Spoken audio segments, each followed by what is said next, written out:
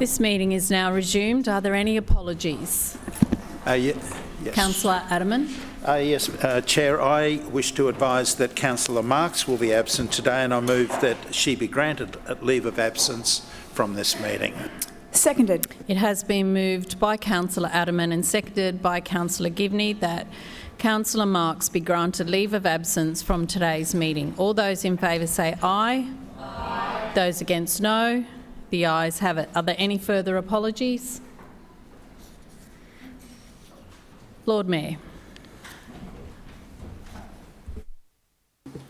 Madam Chair, I move that the resolution of rates and charges, including all provisions and appendices as set out on pages 95 to 220, and also the budgeted financial statements as set out on pages 9 to 14, comprising of the statement of income and expenditure, statement of financial position, statement of changes in equity, statement of cash flows, long-term financial forecast, measures of financial sustainability, and also the revenue statement and revenue policy as set out on pages 23 to 62, and the schedule of fees and charges as set out on pages 221 to 302, including all provisions and appendices and associated delegations to the Chief Executive Officer, be noted for later debate and adoption. Seconded. It has been moved by the Lord Mayor and seconded by the Deputy Mayor that the resolution of rates and charges, including all provisions and appendices, is as set out on pages 95 to 220, to budgeted financial statements as set out on pages 9 to 14, comprising of statement of income and expenditure, statement of financial position, statement of changes in equity, statement of cash flows, long-term financial forecast, measures of financial sustainability, and 3, revenue statement and revenue policy is set out on pages 23 to 62, and 4, schedule of fees and charges as set out on pages 221 to 302, including all provisions and appendices and associated delegations to the Chief Executive Officer, be noted for later debate and adoption. All those in favour say aye. Aye. Those against no. The ayes have it. Councillors, the presentation of the various programs and businesses will be in accordance with Section 74 of the Meetings Local Law 2001. I would also like to point out that I have approved the Chief Executive Officer's request for group executives and other relevant officers to be in the chamber whilst the program or business for which their particular unit of administration is responsible is debated.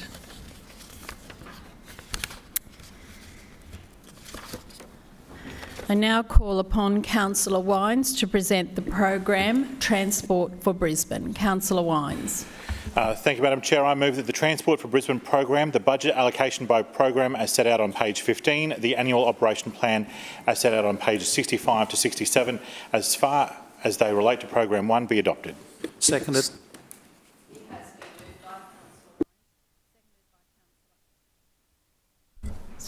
It has been moved by Councillor Wines, seconded by Councillor Adderman, that for the Transport for Brisbane program, the budget allocation by program as set out on page 15, the annual operational plan as set out on pages 65 to 67, so far as they relate to program 1, be adopted. Is there any debate? Thank you, Madam Chair. There are a number of questions on notice from the information sessions. The answers are here. I will table those now. It is my honour to be able to present the Program 1 budget allocations for the coming financial year, and this is really one of the key ways that we keep Brisbane moving. This program reflects the Schrinner Council's clear focus on doing more for residents while maintaining strong financial discipline in the face of increasing cost pressure. Public transport is fundamental to keeping Brisbane moving. It links residents to jobs and education and essential services. It helps ease congestion on our roads and supports economic productivity across our city. But, Madam Chair, delivering these services is not without their challenges, and Council, like the community it serves, continues to face sustained financial pressure from global inflation, rising construction costs, and in particular the increased fuel prices have all contributed to growing costs of operating and maintaining our network. Fuel in particular remains a significant operational expense with large volumes required every day to keep our services running, and these costs are influenced by global market conditions well beyond Council's control. At the same time, the cost of delivering infrastructure and maintaining our assets continues to increase, placing additional strain on the delivery of essential services. Despite all of this, the Schrinner Council continues to deliver for residents. The budget shows that through disciplined financial management, it is possible to continue to invest in services that people rely on, while protecting ratepayer value. This is one of the strengths of this budget and of Program 1. We deliver a modern, reliable and customer-focused public transport network while ensuring that costs are managed responsibly. This year includes a record investment in public transport, with Council's contribution reaching $213 million. It's also worth noting that Brisbane City Council is the only council in this country that directly funds and operates public transport services. This reflects the priority given to public transport by this council and the recognition we have that keeps our city moving. But more importantly, we see results from our investment. For example, patronage across our network has grown by just short of 30% over the last 2 years. 11 million people have taken advantage of our turn-up-and-go high-frequency metro system.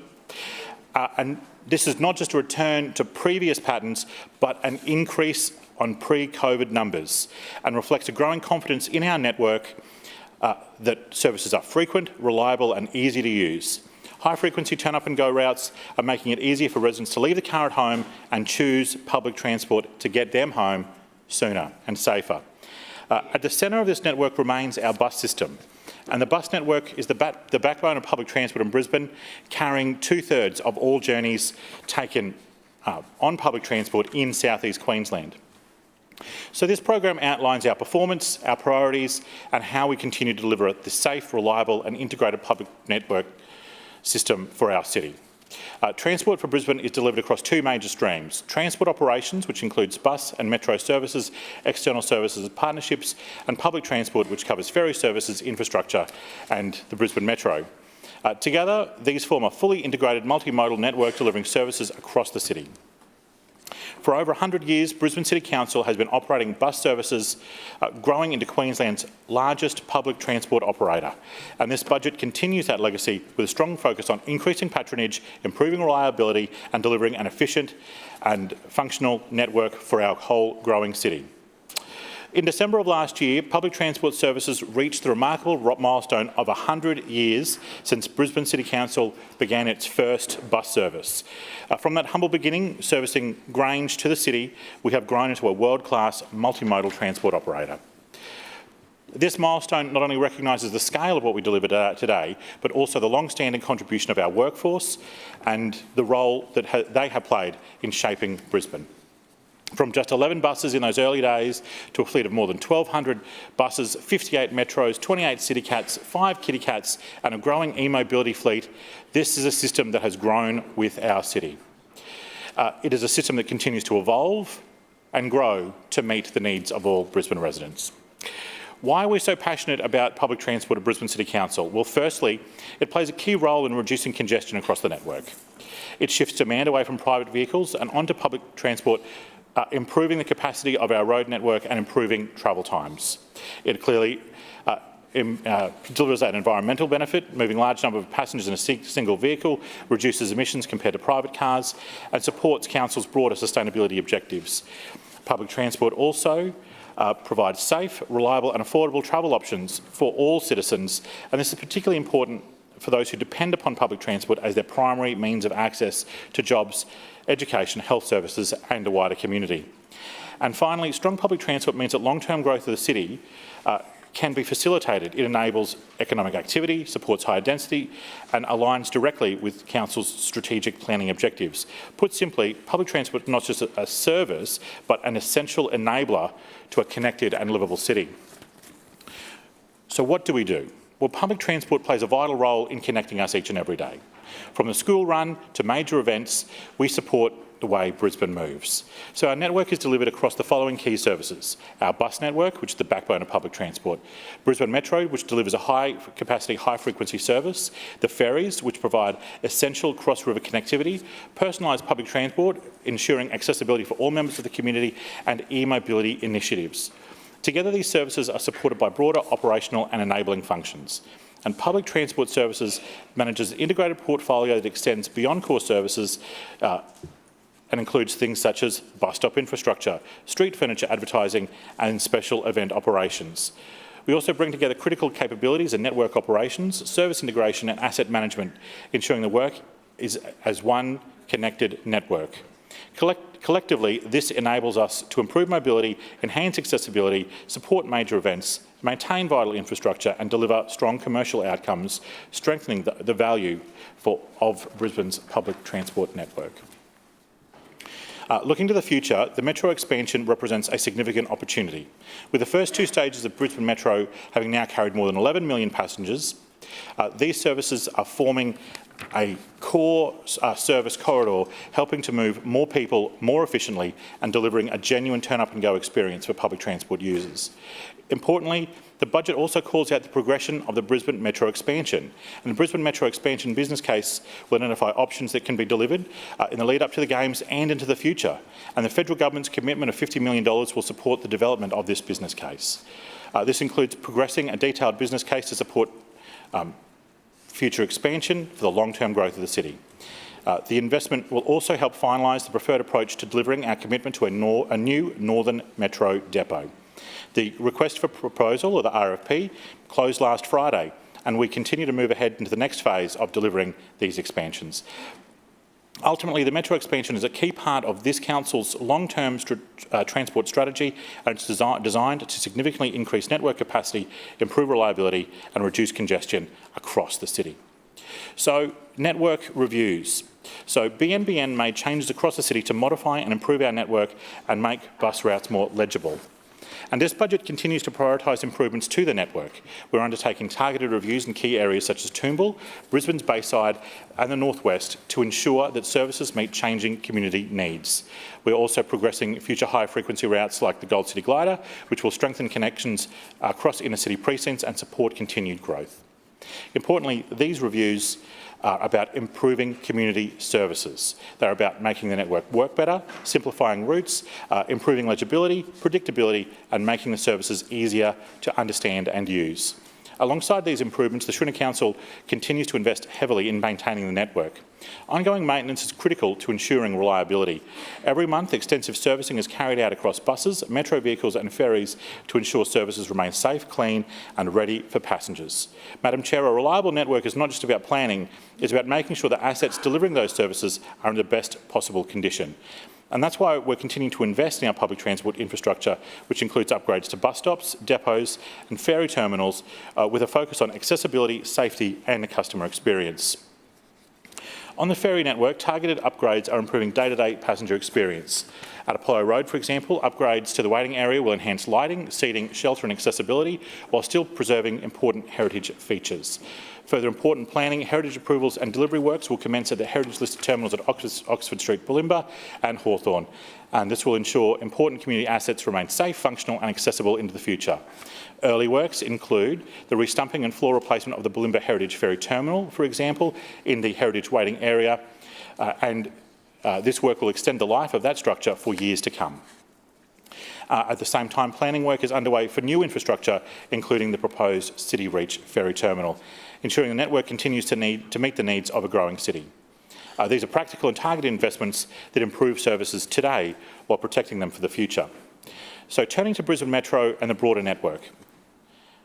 The introduction of the Brisbane Metro and the new bus network has already been delivered and there's clear operational improvement.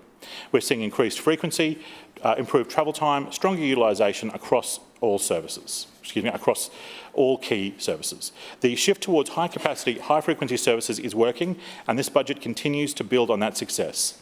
As mentioned, planning is progressing to expand the Metro services to new parts of the city and this will support population growth.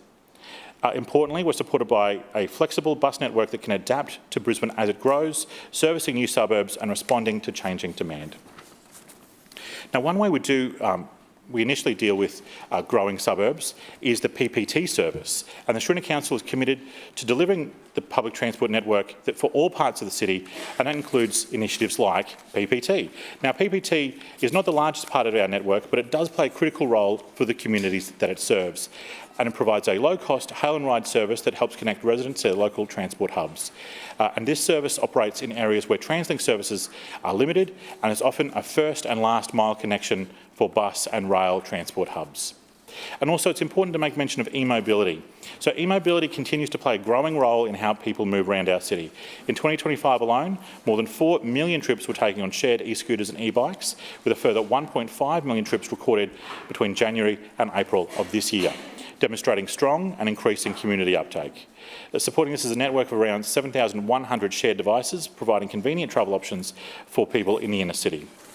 Council focuses on oversight, integration and regulation to ensure the scheme operates safely and effectively as part of the broader network, and Council's contract management arrangements are structured as partnerships with private operators, meaning the operators remain responsible for supplying, maintaining and operating the fleet, and we look forward to working with them to deliver this popular service. Madam Chair, Program 1 demonstrates the Shrinner Council's commitment to delivering better public transport outcomes for Brisbane.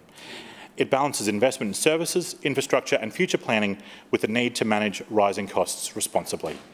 It is delivering stronger patronage, it is improving reliability, it's improving accessibility, and it's ensuring our network continues to support our growing city.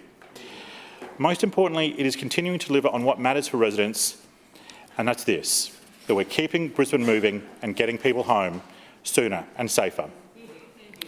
Can I take a moment to thank the team in PTS, Catherine, James, Rick, Danny, Fiona, Sophie, Matt, Jade, Jordan, Louise, Nick, Chris, Simon, Carrie, Brett and David, and my own team here in the city, Dominic, Alice and Millie. And can I also take a moment to recognise the efforts of the Lord Mayor and the Deputy Mayor and all of those people who did so much work beyond PTS to put this budget together. I highly commend it to the Chamber and look forward to debate. Forward speakers, Councillor Collier. Thanks very much, Chair. I rise to speak on Program 1. Chair, a budget is a statement of priorities. It tells us what matters, whose voices are being listened to, and what kind of city Brisbane is, and importantly, what sort of city it's becoming. When it comes to transport, this year's LNP budget tells us something very clear. After more than 2 decades in office, the LNP have run out of ideas, they have run out of energy, and increasingly they are running out of excuses. Yep. Chair, simply put, they are lost, and without leadership from this LNP Lord Mayor of Brisbane. Because while Brisbane continues to grow, while our suburbs welcome thousands of new residents every year, while more people than ever rely on public transport to get around, to get to work, to school, to get to their appointments, to move around our city, this LNP Council continues to deliver the same tired approach. Their approach is some promises but not enough services, accessibility or investment in the suburbs of Brisbane. The Lord Mayor likes to describe Brisbane as Australia's lifestyle capital, but a city is only as connected as its transport network. Yep. And for too many Brisbane residents, getting around this city is becoming much harder, not easier.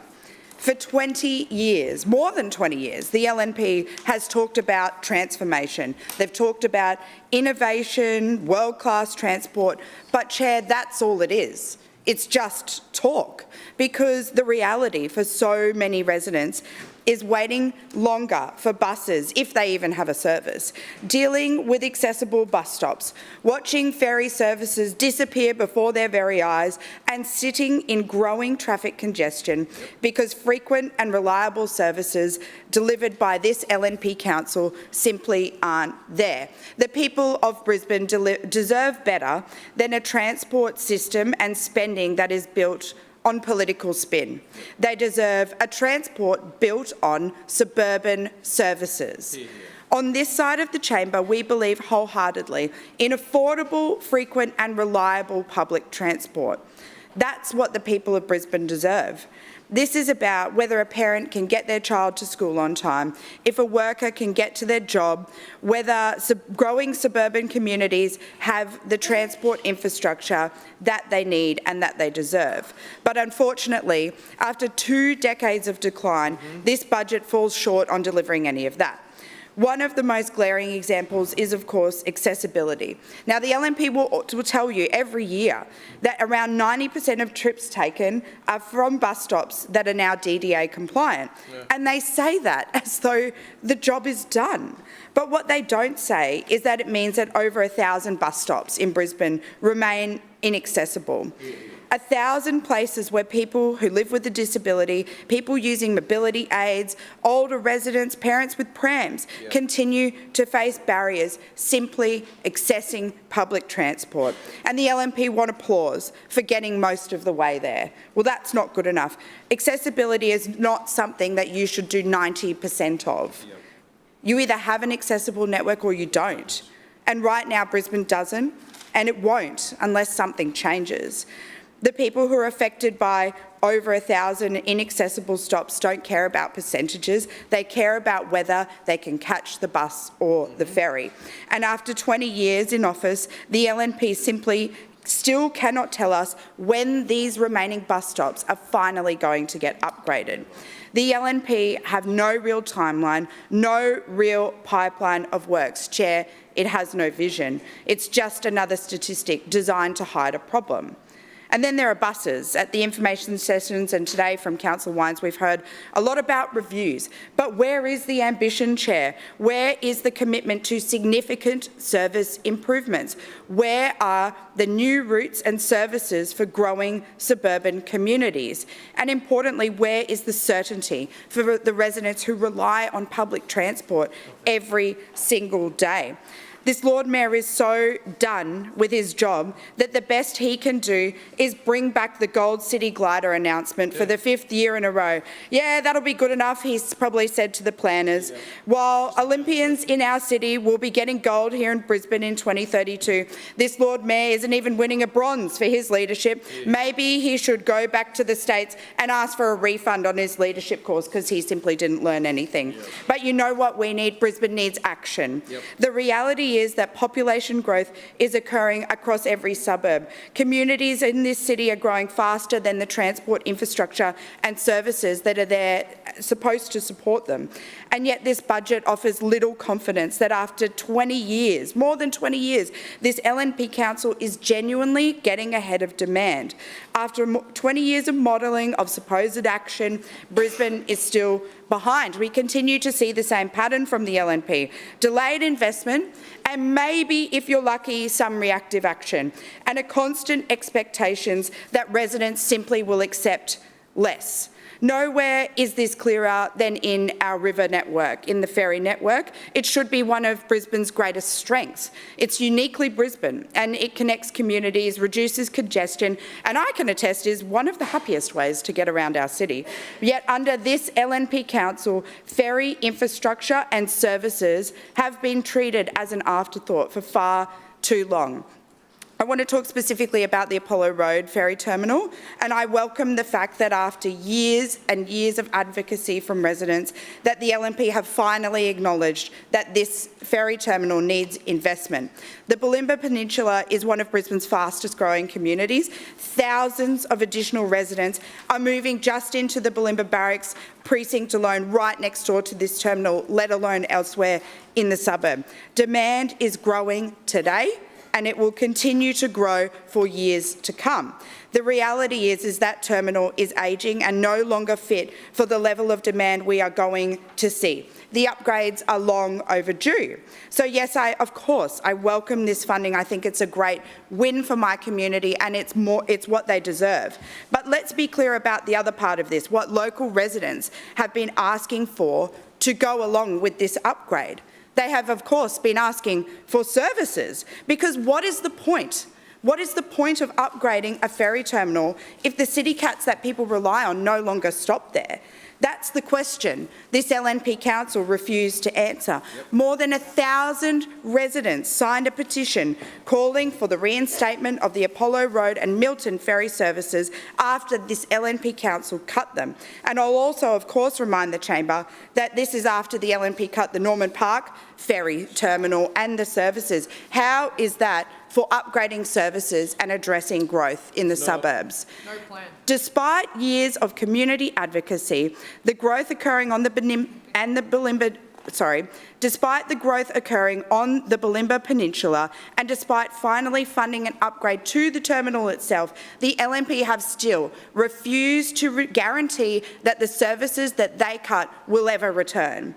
Transport infrastructure and services have to go hand in hand. You can't claim to support public transport while cutting it at the same time. And you can't call yourself a transport city when growing suburban communities are still fighting to get back services that they once had. The people of Bulimba deserve better than that, and the people of Brisbane deserve better than this. They deserve a council that invests in infrastructure and services, not one or the other. Chair, this council loves to boast that patronage is up and that services are up. They love to take credit for fares, 50-cent fares, a great Labor initiative. Thank you, former Premier Stephen Miles. Now, there is a man with a vision, unlike this Lord Mayor of Brisbane. Their LNP mates over at 1 William Street have been backed into a corner supporting 50-cent fares because the people of Brisbane and the people of Queensland love it and they know that it works for them. This LNP council said it couldn't be done, but Labor showed the way once again. Only Labor has what it takes to be bold enough to take action on the issues of the day and make real and meaningful change. Please remain quiet while Councillor Collier is on her feet speaking. And make real and meaningful change for the residents of Brisbane. So while Councillor Wines and the Lord Mayor are here congratulating themselves about all the things that they've written down on paper for a plan, their supposed plan, the residents of Brisbane are asking themselves a simple question. Will services return? The answer remains unclear. That should concern every councillor in this chamber. What worries me most is that this is becoming a pattern. Storybridge wasn't maintained properly, now we're paying the price. Ferry terminals are ageing, we're scrambling to catch up. It's a tale as old as time under this tired and out-of-touch LNP council who are simply asleep at the wheel. Further speakers. Councillor Atwood. Thank you, Madam Chair. I recently had some family in town and we wanted to go out. So we drove down to Bulimba and we caught the ferry into town. They'd been to Brisbane 100 times before, they'd been on the City Cat before, but they'd never sailed down the Brisbane River at dusk or at night time, and they'd never been to Howard Smith Wharves. Now, those opposite would have you believe it's all doom and gloom. But we didn't win the most livable city by mistake. Madam Chair, who invested in renewing and improving our City Cat fleet? Madam Chair, who thought of the bright idea of creating one of our city's most popular dining precincts, Howard Smith Wharves? Well, it certainly wasn't those opposite who opposed it. I'm proud to support a budget that continues the Schrinner Council's legacy of delivering record investment in public transport, delivering practical outcomes that make a real difference in our city and to the lives of Brisbane residents. Today, I'd like to speak about 4 key areas about public transport in Brisbane. Our record investment, the upcoming Hammond bus review, our ferry network, and also the expansion to the Brisbane Metro. Public transport is one of the most important services the Council delivers. Every day, hundreds of thousands of Brisbane residents rely on our buses, our ferries, to get to where they need to go, whether it's getting to work, school, attending appointments, or enjoying everything our city has to offer. Reliable public transport plays a vital role in everyday life. That's why this year's budget includes a record investment of $213 million towards our public transport services. This is the largest contribution Brisbane City Council has ever made into our buses, ferries and metro services, and it reflects our commitment to ensuring residents continue to have access to affordable and reliable public transport options. And we're already seeing the results. Thank you, Councillor. The Brisbane Metro has now carried more than 10 million passengers and the highest number in public transport patronage we've ever seen. Importantly though, it isn't just about the numbers, it's about the people that use it. Residents are choosing public transport because they love our services and our fleet is just getting better and better. The bus, sorry, Councillor Toomey, I'm loving this. The Brisbane new bus network and Brisbane Metro have fundamentally changed how people move around our city. Together, the two services are creating a more connected network, reducing congestion in the inner city and making it easier for residents to access the Metro turn-up and go services. For many commuters, public transport is no longer something they need to carefully plan. Instead, they can simply turn up and go. Right. That is exactly the type of network a growing city like Brisbane needs. While buses remain the backbone of Brisbane's public transport network system, carrying around 2/3 of all public transport trips, we know we must continue to adapt and improve services as we continue to grow and travel patterns change. Now, this brings me to a very exciting Brisbane Bayside Network Service Review.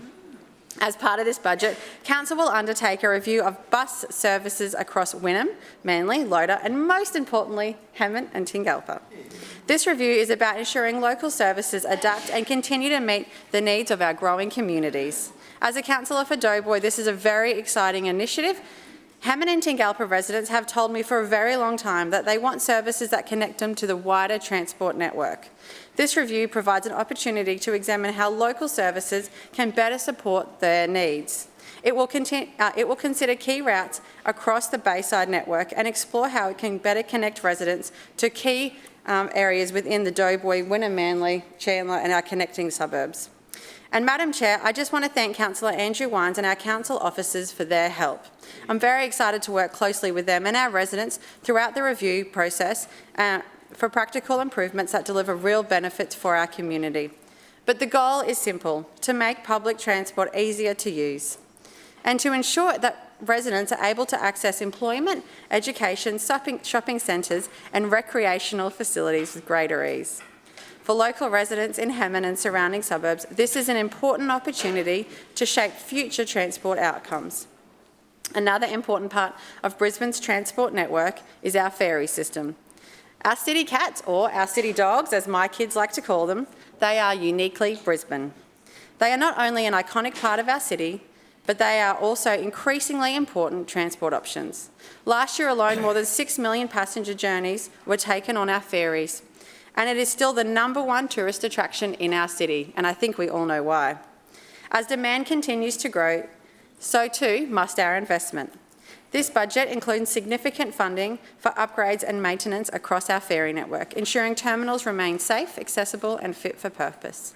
Locally, residents will soon be seeing important upgrades delivered at Apollo Road Ferry Terminal, the closest terminal for my ward, and I know residents, particularly in Murray and Cannon Hill, will be very excited. These works will improve safety, accessibility and comfort for residents through enhanced lighting, additional seating, improved weather protection and CCTV. These small improvements will make a significant difference to the daily experience of passengers using the terminal. Council is also investing in the restoration of heritage-listed Bulimba and Hawthorn ferry terminals. These are two very, very iconic ferry terminals and are so beautiful. These works will carefully preserve their heritage value while ensuring they remain safe, accessible and operational for future generations. It's about respecting our past while investing in our future. And finally, I wanted to speak about the future of the Brisbane Metro. The Brisbane Metro is already transforming public transport across our city. It's delivering high-capacity, high-frequency services through some of Brisbane's busiest transport corridors and helping reduce congestion while improving reliability with our turn-up-and-go service. But we know while we know Brisbane is excited for Metro to come to their area, particularly for my residents of Carina and Belmont, Council is progressing the Brisbane Metro expansion business case. This important work will investigate future Metro corridors extending north to Castledine, south to Springwood, east to Capalaba and to the Brisbane Airport. These investigations will help identify the most effective ways to expand the network over coming decades and ensure Brisbane is ready to meet future demand. Importantly, this isn't simply about building more infrastructure. It's about creating a fully integrated transport network. That is exactly what the Schrinner Council is doing. We're getting residents home sooner and safer. A network where buses, metro services, ferries and active transport options work seamlessly together. A network that provides genuine alternatives to driving a car. And a network that supports a more connected, sustainable and livable Brisbane, and that is exactly what we are doing. As Brisbane prepares and continues to grow for the opportunities ahead, including the 2032 Olympic and Paralympic Games, investment in our public transport infrastructure has never been more important. I am particularly excited about the Hammond bus review, the upgrades to the local ferry terminals and extending the metro to residents in the Doughboy ward. It is about strengthening access across the city. These investments are about improving everyday life for local people. This budget demonstrates that the Schrinner Council is continuing to deliver practical infrastructure that responds to the community needs and supports Brisbane's future growth. Together we are building a public transport network that is modern, reliable and ready for the future. And together we are keeping Brisbane moving. Thank you. Further speakers, Councillor Kim. Thank you, Chair. Am I going crazy here, or did anyone just forget about the fact that only a few weeks ago, the LNP Lord Mayor pretended to claim that he applied for a metro expansion plan and funding from the federal government?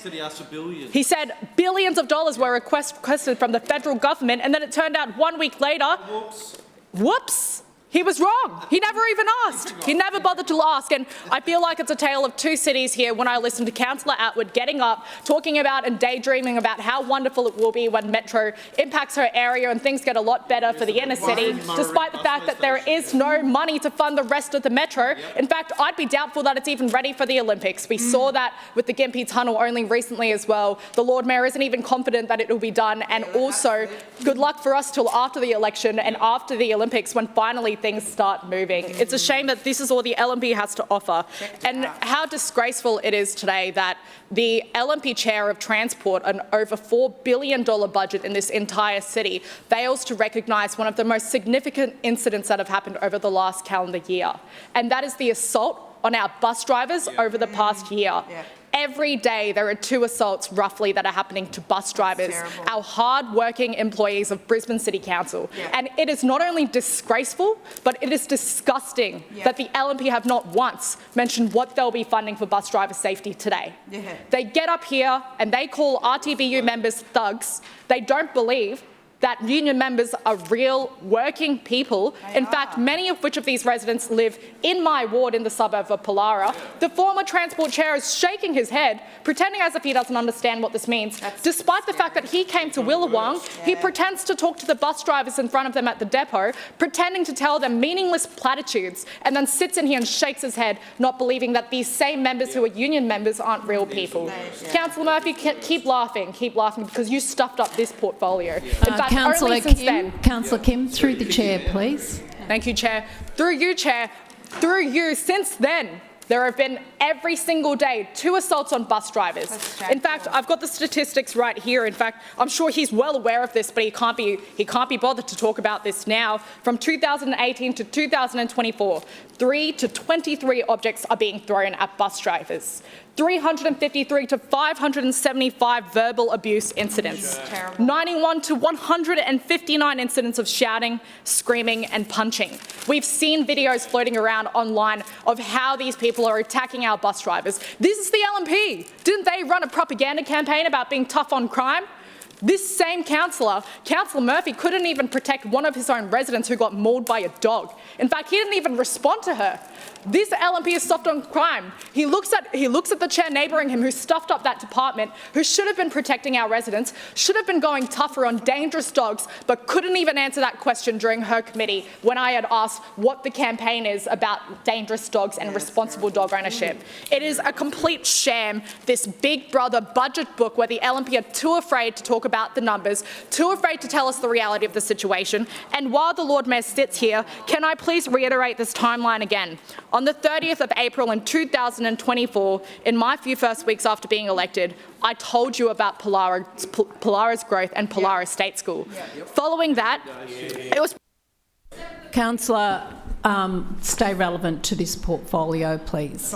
Absolutely, because, Chair, the council, the LNP Council, love to forget about the financial year's budget of 2024, in which 2 bus stops were promised by this very same LNP chair who's laughing about the bus driver assaults here. This same chair who promised 2 bus stop deliveries in the same budget session 2 years ago, which still hasn't been funded today.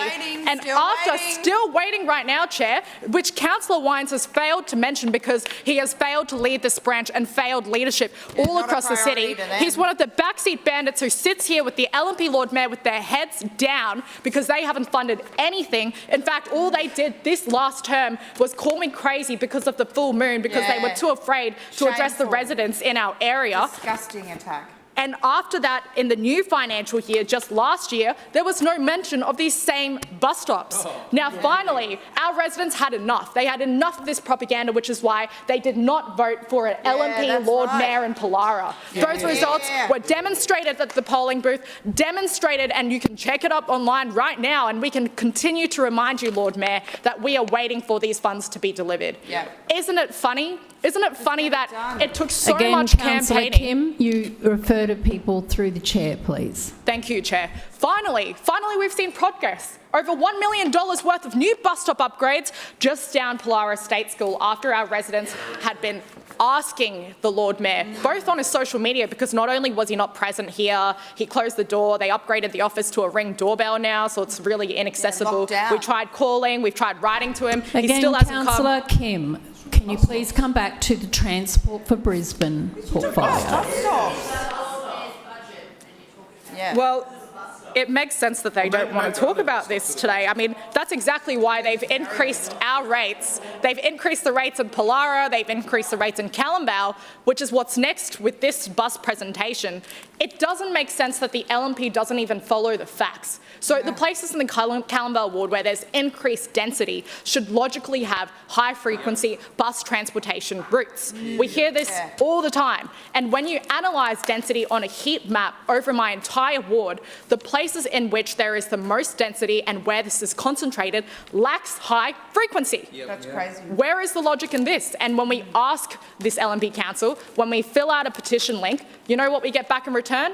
Oh, there's an express route 20 minutes down the road. That is the main one, the 130, 140. Just get on the metro. That doesn't even get out to our ward. And can I please also remind this LNP Finance Chair, number 16 for the top property list on Queensland's hottest up-and-coming people. You know, I wonder why. But could I please remind her that Karawatha, where rates are the steepest right now, 6%... Councillor Kim, again, refer to people through the chair.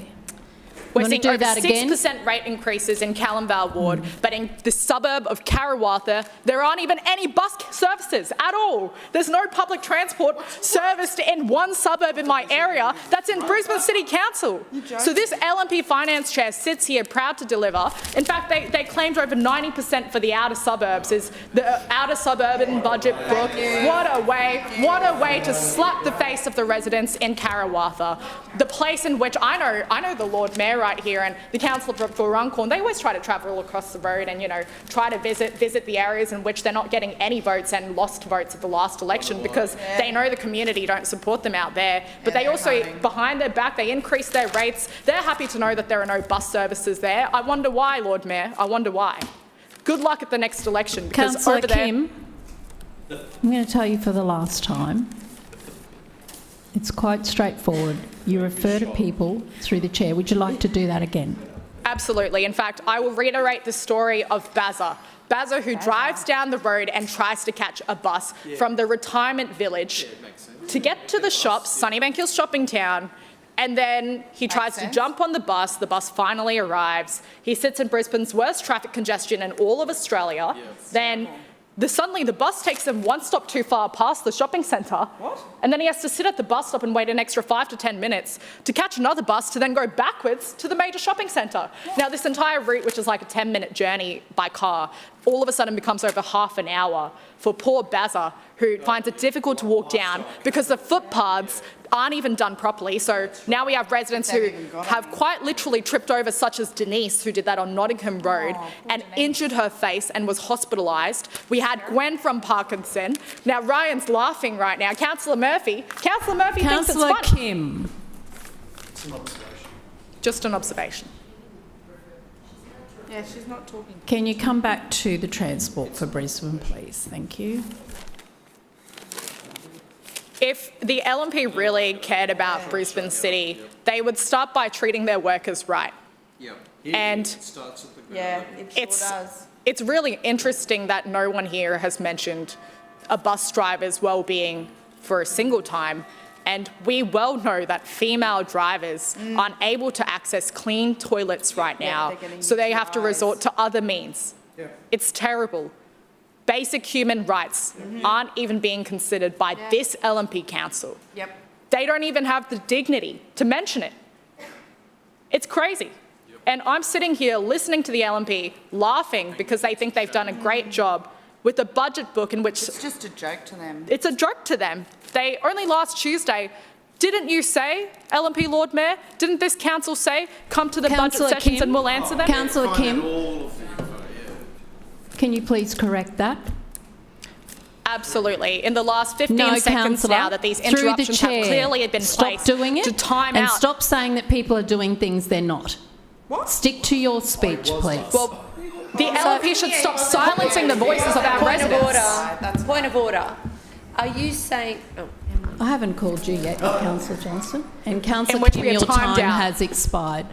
Point of order, Councillor Johnston. So are you now saying in your ruling that you are no longer allowed to refer to statements another councillor or the Lord Mayor makes?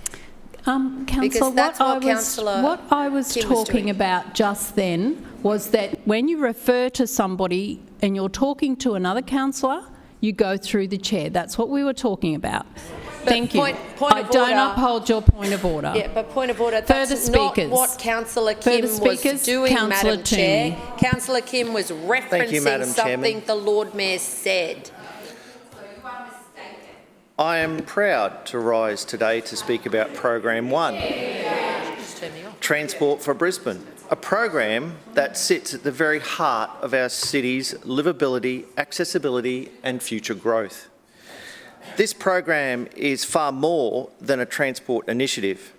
It is a commitment to ensure Brisbane remains connected, sustainable and truly a world-class city for residents, commuters and visitors alike. Every single day, Brisbane residents are voting with their feet, choosing public transport in record numbers. And that is no accident. It is the direct result of sustained investment, careful planning, and a relentless focus on delivering a modern, efficient and reliable network. A key driver for this success has been the introduction of the Brisbane New Bus Network and the Brisbane Metro. Already the Metro has made over 10 million trips, and we have seen a significant uplift in bus patronage since the BNBN was introduced. This uplift is not just about more people catching buses. It reflects a growing confidence in the reliability, frequency and simplicity of our services.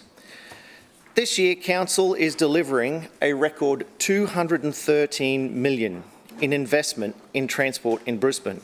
This is the largest contribution of any council in Australia towards public transport, and it ensures we continue to deliver a safe, reliable, customer-focused service across a truly multimodal network. Our extensive bus fleet, our iconic ferries and CityCat services and our Turn Up and Go Brisbane Metro. We have strong support from the Crisafulli government with the introduction of permanent 50-cent fares, ensuring cost is not a barrier for residents who rely on public transport every day. This complements Council's investment and strengthens affordability across the network for residents. Transport for Brisbane operates one of Australia's largest bus fleets, travelling around a whopping 70 million kilometres every year. This enormous effort supports high-frequency buses, bus routes, city gliders, school services, charter operations and major event transports, all essential in keeping our city moving. And in my own community of the Gap, we're about to make the network just that little bit bigger. The Shrinner Council is delivering practical improvements to the public transport network in Capera, Ferny Grove and Upper Kedron. This year we will undertake a targeted review of bus services in Brisbane's growing northwest corner, because as the city changes, new infrastructure is delivered. It's necessary to ensure our services evolve with it. The realignment of Mini Street in Upper Kedron is the catalyst for this review. Mini Street opens up a new part of the suburb to future bus services, and I will speak more about that project in Program 2. The Northwest Bus Review will focus on local routes including the 361, the 362, the 367 and the 392, examining how they operate together as part of a broader network rather than each service in isolation. This includes how they connect to key destinations such as the Ferny Grove Station, Great Western, Brookside and of course the Gap Village. This review is all about ensuring we have a reliable suburban connections both for local trips and for seamless transfers to high-frequency routes for longer journeys across our city. I want to personally thank Minister Mickelberg and the Crisafulli government for their ongoing collaboration and commitment to regular reviews that ensures services continue to meet customer demand and changing travel behaviour. Madam Chair, our commitment to public transport extends beyond the daily commuter. The Shrinner Council is proud to support thousands of students across Brisbane through our 237 dedicated school district routes. These services are carefully timed to match school bell times, and many operate in areas without regular urban services, providing a vital connection for families. Student travel accounts for around 10% of all tap-on journeys, and these services relieve pressure on the broader network by reducing school traffic while ensuring students can travel safely and reliably. Planning these services is sophisticated and is an ongoing process. Council works closely with the schools, families and the state government to align the services with changing bell times, match capacity with student demand, and integrate routes with the wider bus network and rail network. We respond to our school services requests, adjusting routes and timetables to better meet student needs. We operate under a strict No Child Left Behind policy. While disruptions occur, school services are prioritised, additional buses are deployed, and the operators remain on site until every student is safely transported. This is a successful targeted program, and it is another example of how the Shrinner Council is delivering practical outcomes for families across Brisbane. Madam Chair, planning routes and running buses is only part of our story. At the heart of our entire network sits the Network Coordination Centre, the NCC, the nerve centre of Brisbane's public transport system. Located within the Brisbane Metropolitan Traffic Management Centre, the NCC provides real-time incident management and operational support across the entire bus network. Every one of Council's 1,260 plus buses is connected to the NCC via radio, allowing immediate reporting and rapid response.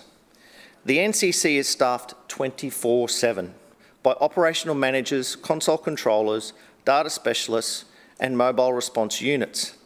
They respond to vehicle faults, traffic disruptions, weather events, major incidents, ensuring services remain reliable and disruptions are minimised.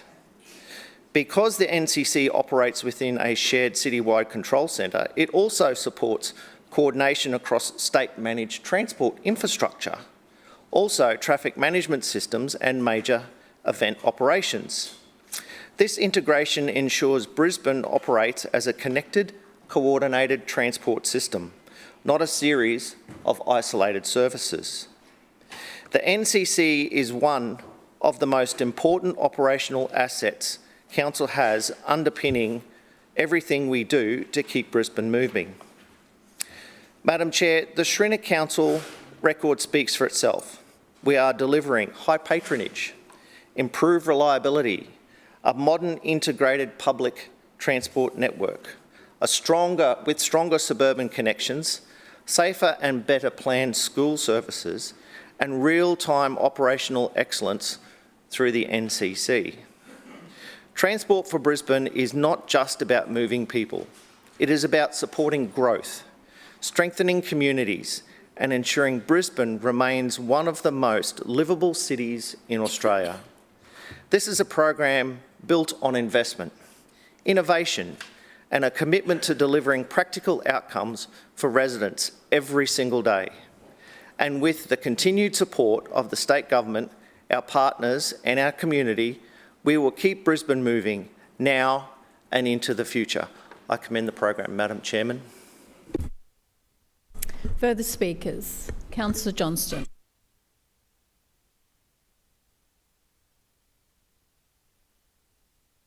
Yes, thank you, Madam Chair. I rise to speak on the Transport for Brisbane budget program. And I want to start with a few questions. And let me say, they're rhetorical, just so you think I'm trying to talk to someone directly. And I may also refer to some councillors in the chamber too, but I'm not asking them any questions, Madam Chair, just so we're clear on this. Firstly, I think everybody in Brisbane would like to know what the final cost of the Brisbane Metro is. Is it even going to be in 2026? I mean, I think it's probably about 1.8 billion. I always said it was going to get to 2, and I reckon I'll be pretty close. I think that given how proud the LNP are of their botched Metro bus service, that really a simple question would be, how much does it cost? How much? I don't think that's an unreasonable question. But will we hear that from the LNP today? No, we won't. Instead, we hear tall tales of new metros that lie ahead. We don't know if they're coming from the east, or they're coming from the north, or they're coming from the south. We're going to get all those Logan residents into town a lot quicker, apparently, using Brisbane City ratepayers' staffing and materials and expertise. But that's great. I'm so pleased Brisbane City Council is spending its money investigating services for other councils. That's a really good investment, I think, about our council's funding. So there's no question that the metros have been a completely botched program by this LNP administration. They started as a Paris underground light rail system, and they've ended up being big bendy buses. Now, if you live near one of the two routes, you might every 15 minutes have the opportunity to hop on one of these big bendy buses. But they're not turning up every 2 to 3 minutes, as promised by this LNP administration. And when they do turn up every 15 minutes, they're pretty chockers, I'm told. If you live nowhere near the existing bus routes in the busways, these metros have zero benefit for you whatsoever. In fact, they make your trip into town harder because your bus has been truncated at the cultural centre and you have to change buses to get into town. And then you may have to change buses in town if it's a big walk to where you're going as well. So this, far from improving the life of Brisbane bus users, it has made it much, much harder, particularly for the elderly in our community. It's obscene. It is an obscene thing that council has spent $2 billion of public money, some of that from the federal government, on a bus network that has not improved bus services for everybody in Brisbane. It is wrong. It is wrong. We know that the new Brisbane, it was called the Brisbane Bus Network Review. The Brisbane Bus Network review that was undertaken, shoved down our throats, despite our feedback, desperately asking for changes to preserve local bus routes, to make sure communities in the southern and southwestern suburbs in Tennyson Ward could still get on a local bus. We asked what changes did council make out of the consultation for us? None. Not one. Not one. And what happened? The new bus network came into effect and there was chaos. There were children left behind. There were chockers buses not stopping to pick people up. Residents have to walk a kilometre to get to their closest bus. There's no footpaths. You know, it's been disastrous, and it's not like the problems are abating. The CEO's sitting here, she knows, because I'm writing to her and TransLink every week about problems. And just today, TransLink has told me that they are extending just one of the 104 bus services, which this administration said they weren't changing and then cut. They're extending it to Corinda State High School so the kids can get to school. This is what we get in the southern suburbs, this fantasy land that people like Councillor Toomey live in. Oh, there's a reference to another councillor. Is that okay? Seems to be. This fantasy land that Councillor Toomey lives in, you know, that, oh, there'll be this lovely north-west bus review and all our children will be on buses and you'll hop off a local bus and onto a high network bus. We'd just like a local bus service out in Tennyson Ward. We'd like to be able to walk less than a kilometre to get to the buses. You've got to walk over a kilometre to get to a bus at night and on weekends in Oxley, and it's that far during the day in Yeronga as well. These changes that have been made by the LNP administration have had a diabolical impact on people's ability to move around the city. We have children who live in the southern suburbs in my area who need to go to a school that may be further east, and it takes them an hour to get there and 3 buses. That didn't happen before. What are their parents doing? Yeah, keeping Brisbane moving. What are their parents doing? They're driving them to school. They're not putting their 15 or 16-year-old child on 3 different buses that takes an hour to get to school with their band equipment or their sport equipment. Far from improving bus services in this city, this LNP administration has overseen one of the most detrimental impacts to local communities ever. And I was here in the 2011 and 12 review where we also had buses cut. What a shock. You know, back then they cut the 101, the 102, they changed the timetable for the 192, the 116, and they've been at it again this time round. So we're not getting better bus service. And Councillor Wine stands up and says, it's so wonderful, Council's contributing $213 million to public transport in Brisbane. I don't think that's anything to be proud of, particularly when you're not getting people who must rely on public transport because they cannot drive to their shops, to their hospitals, to their churches and to their services. And that is the outcome of what has happened under your leadership.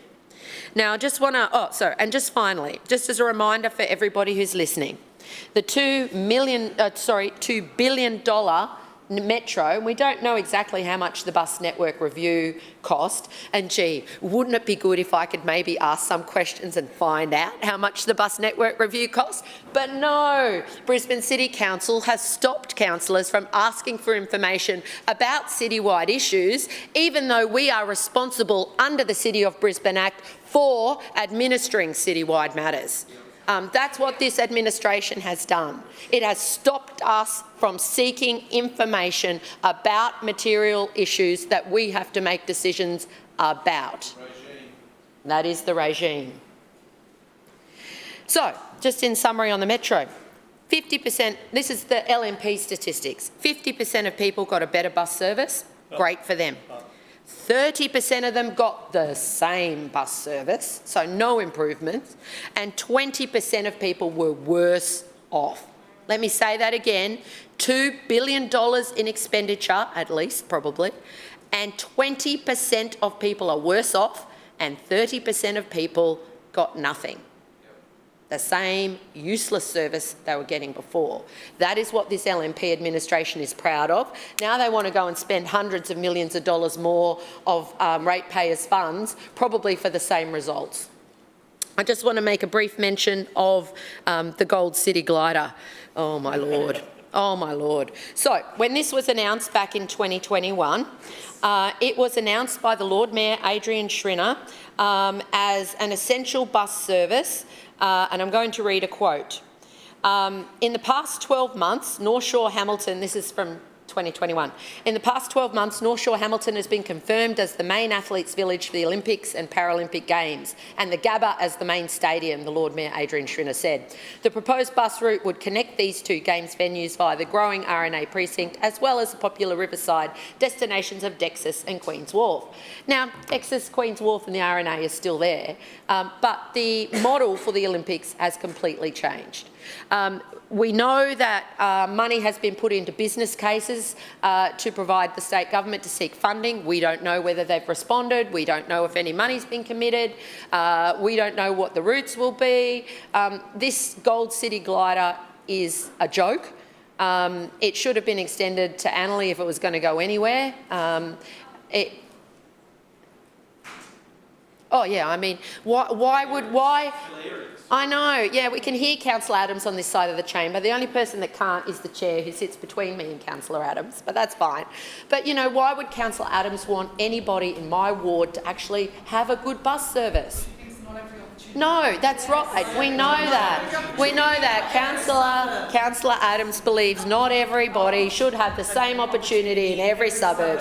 And there she is, quirping about it again over there. So Councillor this is not a Johnston, good your program time for Brisbane. has expired. Further speakers, Councillor Dixon. Thank you, Chair. Chair, I wish to rise to make a contribution on Program 1, Transport for Brisbane. This year's budget delivers for Brisbane in terms of record investment towards building a transformational public transport system that caters for Brisbane now and the Brisbane of tomorrow. Chair, I just want to touch on a few things that relate to public transport in the north. And the first thing I want to talk about is, while Toombul is slightly out of the Hamilton ward, it was, prior to the 2022 floods, an important shopping hub and transport hub, which it still is. And I understand that as the North Brisbane will continue to grow, the Schrinner Council is planning for a future around the Toombul interchange, which is experiencing some growth. So the Toombul interchange will play an important role in the public transport network. The bus services and the train line will continue to complement each other as the network evolves, ensuring that the services in this growing area remain fit for purpose. As the Toombul redevelopment continues to progress, the Schrinner Council will continue to plan services for both the redevelopment of the anticipated precinct, as well as the growth expected in surrounding suburbs of Northgate, Nudgee, Nunda and Banyo. With the state government unlocking the former Energex site, which will bring an approximate 500 homes online, it's imperative that we strengthen public transport connections. It's important to not only meet the demand now, but the demands in the future. A future-focused approach does not happen overnight, but focusing on the Toombul interchange role as a hub for public transport, we can adequately plan for the residents that are here now and those in the future. Chair, Hamilton Ward has the buses and the ferries.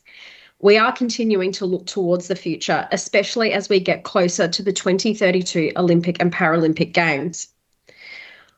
Knowing that while the current bus network is servicing the Brisbane of today, the Schrinner Council is always planning for what's next.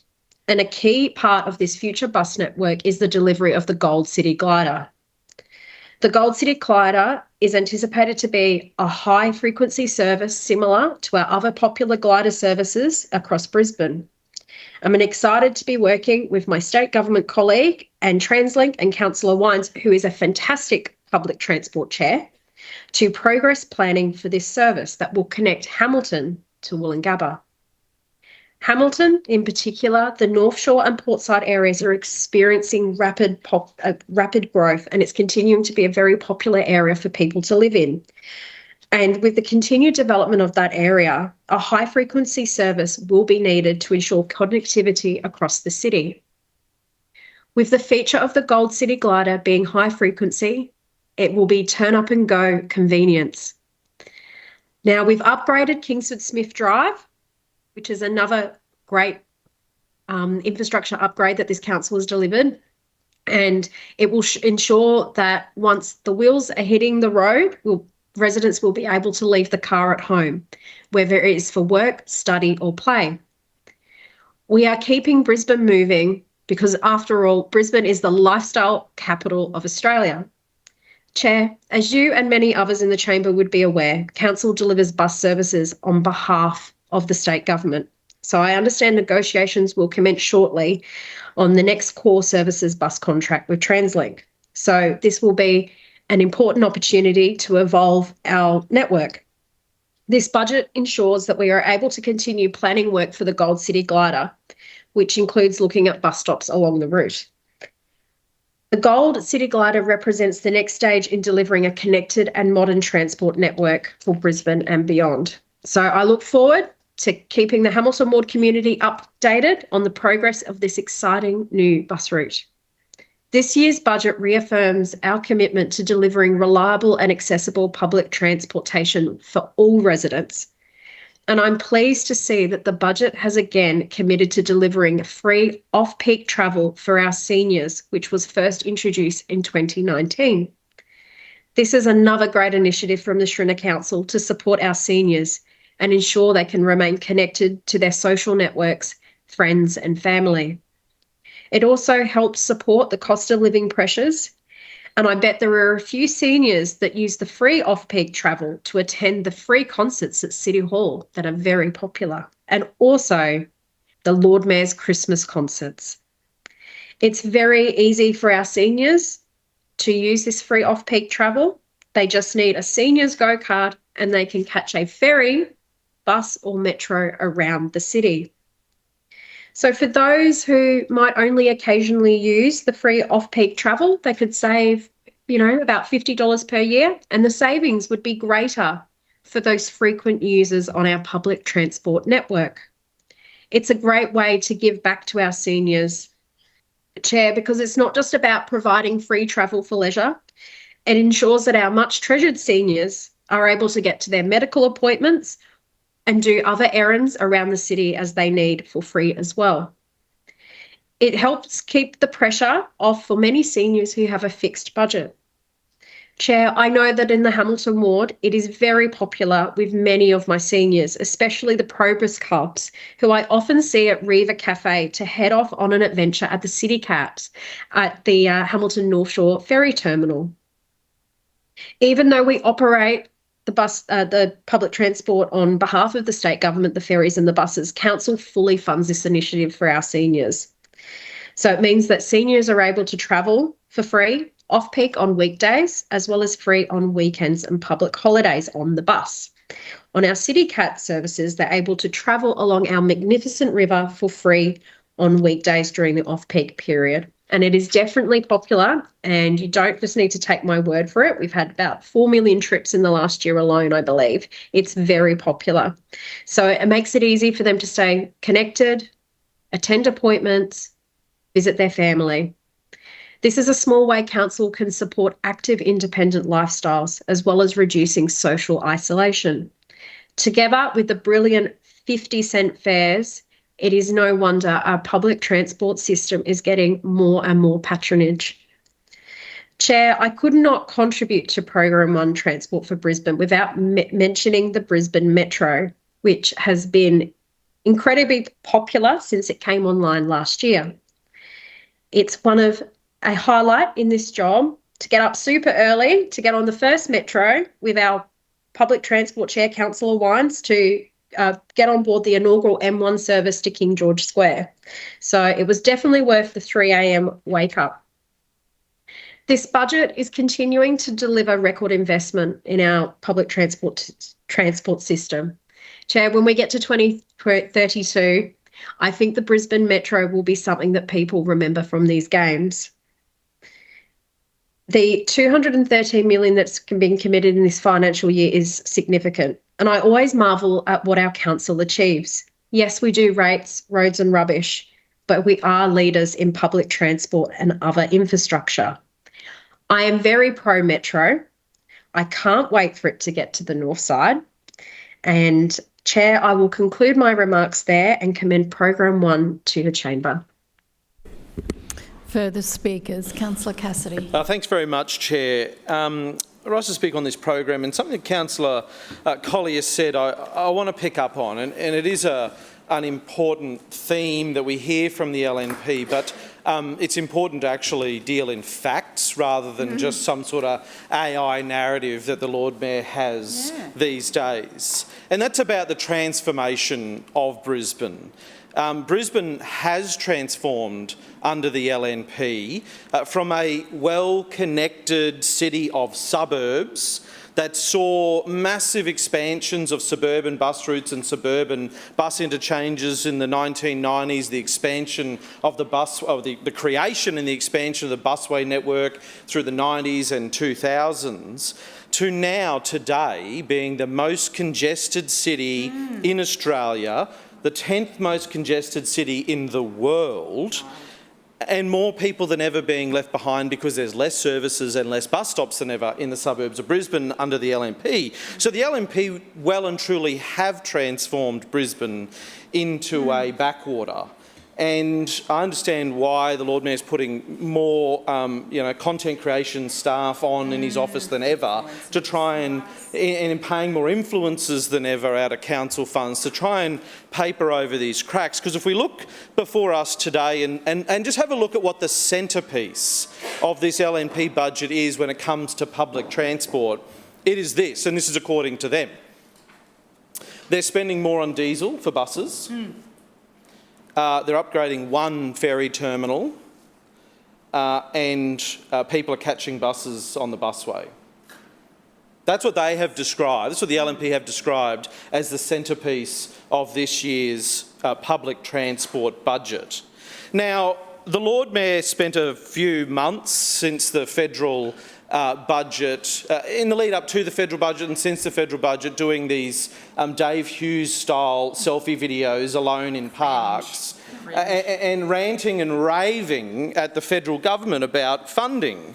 And this followed a letter that he sent to the Federal Treasurer where he called on them to, and this is from his letter, I'll quote, "The Northern Metro expansion proposes to connect services between central Brisbane and Lutwyche, Kedron, Chermside, Aspley and Castledine via the Queensland Government's Northern Busway," so that exists to an extent, "and the Gympie Road transit lanes," they exist short of the Chermside Shopping Centre currently, complementing the Gympie Road bypass tunnel. Yeah, what? Where? What is that? He then goes on to say, "While the business case is ongoing, I believe there are opportunities for early investment to extend Brisbane Metro south to Springwood and north to Lutwyche and to the airport." Now, I sort of thought to myself, OK, that's a claim that he's put there to the federal government requesting operational funding of bus services. Not something I have ever seen a federal or Commonwealth government do, ever, pay for the operationalisation, the ongoing costs, staff costs, diesel costs, costs for running buses and things like that. Is that desperate? Who does that in agreement with council? You sort of scratch your head and think, who covers the operational costs of our public transport? That's right, it's the state government. So, sure, this is a letter that the Lord Mayor fired off and he did a few selfie videos. Where is his letter to the state government? Has anyone seen it? Ahead of the state budget? Table it. So he released this letter to the federal government publicly. He did a whole lot of these selfie videos. I went and checked this morning to see if he did one of those selfie videos in the park this morning about the state budget. But I couldn't find one. I couldn't find one. I was really looking forward to that one. So we assume, it's obviously done secretly because he hasn't put this in the public domain, we assume the Lord Mayor did some advocacy to the state government on important things for funding, like the metro expansion, even to Lutwyche, because it's an operational expansion, not even an infrastructure expansion, and to Springwood, what he said he wanted. So we assume he asked for that. We assume he advocated for the Gympie Road bypass tunnel, the Gold City glider funding to operationalise it this year, extra suburban bus services, upgrade to the Hurston busway station, the Northside bus review. So what did the state government announce in their budget yesterday for Brisbane City Council? On the metro, nothing. Nothing. We know their plan now is for witches' hats down Gympie Road. That's what the LNP's plan is for the metro expansion. Yeah, that's right. The same part. They're friends. They're friends. I mean, if you've got friends like that, what enemies do you need? On the Gympie Road bypass tunnel, now he knew this well before the state government handed down their budget, because his little slip of the tongue in his budget speech, he confirmed that the Gympie Road bypass tunnel had been cut, and that was confirmed in yesterday's state budget. And according to the Lord Mayor himself, the expansion of the Brisbane Metro North was contingent on the Gympie Road bypass tunnel also becoming operational, and those two things would work together. The Gold City glider, and we just heard from Councillor Dixon just now that that had been delayed again this year because Councillor Dixon said they can start planning now for the Gold City glider. They started planning for the Gold City glider 20 years ago. So I guess the new version of the Gold City glider is going to be planned this year. Extra suburban bus services for Brisbane in the absence of a metro expansion from the state government? No. No funding for growth services here in Brisbane, and that's obviously why we're not seeing a Northside bus review. A Northside bus review that was promised by the Lord Mayor and by Councillor Wines to occur, that's been shelved as well.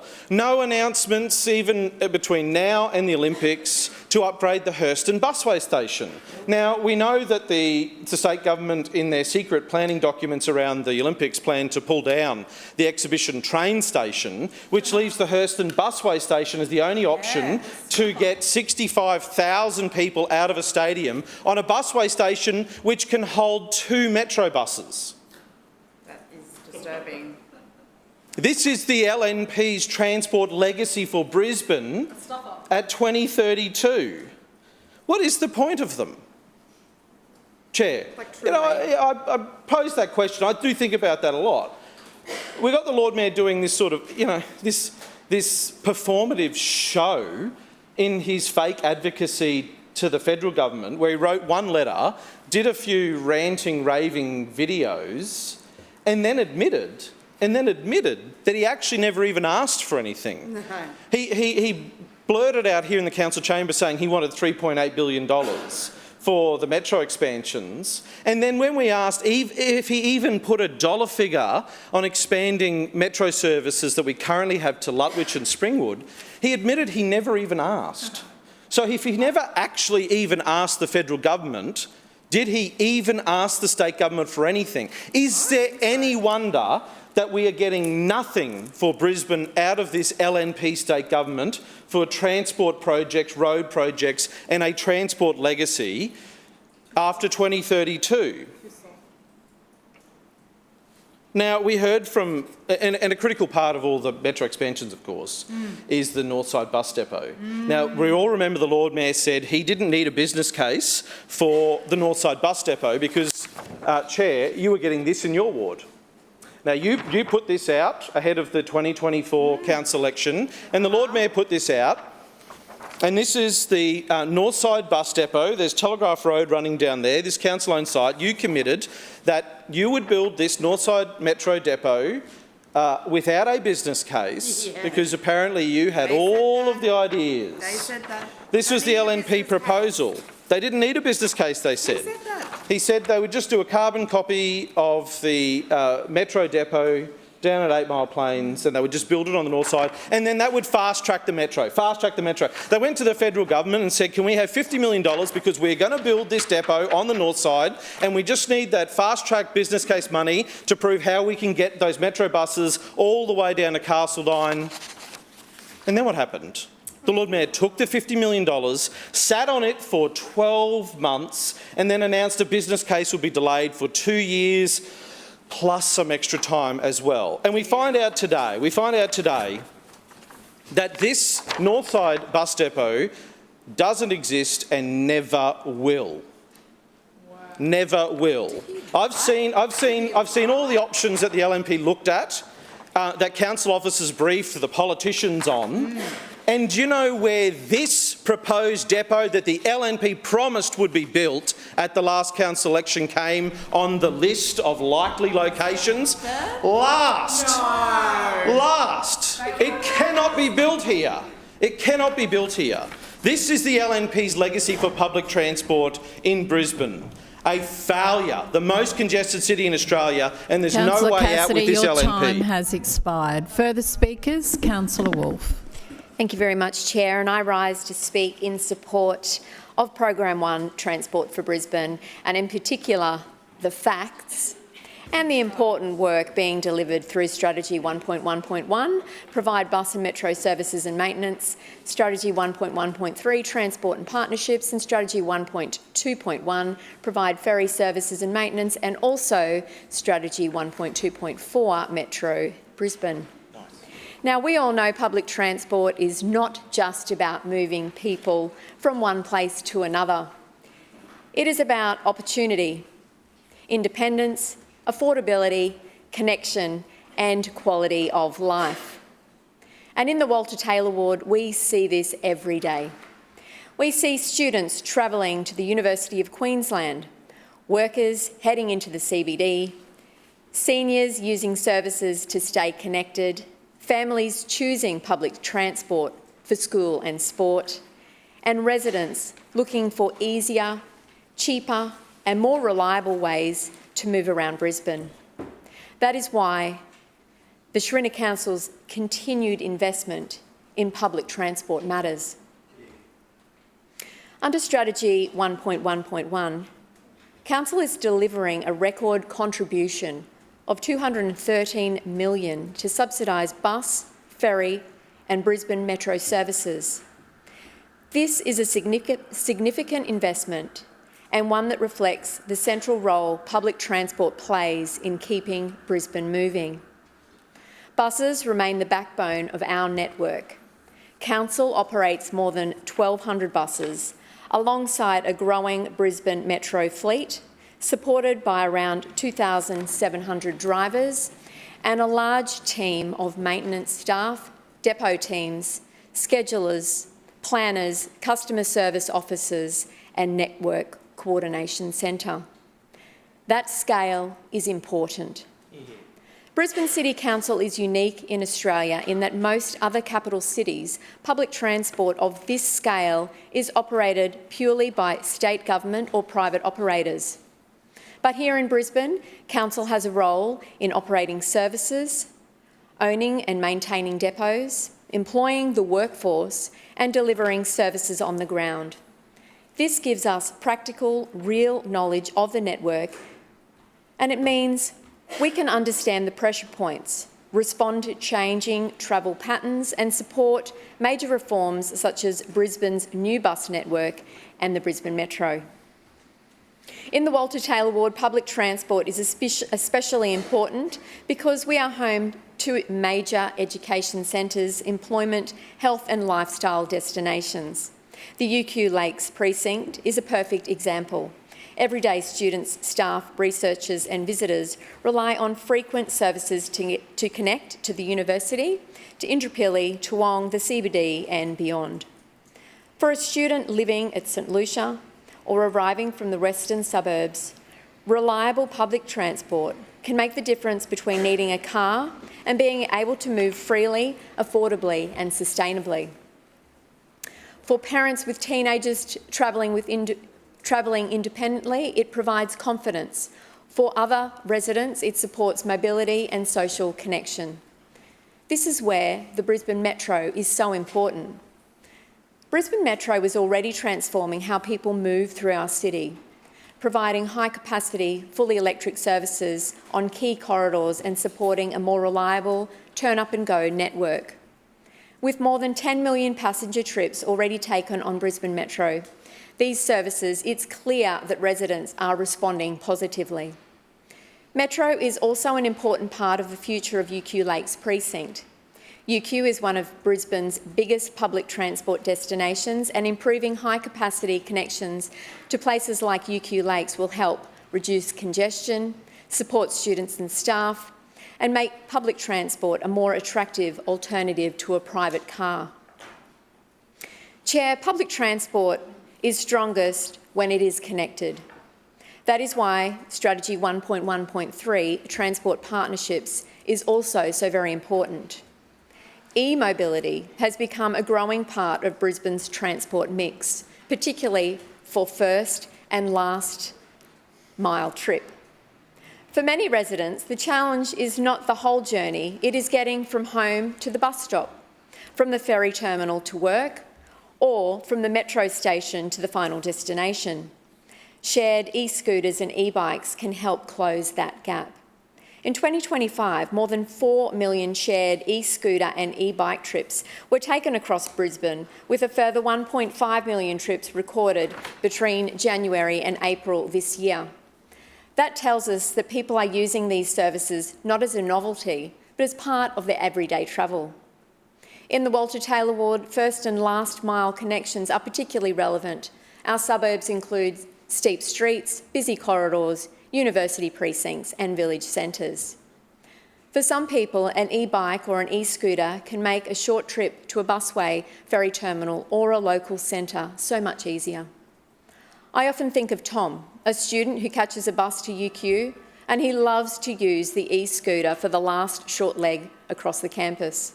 Or I think of Sarah, a retail worker who gets off in Toowong and uses an e-bike to reach her regular appointment without needing a regular car to do this. These are the small individual choices that across the city make a huge difference. Council's approach is also responsible. Under the updated contract arrangements that commenced in December 2024, operators are responsible for supplying, maintaining and operating the shared e-mobility fleet. This means the cost of the devices for the day-to-day operation is not borne to ratepayers. Council's role is to oversee, regulate and integrate the system safely in the broader transport network, and that includes improved GPS geofencing, speed controls, no ride shares and designated parking areas. Council is also supporting the rollout of dedicated e-mobility parking hubs across the CBD and inner city suburbs, helping to reduce clutter and improve safety and accessibility. Chair, ferries are another important part of Brisbane's public transport story. Under Strategy 1.2.1, Provide ferry services and maintenance, Council continues to invest in the ferry and CityCat network. For a river city like Brisbane, ferries are more important than any other transport in my mind. They are part of our identity. They connect communities across the river, support commuters, serve our visitors and provide one of the most enjoyable public transport experiences in Australia. And in the Walter Taylor ward, we are grateful to have 3 ferry terminals serving our regular community: the Regatta Terminal, the Guyatt Park Terminal and UQ. These terminals provide important connections for residents, students and workers, visitors, linking our community to the broader public transport network and help people move around Brisbane without always relying on congested road corridors. My family and I are regular ferry users and I genuinely love being able to jump on a CityCat to head to UQ, the CBD or Howard Smith Wharves. It is one of the great pleasures of living in a river city, and it's also a practical, reliable and enjoyable way to travel. In the Walter Taylor ward, our connection to the river is a defining feature. Residents understand the importance of river access, cross-river connectivity and the reliability services that links the community. Chair, good public transport also depends on the people who deliver it. That is why driver recruitment and retention is so very important under Strategy 1.1.1. Driver training schools are consistently full and Council is onboarding approximately 45 to 48 new drivers each month. Chair, as Brisbane continues to grow, public transport must continue to grow with it. That is why Strategy 1.2.4 Brisbane Metro is critical.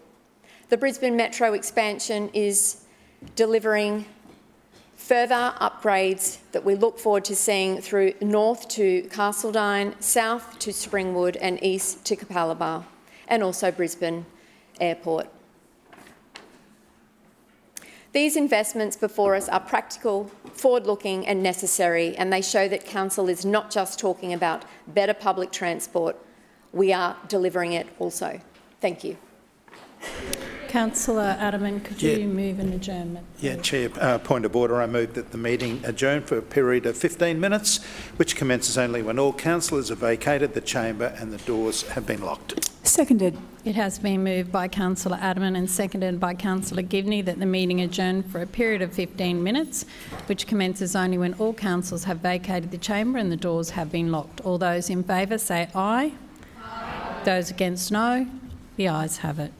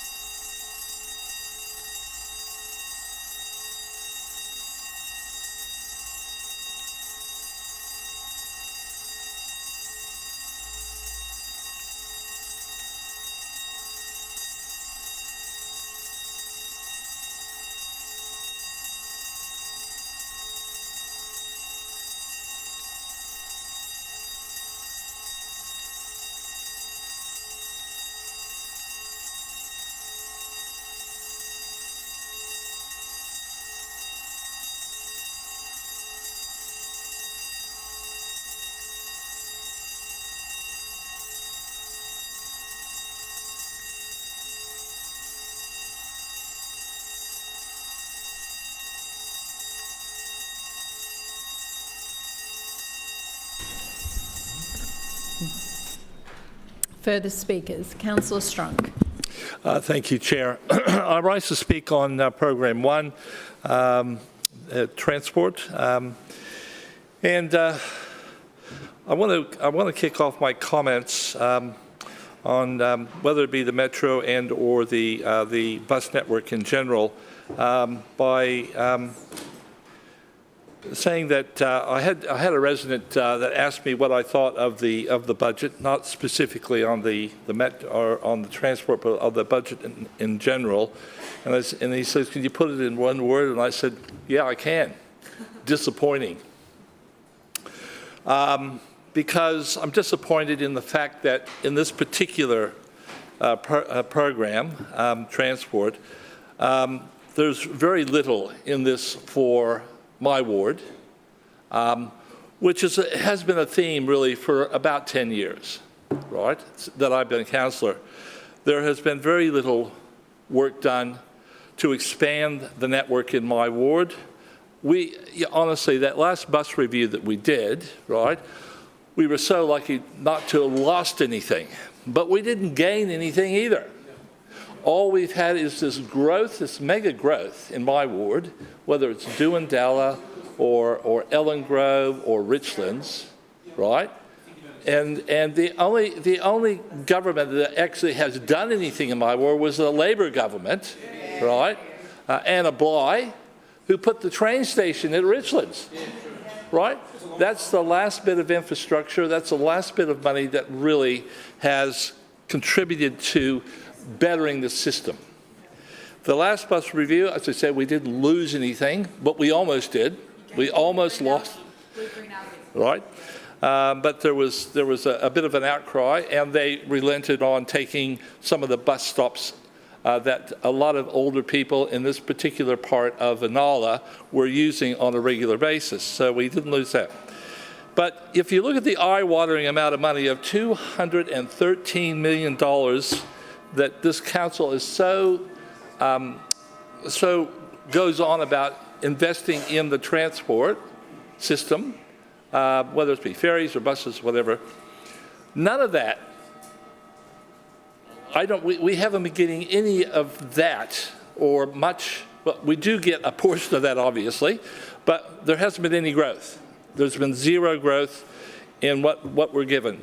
You know, bus shelters, right? We've been trying to get a couple of bus shelters on Joseph Banks, right?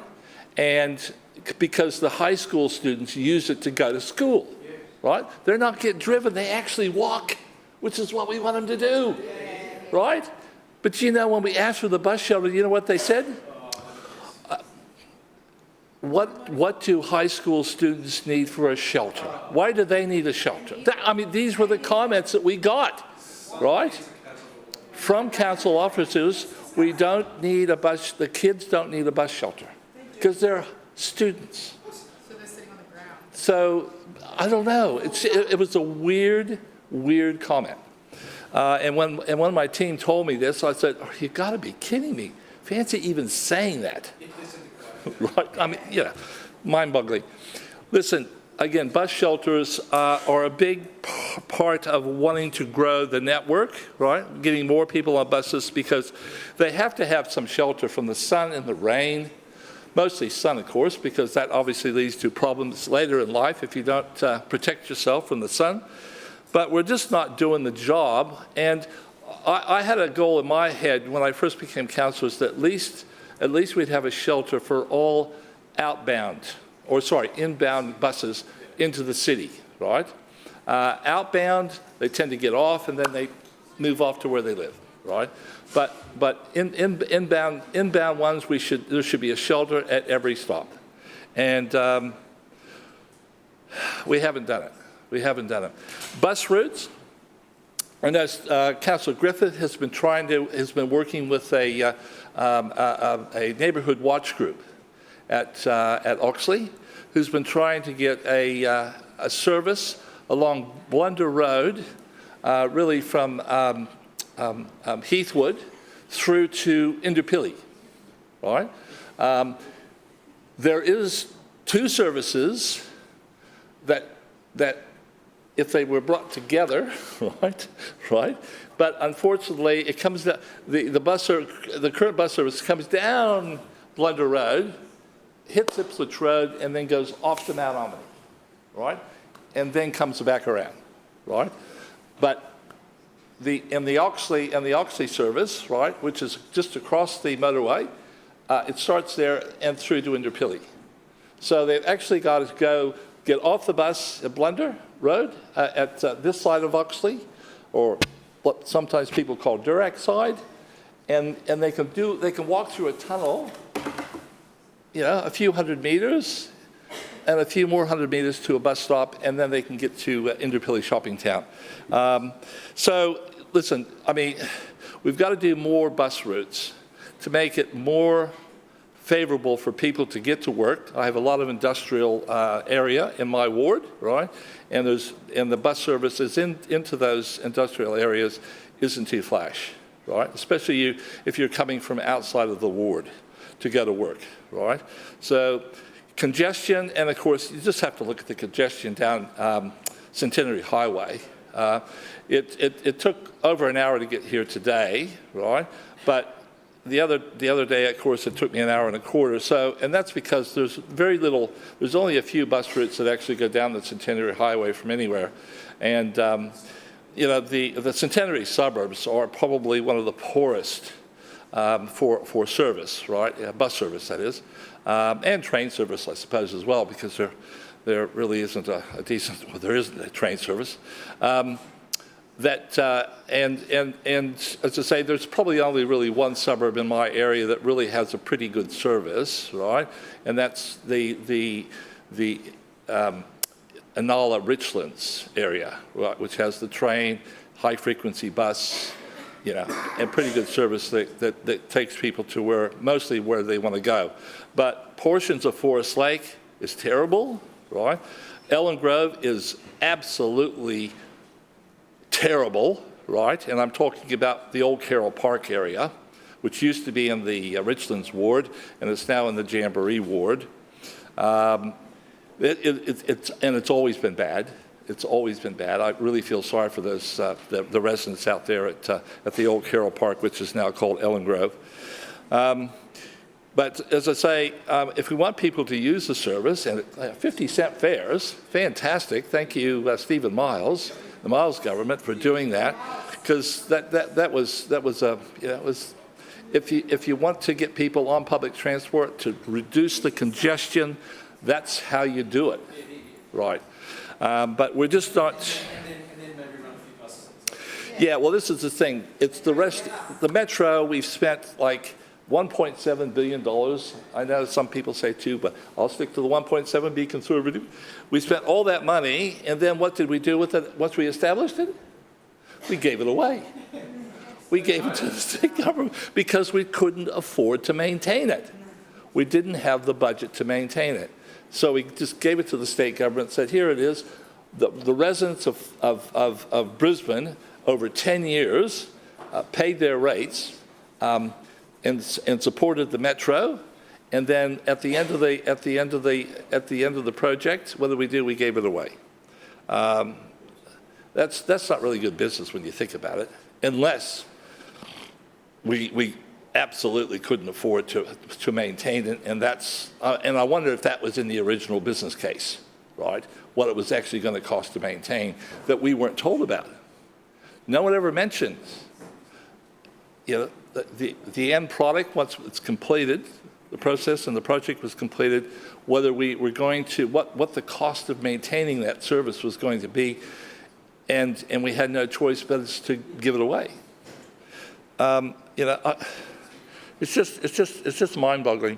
I have some residents up in High Street. It's a over 55s area. It's not a huge complex, but there are a few hundred residents there that have been trying to get a bus service down High Street. It's something that we've been pushing for, and I just thought I'd raise it as well because they have to walk up a fairly steep hill from their complex, right, up to Forest Lake Boulevard in order to get a bus and to get out. And they sometimes see a bus actually down High Street, actually, but I think it's just one of the... Councillor Strunk, your time has expired. Thank you, Further Chair. speakers, Councillor Huang. Thank you, Madam Chair. I rise to end the debate on Programme 1 of the 2026-27 budget on transport for Brisbane. Madam Chair, the Sri Lanka Council leading the way in delivering a modern and efficient public transport network with record uplifting in patronage and reliability.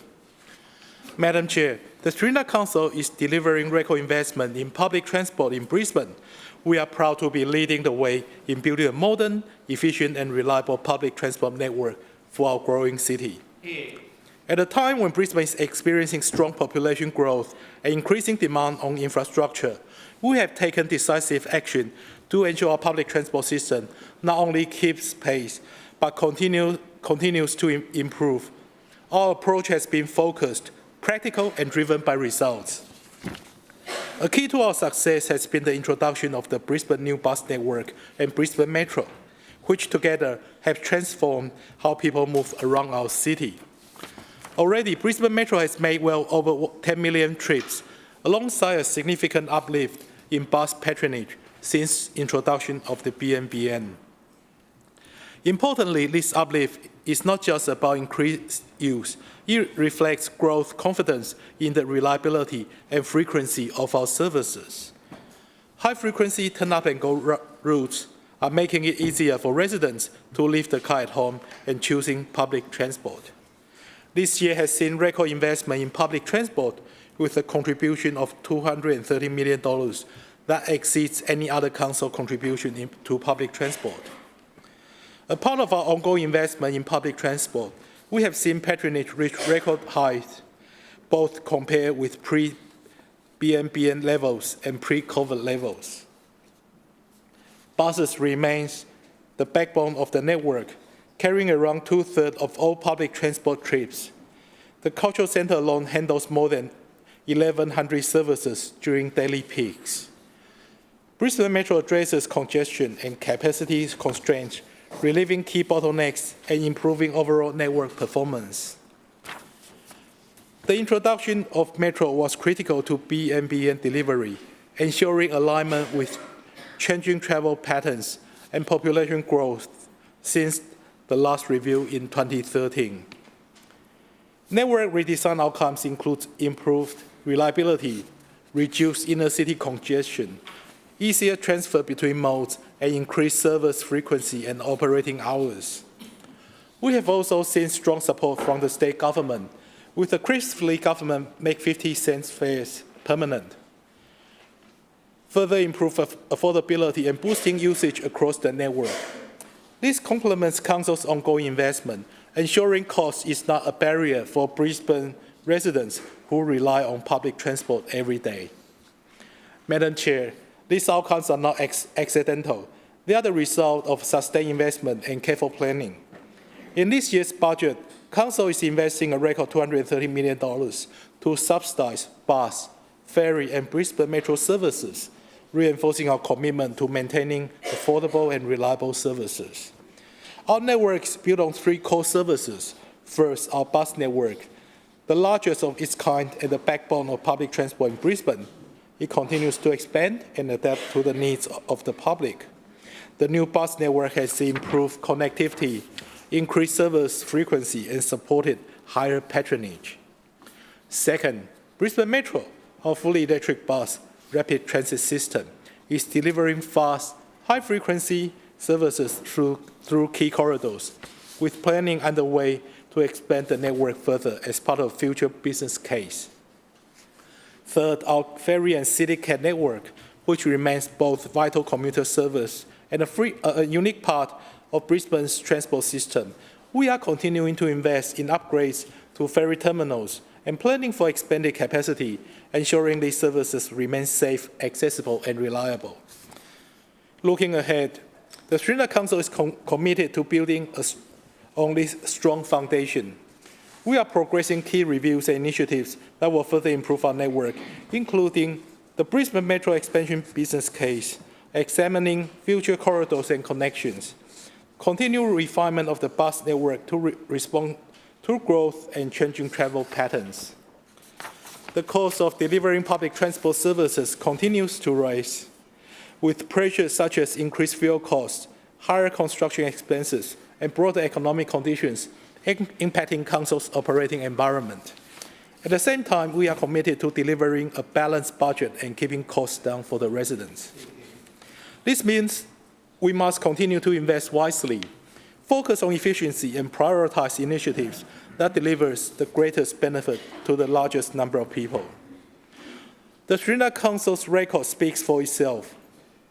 We are delivering real results, higher patronage, improved reliability, and modern public transport network that supports Brisbane's growth. Madam Chair, speaking of the city's growth, how can I miss Brisbane Metro expansion? The Sri Lanka Council is committed to ensuring Brisbane Metro continues to deliver a modern, high-capacity and reliable public transport network that meets the needs of our growing city. The first 2 stages of Brisbane Metro have now carried more than 10 million passenger trips and counting. The 2026-27 budget continues to invest in Brisbane Metro and support the ongoing delivery of the existing M1 and M2 services, which are already improving network capacity, reliability, and connectivity across Brisbane's key transport corridors. These services are forming the backbone of Brisbane's new bus network, helping to move people in more efficiency, and delivering a genuine turn-up-and-go experience for public transport users. Importantly, the budget also calls out the progression of the Brisbane Metro expansion under Strategy 1.2.4. The Brisbane Metro expansion business case will identify bus rapid transit options that can be delivered in stages, both in the lead-up to the Games and into the future. It will investigate the proposed expansion routes north to Castledine, south to Springwood, east to Calabar, and into Brisbane Airport. The federal government's commitment of $50 million will support and develop this business case. This includes progressing a detailed business case to support future expansion, ensuring Council is taking a proactive and responsible approach to planning for long-term growth. This investment will also help finalize the preferred approach to delivering our commitment to a new North Metro depot. This work is critical. Brisbane is one of the fastest growing cities in Australia, and our public transport network needs to evolve to keep pace with that growth.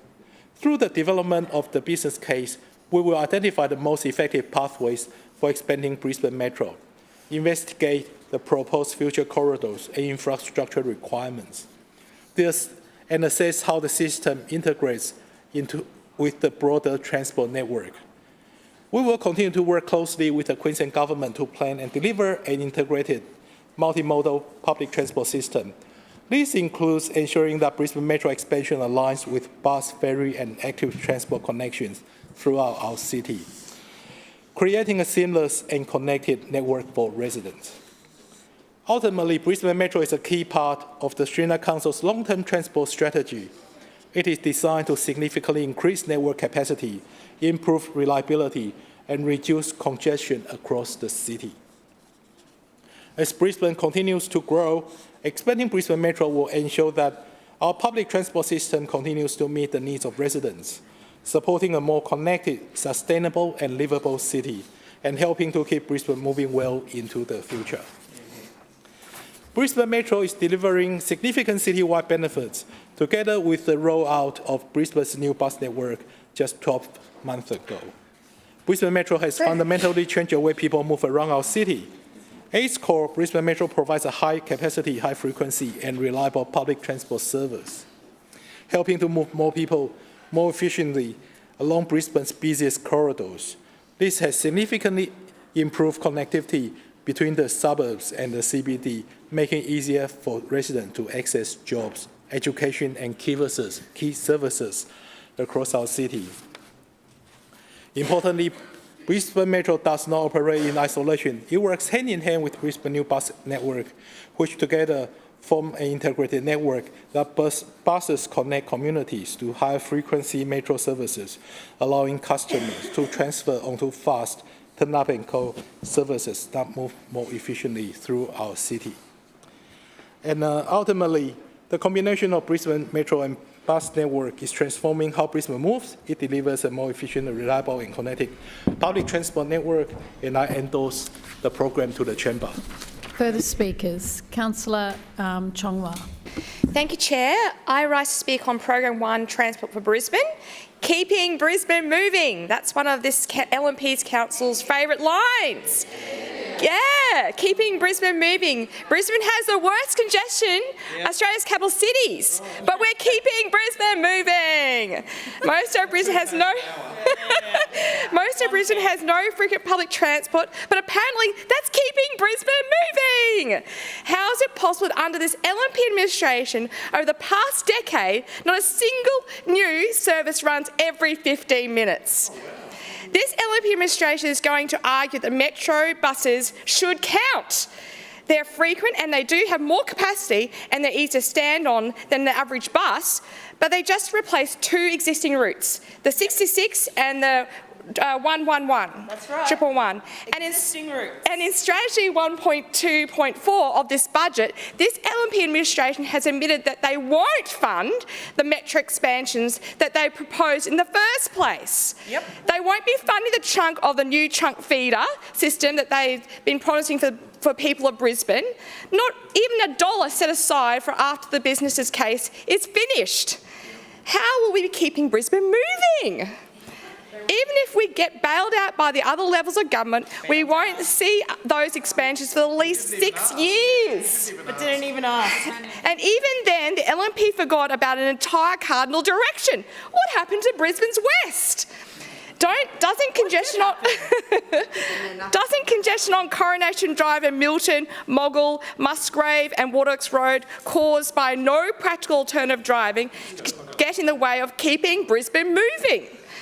Then on strategy 1.1.1, providing bus and metro services, and the maintenance, and the strategy 1.2.2, supporting bus and metro service and maintenance. For the fastest growing capital in Australia, this LNP administration is only planning to raise the budget for bus service by a couple of % each year. Let's be clear, that won't even match inflation, let alone Brisbane's growing population, and it certainly won't include plans for the citywide frequent public transport network. How will we keeping Brisbane moving? The lawman has once again told us about the fabled gold city glider that's just around the corner. This city glider has been about to start running for half a decade now, and now apparently it will start in 2028 using state money. Frankly, it's embarrassing that this LNP administration won't just fund that glider itself. But we need more than just one new frequent bus service in 2 years' time. We need citywide frequent public transport. We need buses running every 15 minutes on bus and transit lanes between the suburbs and into the busway stations, not just into the city. Now, in strategy 1.2.1, provide ferry service and maintenance, this LNP administration is buying any more ferries? Sorry, this LNP administration isn't buying any more ferries. Milton sits in my ward, and the patch between the railway and the Coronation Drive contains 10 to 20-storey apartment and office buildings with 25-storey towers approved for the development. This council administration installed meter parking on several streets, removed several resident permit accepted parking bays, and raised the cost of meter parking in the area, all without giving local residents or business a say. And they didn't even give me any notification. I'm the councillor. It would have been a lot easier for people to ditch their cars if this LNP administration didn't cut ferry service to Milton almost in half without notice, 1 year prior. Now, this dense and growing precinct right next to CBD only sees ferries every 30 minutes. This budget, which doesn't buy any more ferries, guarantees that Milton will see less visitors and that Milton's residents will stick to their cars. Just across the river, West End has been crying out for the new ferry terminal at the Montague Road precinct for 15 years. This budget, under strategy 1.2.1, doesn't set aside funding for that new ferry terminal, nor the new ferries to actually service the area. How can this LNP administration claim to be keeping Brisbane moving without funding more ferry services to these dense and growing precincts? I understand this council is going to be negotiating to get more money from the state government for public transport in the near future. So we could see our transport grow if this council decides to be ambitious, if it decides to fight for the Brisbane residents, if it really wants to keep Brisbane moving. So let me set out that what this council should be fighting for in strategies 1.1.1, 1.2.1 and 1.2.2. For strategy 1.2.1, we should fight for a bigger ferry fleet and funding to finally build a second ferry terminal for Western West End, so the riverside neighbourhoods are guaranteed frequent ferry services. For strategy 1.1.1, we should obviously fight for funding for the new Golden City glider, which we've been promised for years. But crucially, for strategy 1.1.1 and 1.2.2, we must fight for funding to run a frequent citywide public transport network. This council's new bus network consultation took feedback from tens of thousands of residents, and it said what the Greens have been saying for years. Residents are calling for more high-frequency bus services. They're calling for fast and reliable services, which requires bus priority on our main roads. And they're calling for these fast, frequent and reliable services both into the city and between suburban high streets and stations. We don't have to start from scratch. Out of strategies 1.1.1 and 1.2.2, bus routes like the 380 along Musgrave and Waterworks Road, the 390 on Kelvin Road, Enoggera and Sanford Road, and the 470 on Milton Road would just need more funding for a bus frequencies to bring frequent public transport to some of Brisbane's most congested main roads. The same goes for the 175, the 192, the 235 and the 220. Tens of thousands of residents would get access to frequent bus services. The Greens have called for all these to be upgraded high-frequency routes that runs at least every 15 minutes, every day of the week. But to seriously create frequent citywide public transport, we also need to run frequent bus routes between our suburbs, not just into the CBD. We need frequent buses from Indooroopilly and Toowong to Ashgrove and Enoggera. We need them from Northgate and Nunda to Chermside. We need them from Cannon Hill and Carindale to Mount Cravat.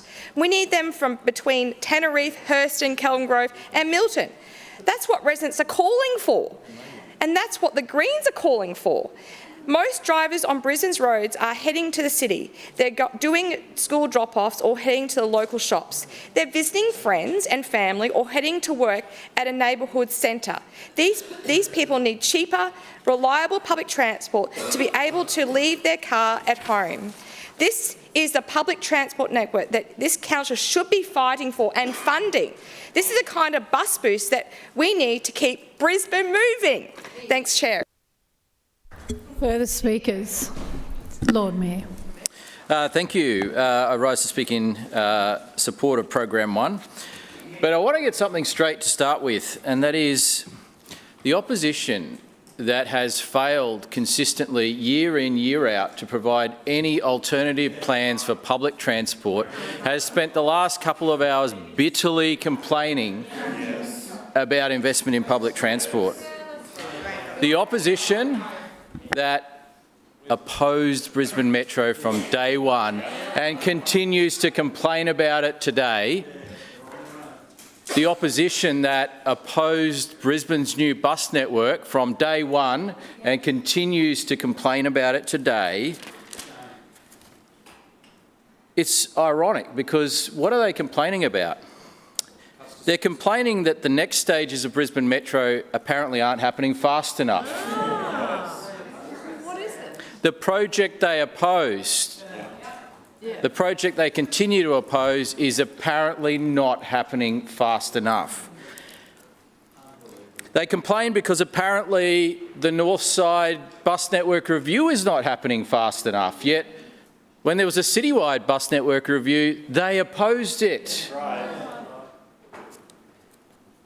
They opposed Brisbane's new bus network, yet now a review of the north side is apparently not happening fast enough. That says it all, really. That inconsistency says it all. You can't take anything they say seriously. You see, the opposition has a habit of constructing arguments based on entirely fabricated points and falsehoods. They grab something which they claim to be a fact, which is not, and then they build an argument entirely around that falsehood.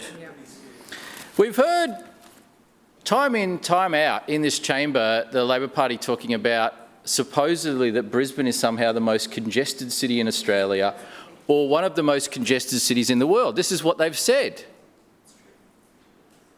But where did they get this from? They made it up. They entirely fabricated it. Now, the TomTom traffic index, which is widely respected... One moment, please, Lord Mayor. Councillor... Thank you. Sorry, Lord Mayor. Councillor Kim, I caution you. Stop calling out. Lord Mayor. Well, Councillor Kim said that we should have a look at the TomTom traffic index. Good news. I'm going to do that. I'm going to do that. What does the latest edition of the TomTom traffic index say about congestion in Brisbane? Brisbane was the only capital city in Australia, in fact the only city full stop, to reduce its level of congestion in the latest report. The only city that has less congestion than it did 12 months ago. And in fact, it tracked 500 cities around the world. And out of those 500 cities, 466 went backwards and became more congested. Brisbane improved its level of congestion and went forwards. The TomTom report also confirms that we have lower congestion not only than Sydney and Melbourne, but even Adelaide. I mean, have you been to Adelaide? Like, there's nobody there. Yet we are less congested than Adelaide. And guess what? We even have less congestion than the Gold Coast. That's what the TomTom traffic index says. So thank you, Councillor Kim. Great report to have a look at. You should study it. The reality is, and the lesson from all of this is, they make stuff up. You can't trust a word they say. They make it up. And another example, just in the debate earlier, they claim that the federal government apparently gave us $50 million for the Metro business case and that we sat on it for a year. Well, Councillor Wines, how much money have we received from the federal government so far for the Metro business case expansion? Not a single cent. Point of order. The federal government has not given us a single cent. Point of order. One moment, Not please, a cent. Lord Mayor. Point of order, Councillor Strunk. You made it very clear that we should address through the chair any question to a other councillor, and clearly the Lord Mayor has breached your ruling. If it's a question, through the chair, please. If you're talking about the other councillor, I'm not talking about that. I'm talking about if you are asking a councillor question, and it should be through the chair, please, Lord Mayor. But, Madam Chair, the good news is we're getting on with the Metro business case, the expansion business case, and we trust that the federal government is good for it. We know that they will be. But the real question here is really simple. There's two important questions. Does the opposition support the expansion of Brisbane Metro or not?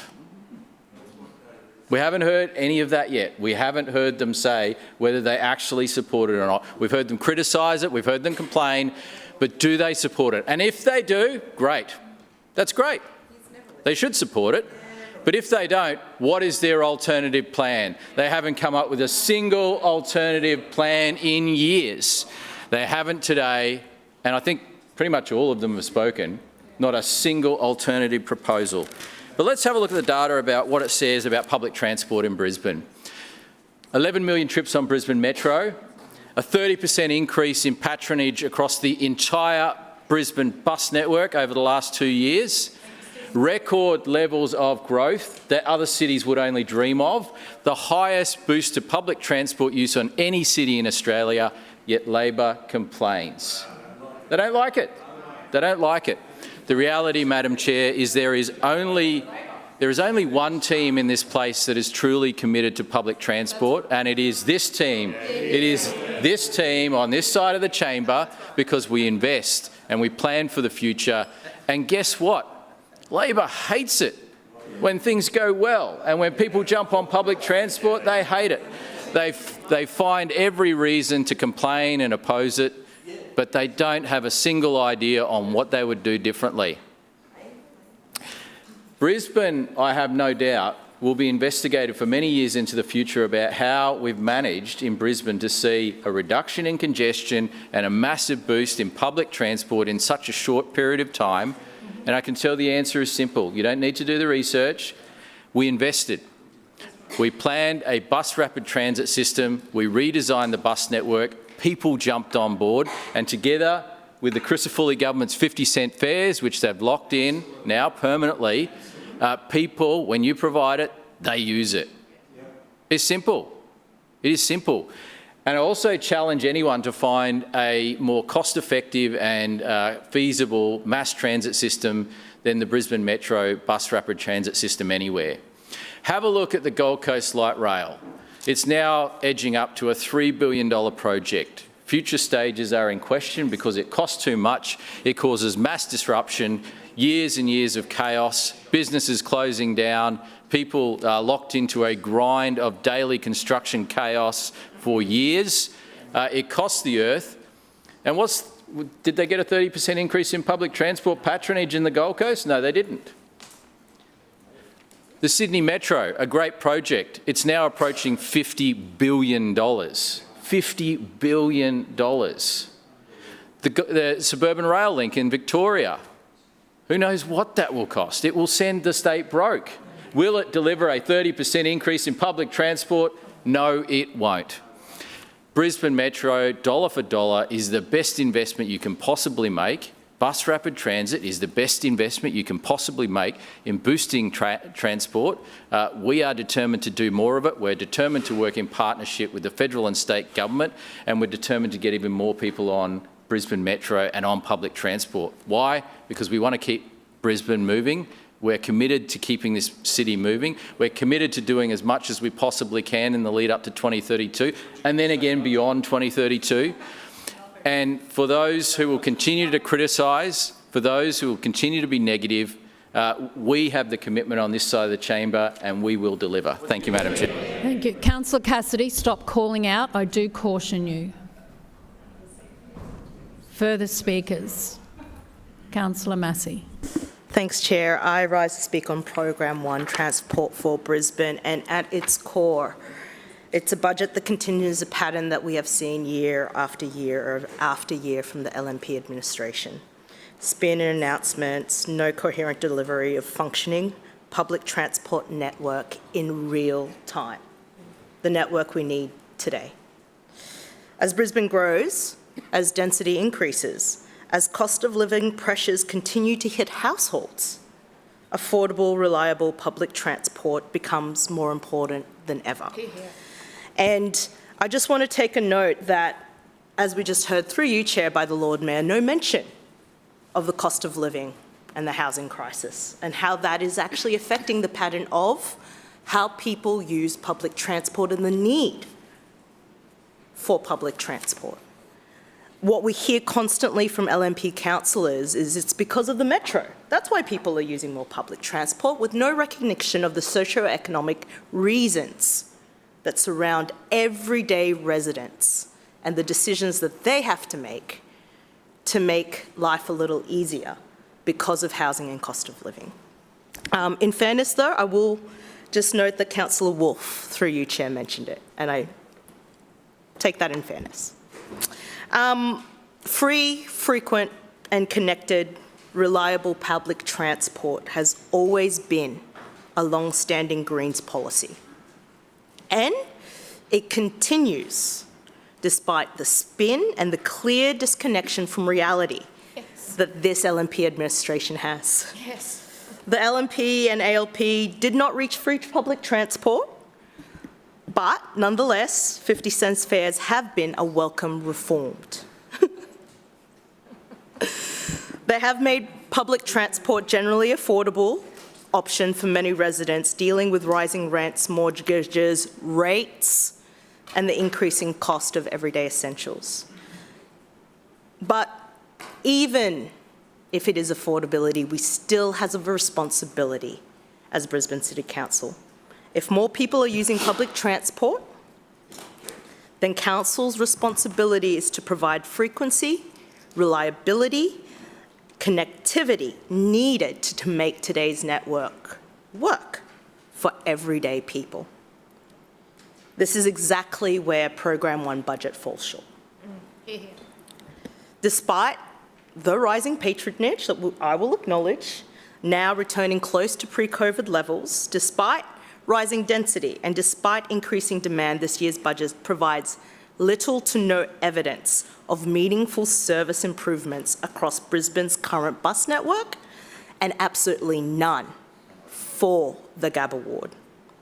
The information session did not clearly identify increases in service frequency, sufficient additions to bus fleet, bus stops, or meaningful network enhancements for routes already today operating at or beyond capacity. Instead, it continued to refer to the Gold Glider, an announcement first made 5 years ago. I won't put that side note in, but if you do look, there was a Greens policy 2020 council election for the Gold Glider and the Green Glider. If you just look, it's there.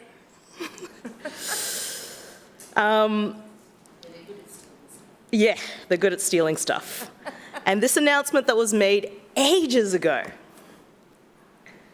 is still unfunded, is still without a confirmed route, and it's still without delivery certainty, even though it is purported in the budget for 27-28. Yet again, we have another announcement of a previously announced service. However, there is no confirmation of the service actually running. In the Gabba ward, bus use has always been high. It is increasing because of the increase in density, not because people are abandoning their cars, not because there is an increase of service. And that's important to remember for the Gabba ward because this LNP council is the same council that cut services in the Gabba ward. Route 86, which connected students, workers, seniors, parents, hospitality staff, health workers, theatre goers and residents across the inner south.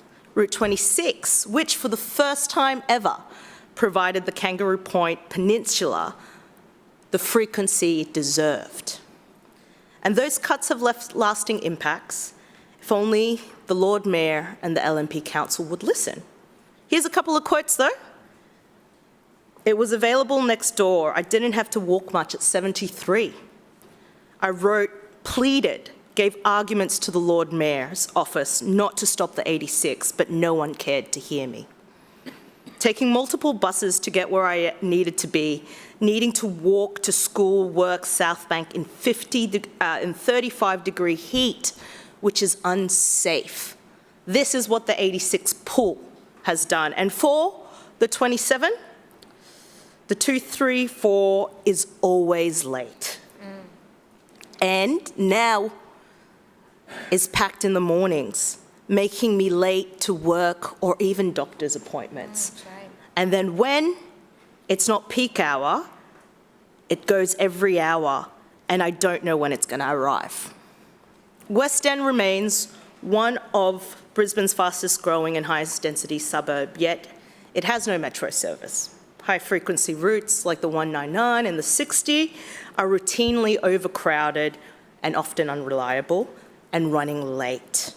Routes like the 192, the 196 that play critical roles in the network, yet just do not have the frequency that these services need to match the demand. We are seeing Kangaroo Point remains one of Brisbane's most densely populated areas and is increasing in density, and yet is only serviced by the 234 since the 27 was pulled, which means that people are waiting and waiting and waiting, and it means off-peak, 1 bus per hour if you're lucky. The failures become even clearer with the Metro program, a frequent trunk and feeder system that excludes last parts of the ward entirely and the city. West End, Highgate Hill, Dutton Park, Kangaroo Point, 2/3 of the Gabba ward are not serviced by a Metro. It is a system that functions well near key corridors if you have a stop. But for everyone else, it effectively says if you're not on the spine, you are left behind. For future Metro, now what we have is a project that is years behind any sort of expectation and plan. And it leaves major questions to be answered. The LNP administration needs to come clean to residents. And frankly, to be honest, to its own councillors.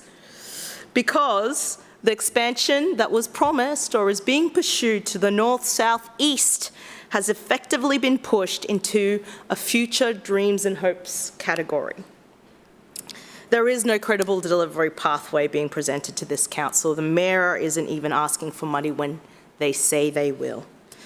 There is no clear timeline that does not lead to a continual shift of the Metro expansion anywhere. For the West, there is no Metro expansion. None. Absolutely none.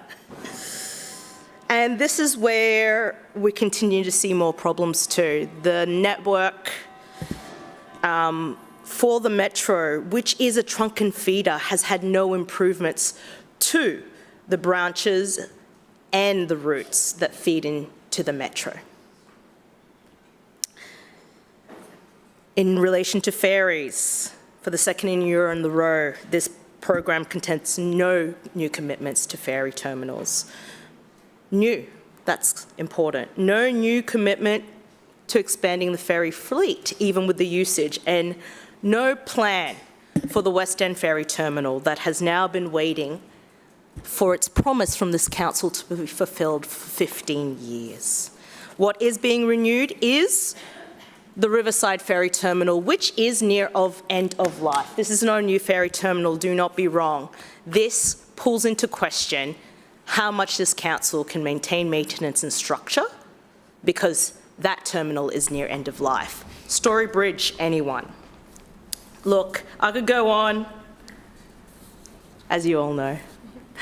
But what I will say is, to close,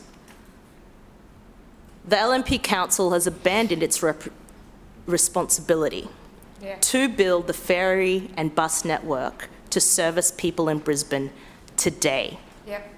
It has failed it. Councillor Massey, your time has expired. Further speakers, Councillor Gibney. Thank you, Madam Chair. I rise today to support Program 1, Transport for Brisbane. Transport is something that is raised by local residents, especially more so recently with the changes to planning in Wynnum CBD.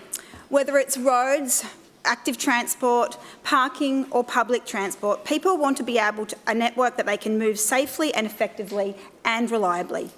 As Brisbane continues to grow, it's important that we continue planning for the future and investing in transport solutions to keep our city connected. For those of us representing Brisbane's outer suburbs, it means ensuring residents can access jobs, education, services, recreation, social opportunities without needing to rely on a car for every single journey. Unlike those opposite who like to look for the negative, and that must be exhausting for them, I want to focus today on 3 initiatives that will deliver real benefits for the residents of Wynnum Manly Ward and Brisbane more broadly. The first is the Bayside Bus Review. Madam Chair, we understand that with recent planning and zoning changes within Wynnum CBD, particularly around Wynnum Central, some community members have raised the need for more regular and accessible public transport services across the Bayside. As our community grows and evolves, it's important that our transport network grows with it. And that's why I welcome Council's commitment to undertaking a comprehensive review of the bus services across Wynnum, Manly, Lota and Hemmett as part of this year's budget. This review is not simply about changing routes on a map. It's about making a network more reliable and more useful for our residents. It's about creating a public transport system that people can understand and feel confident using too. The review will examine key Bayside routes, including the 220, the 221, the 223, the 224, the 225 and the 227, and importantly, how these services work together as a connected local network rather than a collection of separate routes. These services already play a critical role in linking residents to important destinations such as Wynnum Central, the Manly Boat Harbour, Wynnum Plaza, Carindale and then on to Brisbane CBD and the inner city. However, we know there's room for improvement. Every week, whether I'm attending a school assembly or a community meeting or I'm hanging out at the local sporting clubs, residents chat with me while we're out in community, and some of them are asking me to look at these things, and now we are. So thank you very much, Councillor Wines. I hear from residents who want simpler connections from where they live to where they want to go, and a lot of that is to Wynnum Plaza to go shopping or accessing health services in Wynnum CBD. I know that residents want greater confidence in their connections, and they want their services to reflect how people move today, not necessarily how they travelled 20 years ago. This review will help our bus network remain fit for purpose and be responsive to changing travel patterns and, importantly, future growth for the Bayside. In its essence, this review will help create a clearer service pattern for residents in the suburbs such as Wynnum West and Manly West, while improving connections across a broader network. And I wholeheartedly welcome this review and look forward to working along with Councillor Atwood and Councillor Wines and the council team to ensure that we review these results and we get great outcomes for the Bayside community. Madam Chair, the second initiative that I wish to talk about is the Brisbane Metro and the opportunities it presents to the Bayside. The Brisbane Metro has fundamentally changed the way people move around our city. Having used the Metro myself, I can see why patronage continues to grow and why residents have embraced the service. It's delivering high frequency, high capacity and reliable public transport services along Brisbane's busiest corridors and helping more people move efficiently throughout our city. More importantly, Brisbane Metro does not operate in isolation. It works hand in hand with Brisbane's bus network and it creates an integrated transport system that delivers better outcomes right across our city. The beauty of this approach is that local bus services can connect communities to high-frequency metro services, allowing residents to transfer onto the fast and reliable turn-up-and-go services. For Bayside residents, this creates an exciting opportunity as a proposed expansion to the eastern suburbs out to the Redlands. I'm particularly enthusiastic about the future potential to strengthen connections between the Bayside, Chandler, Carindale and Capalaba and beyond. Carindale is already a major transport hub and a destination for many residents in Brisbane's eastern suburbs. Improving connections between Bayside and Carindale would provide residents with greater access to employment opportunities, tertiary education, healthcare services, shopping precincts and recreational facilities, and even the potential for heading over the bridge to the airport. Importantly, it will better position the Bayside residents to take advantage of future transport opportunities associated with the proposed metro expansion towards the Redlands. As someone fortunate enough to represent the Bayside community, I believe there is enormous value in continuing to strengthen east-west connections across our city. People no longer exclusively travel to their CBD. They travel to universities, hospitals, sporting commitments, shopping centres and employment hubs in every direction. A stronger connection between the Bayside and Carindale would create an easier and more broader metro network to open up additional destinations for residents throughout my community. The combination of Brisbane Metro and Brisbane's new bus network is already delivering faster journeys, improved reliability, better service frequency and stronger connections across the city. By continuing to invest in this integrated planning approach, we are ensuring residents in the outer suburban communities, such as mine, are not left behind, but instead they are better connected to the opportunities that this city has to offer. Madam Chair, the final initiative that I wish to acknowledge is a continuation of the free off-peak public transport travel for seniors. This is a program that I know is highly valued by many residents across Brisbane, including my own community on the Bayside. First introduced in 2019, free off-peak travel recognises the enormous contribution that our senior residents have made to shaping Brisbane to the city it is today. Many of our seniors have spent decades raising families, volunteering, running businesses, serving their communities and helping build the city that we all enjoy. In my community, many of these people are in our sporting clubs, service organisations, churches and community groups, and they simply just would not function without them. This initiative is a practical way that we can give something back. Importantly, it is also helping address cost of living pressures. At a time when many households are carefully managing their budgets, every dollar counts. For a senior making just one short trip a week, this initiative can save around $50 a year. But for those who use public transport more regularly, the savings could be significantly greater. Those might seem like modest amounts for some, but for seniors living on fixed incomes, those savings can make a real difference. What I particularly like about this initiative is that it's much more than just affordability. It's about connection.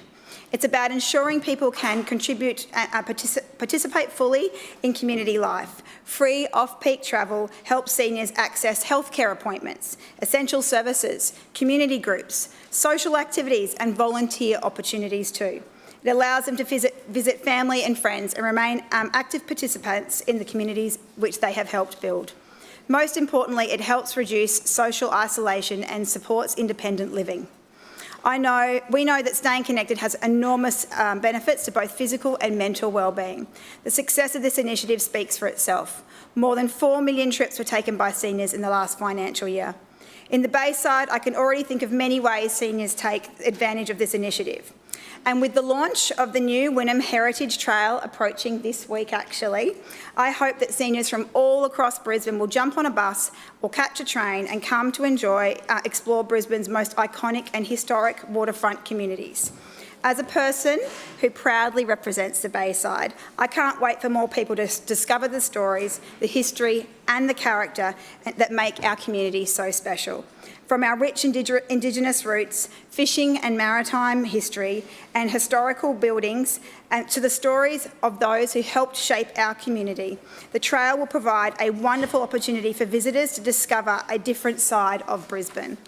They might enjoy a walk along the foreshore or explore the local history, visit one of our wonderful cafes or support one of the many small businesses that make our community so special. Free off-peak travel makes those experiences more accessible and encourages people to explore parts of Brisbane they might not otherwise visit. Importantly, this initiative is fully funded by Council, with Council compensating TransLink for lost fare revenue so eligible seniors can continue travelling for off-peak periods. Madam Chair, transport is more about just moving people from one place to another. It's about connecting people with opportunities. It's about supporting local economies. It's about creating communities that are accessible, inclusive and connected. This budget demonstrates that Council is continuing to plan for Brisbane's future while delivering practical improvements that will benefit residents today. Thank you, Councillor Wines and your team for your tireless efforts on presenting Program 1, Transport for Brisbane for the 26-27 budget, and I commend it to the Chamber. Further speakers? Councillor. Thank you, Madam Chair, and I rise to talk on Program 1 for the Lord Mayor's budget. And I just think Brisbane City Council can do so much better than what it's delivering here. I think the Lord Mayor has delivered a pretty ordinary budget, a pretty basic approach to things. But let's talk about the big issue here, the underlying issue, and that's about transparency. This budget delivers very little in the way of transparency. So we know the Lord Mayor has presented a budget containing billions of dollars in spending commitments, and we are told approximately $1.9 billion will be spent on transport, hundreds of millions for lifestyle improvements, major funding for bridge renewals and significant infrastructure such as Brisbane prepares for the 2032 Olympics. The problem is that much of this spending is presented in broad categories rather than detailed project-level information. And for the 23 years I've been in this chamber, 21 of those years was very detailed spending that we could see and staff could see and residents could see. But in the last 2 years, that has been changed by this administration. And what we know is, for example, if ratepayers want to know exactly how much is being spent on a project, say resurfacing their roads or on traffic lights, they won't get that from this book. That's all disappeared. Now I know I did the company, the Australian company, say Australian Institute of Company Directors course. In fact, council paid for it. I don't know if the Lord Mayor's done that course, but in that course it talks about, he's talked to everyone that goes overseas, but it talks about transparency being the basis of good governance. And transparency is about showing that what you're doing is not corrupt, not hidden. So from the very people who gave us the Fitzgerald inquiry, we now know that we are getting less information in our council budgets. It is more hidden. It is not available in our budget sessions. So I have to say I have real concerns about this budget process and about what this council is delivering. And when we compare that with other councils, say Sydney or the Gold Coast even, or Sunshine Coast, they deliver much more detailed budget books, with much more detailed schedules. And they believe residents should be able to see how their money is being spent. You know, ratepayers deserve the same standard. This Lord Mayor is delivering standards that are below reasonable. Dictatorship-style standards. And he thinks it's okay. In fact, he gets up here and jokes about how little detail he gives. His chairpersons give even less detail. But I sort of believe that the public and our staff and us as opposition for good governance should all be able to see in writing what is being delivered in the budget. So we should see the actual figure of how much a project's going to cost. We should see how much the Lord Mayor has approved in a budget. We should see how much is being spent to date. We should be able to see the final cost of the project. What about Metro? Have we ever seen the final cost of Metro? Have we ever seen the final cost of any of the major projects this Lord Mayor and this council have delivered over 23 years? No. Oh, we're not even allowed to ask for it. The Lord Mayor even admitted, was it the last meeting, he even admitted he was proud. He was proud of reducing the standards of transparency in this council. That is why you've got to go, Lord Mayor. That's why we need a fresh start in Brisbane. We don't need more of the same. Pay more, get less. You know, people aren't seeing the overruns. They aren't seeing an honest, transparent council. They're seeing a council that's been here for 23 years and is desperately, desperately clinging to power. Desperately, desperately hiding wherever it can, hiding figures, directing staff to hide figures over and over again. And while you might say, well, that's not corrupt, while you're saying it's not corrupt, I believe that corruption line is being hit all the time, Lord Mayor, all the time. Point of order, Mr Chair. Yeah, Lord Mayor. This is about transport. Yeah. Oh, is it ever? Is it ever? You want to bring This is about Councillor Griffiths transport. back to the actual item? And if you put the figures, and if the Lord Mayor put the figures in the budget He might actually have something reasonable to talk about. There are no figures in Councillor Griffith. There's no figures. Councillor Griffith, please come back to the item. There are no figures in your book, Lord Mayor. This is precisely the argument. And I understand you're very uncomfortable about me raising these issues. I would be very uncomfortable if someone was making these accusations. I would be very, very uncomfortable.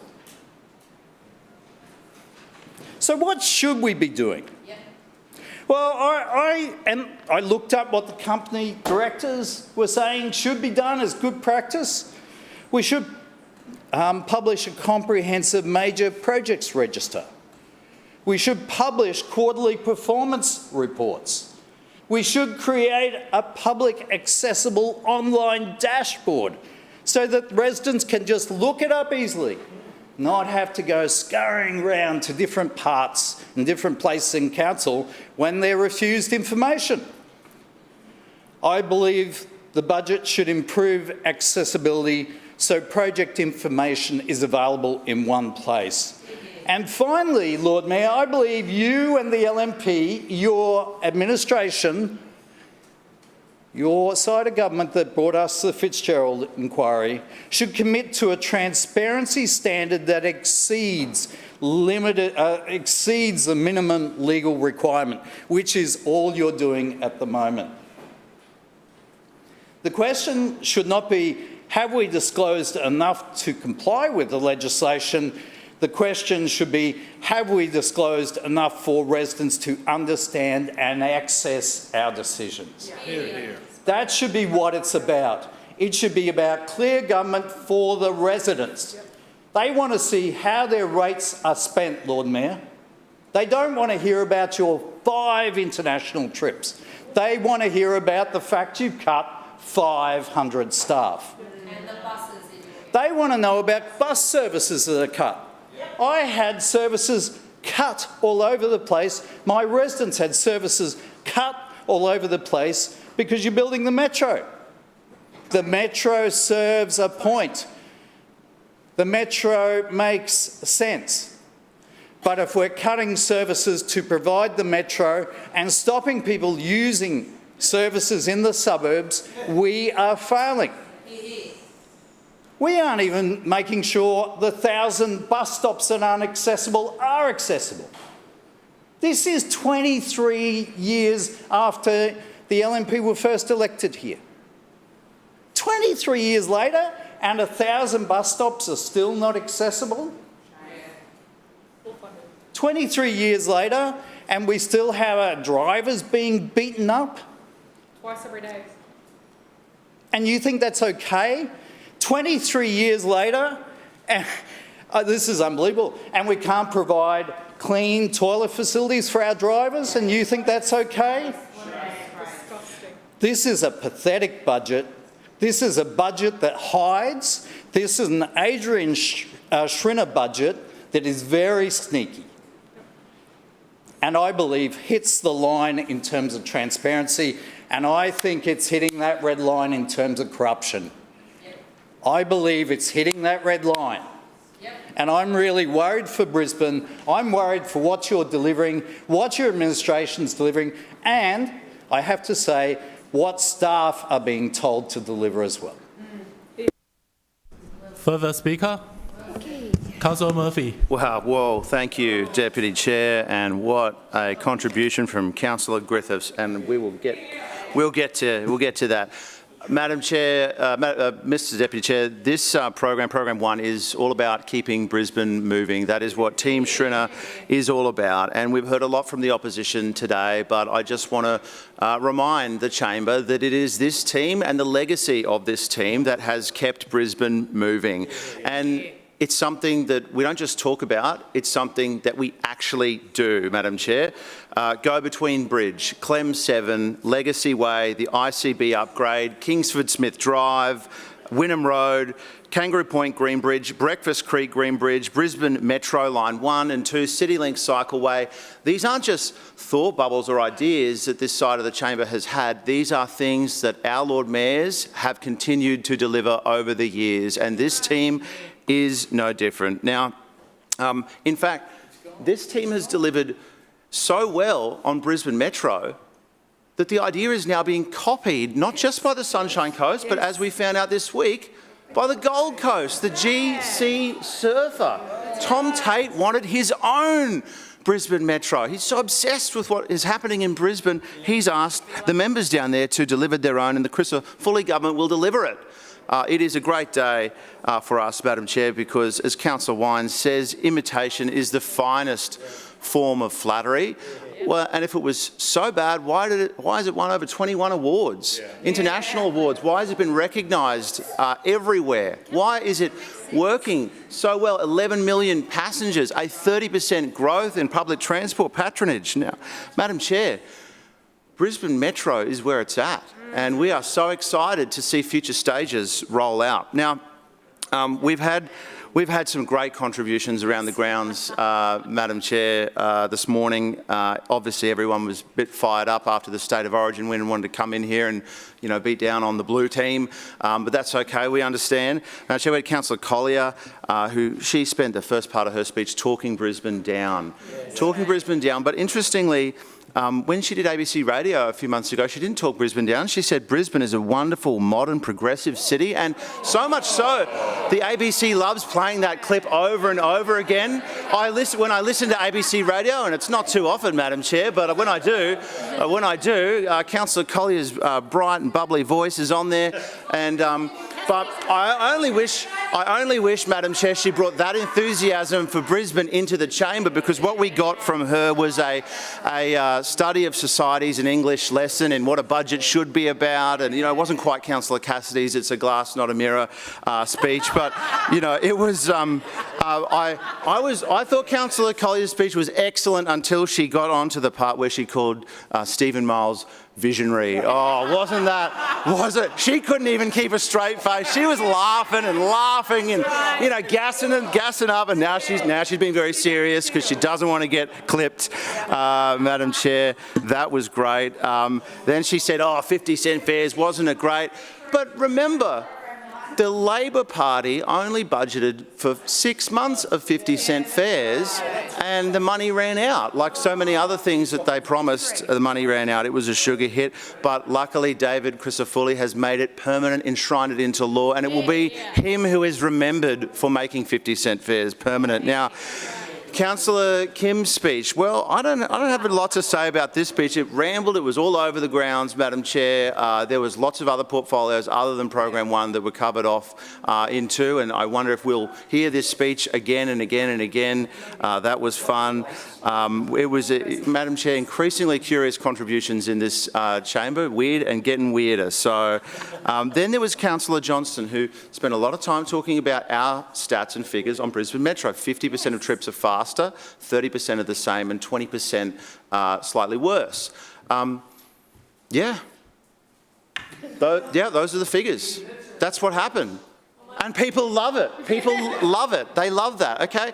You know, the idea that you wouldn't do something because it does disadvantage some commuters and advantage other commuters is the whole reason why, for a long time, Madam Chair, her best mate, Mark Bailey, didn't do anything, didn't make a single investment in public transport in Brisbane other than the Cross River Rail disaster of a project. Talk about a disaster. That has been a shame. Now, Councillor Cassidy, he talked. Councillors, be quiet while another councillor is on their feet speaking. I did not hear a misrepresentation claimed by Councillor Johnston, so I will have to assume that that is still true, Madam Chair. Now, Councillor Cassidy, he spent a lot of time attacking Brisbane Metro. But do you remember a few years ago? Point of order, Madam Chair. A moment, Councillor Murphy. Point of order, Councillor Claimed Johnston. to be misrepresented.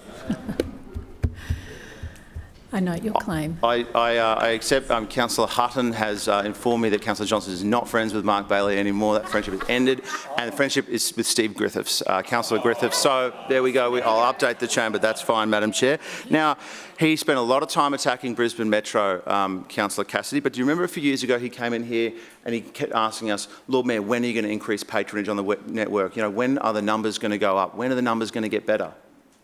Does he talk about patronage anymore? No. No, he doesn't, because we've seen a 30% increase in patronage on the bus network. 30%. So why would he talk about patronage when it is the best it has ever been in this city? So he doesn't talk about that anymore. But what he did talk about was Victoria Park Station and whether Victoria Park Station would have capacity to cope with the game's traffic. And, you know, he made some, I think, fair enough points there. But he's comparing our vision for Victoria Park and our vision for the Olympics with our vision. He's not comparing our vision to what Stephen Miles's vision was. Does anyone remember what his vision was for the games? It was a QSAC. It was a QSAC. It was to have buses, presumably, because nothing else goes to QSAC. There's no rail line to QSAC. Buses going to the dilapidated, run-down, falling apart QE2 stadium, and they were going to maybe deliver a busway station there at we don't know how many, and there was going to be buses, and it was beautifully right next to the cemetery. Wouldn't that have been a great vision? But they don't talk about their QSAC vision anymore. They don't talk about Labor's amazing visionary premier that wanted to deliver the 2032 Brisbane Olympic and Paralympic Games at the QE2 stadium. They don't talk about that, and no wonder they don't talk about that, because it was humiliating, it was embarrassing, it was an awful idea. It was at the time, it remains the case today, and we should never miss an opportunity to remind people of that. Councillor Chong-Wah, she talked about us having the worst public transport in Australia, and the Lord Mayor did an incredible job of disproving that ridiculous claim. What that report showed was that Brisbane public transport, there's another report there that they released that said Brisbane public transport is bad outside the core. But guess what the core is? The Brisbane local government area. So if they want to blame us for public transport in Logan and Ipswich and other Moreton Bay, other local government areas, well, we can't necessarily be held responsible for that, Madam Chair. And again, 10 years of state Labor that we are recovering from now, okay? What that report showed was that inside the local government area, public transport is very, very good. Now, it is indeed some of the criticisms patchy in some areas, correct. But we are working to improve that. And I remind people, under Mark Bailey, for 10 years, we had zero investment in public transport. And so that's going to take some time to recover. Now, Councillor Chong-Wah, again, compared our record to our record, but doesn't compare our record to her record. And what Jonathan Sriranganathan, the Greens Lord Mayoral candidate, took to the last council election, which was $9 billion in unfunded promises. Everyone gets a free 15-minute bus. Some people get a free 5-minute bus. And then we get a light rail line from North Shore Hamilton to, again, QE2. What's the obsession with QE2? I don't know. What's going on there, Madam Chair? But a light rail line that not only... One moment, please, Councillor Murphy. Claim to be misrepresented. I note your claim. Councillor Murphy. Well, Madam Chair, that was their commitment, to build a light rail line over the Story Bridge. Never mind the fact that nobody said that could be built. And the day after, Jonathan Sriranganathan announced that the Greens would build a rail line over the Story Bridge, and everyone said that was a terrible idea and could never be done. He said, well, what do you think we should do? He gave up. He said, well, come on, we'll crowdsource our election promise. What should we do? But we know that they would have never actually built that, because we can't even get a pickleball court built near Councillor Sriranganathan. So nothing gets done by the Greens. They promise the world and deliver nothing, Madam Chair. Councillor Massey talked a lot about roots and branches and dreams and hopes. And again, I'd say the dreams and hopes were the Greens' election promises, Madam Chair. And Councillor Griffiths, fresh from the AICD course, and I know why he's not in the room now. He's learnt some things after 23 years in office. He's just completed his company director's course. Congratulations, Councillor Griffiths, to tell us about transparency, to lecture us on transparency. Well, you know what transparency requires? Scrutiny. And you know what happened last year? They didn't even show up to ask us questions about the budget. So come on, Councillor Griffiths, do not be too cute when it comes to transparency. Thank you. And Councillor Johnston, your point of misrepresentation. Yes, Councillor Murphy has misrepresented me. He seems to be very weirdly and creepily fixated on who I'm apparently best mates with. It is a little bit creepy. It's about how he misrepresented your speech, Councillor, not And about Councillor Johnston. It's not about you. It's about how he may have misquoted your speech. Did he do that? Yes, of course, Madam What was Chairman. Because he claimed that I was best mates with Mark Bailey, but everyone knows Councillor, that's not a misrepresentation. I don't uphold your point of order. Councillor Chongwa. Yeah, Councillor Murphy misrepresented me and the Greens on our Greens platform of 15 rapid buses routes and investigation of the light rail across the Story Bridge. Councillor, again, it's your speech, so I don't uphold that point of misrepresentation. Further speakers? No further speakers. Councillor Wines, right of reply. Thanks, Madam Chair. Look, can I thank all councillors for their contributions, and I'd like to say that I count all of you as my friend. You know, it's so strange that people feel the need to judge each other's friends, but I count each and every one of you as a friend. Now, something that friends do is from time to time, they point out the mistakes that their friends make. Now, one of the mistakes, I can't leave some of the things that Councillor Murphy and Councillor Chongma have said alone. Brisbane's Brizzy's Bus Boost, which was the Greens platform at the last council elections, which was a $9 billion operational expense. My favourite service, there was two that really stood out to me. It was the Wacol to Springwood service every 15 minutes, which I'm not sure what they're trying to say about the people of Springwood, that they would need to go to Wacol every 15 minutes. It's a harsh judgment on the people of Springwood and Logan by the Green Party. And of course, the much demanded Eaton's Hill to Banyo service. It's something that every 15 minutes the people of Tufnell Road have to get out to the Eaton's Hill Tavern. Every 15 minutes. It was the people of Northgate Ward are, of course, fans of tribute bands and nostalgia shows. I have no doubt about that, and good on the Greens for recognising that. Further to things that the Green Party has contributed today, Councillor Massey once again makes this argument that the Gabba ward is some kind of public transport wasteland. Again, now let's go over this one more time. Where the Metro operates inside the Gabba ward, it is every 2.5 minutes in each direction. It is among the most highly served parts of the city for Metro. You can totally rely upon it. It has the most popular ferry stop in the city. Right, South Bank. That is comfortably the most popular ferry station in the city. It has a range of kitty cat and city cat options throughout it. One service that was called out was the 196. Now, the 196 operates every 15 minutes for most of the day and 10 minutes in peak. It is a popular and in-demand service. So once again, the people who've been misleading... Point of order. One moment, please, Councillor 196. That's a misrepresentation. Point of order, Councillor Massey. Misrepresentation, specifically on the 196. And it'll be a misrepresentation from your speech. Councillor Wines. I have a clear recollection that Councillor Massey said that it was a poor service that did not properly serve her community, and that is not supported by its frequency or the number of people who use the service. Misrepresentation on that again, and I've got it here. I've got your point of misrep, thank you. It's on the same thing. Councillor Wines. I think the speed with which Councillor Massey works to challenge me is the evidence required to know that I am right in this point. Somehow one of the wards with the highest level of public transport service, Councillor Massey tries to come in here and tell us that it is poor. It is not. It is exceptionally good in her ward. Another person who made some sort of claim that their public transport is poor was, of course, Councillor Strunk, who referred to some of his services. Now, the 100 takes more than 2 million passengers each and every year. It is one of the great services of the city.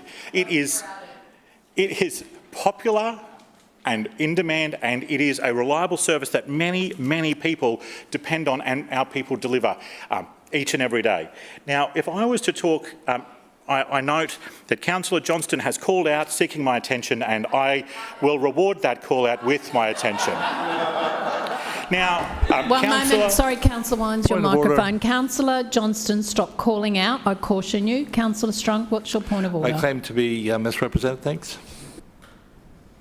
Okay, I note your claim. Councillor Wines. All right, so all of these misrepresentations will basically turn on this one idea, Madam Chair, that when in their speeches, the opposition speeches in here were critical of the public transport operation of this city, but when that is called out and said it is unfair criticism, they rush to reverse their position. That's what we're watching here, that when it's time to be the opposition, they will say that everything is poor, and as soon as it comes under the most mild challenge or scrutiny, they reverse their position. That is what I will predict what these misrepresentations will say. Now, Councillor Johnston made a gratuitous attack on our bus services again. Now, she said that the Metro was useless and unpopular, and then also said whenever anyone tries to catch one, they can't get on them because there's so many people. And I thought to myself, unpopular. How can something be unpopular when it's packed every 5 minutes? Point of order. Point of order, Councillor Johnston. Claim to be misrepresented. I note your claim.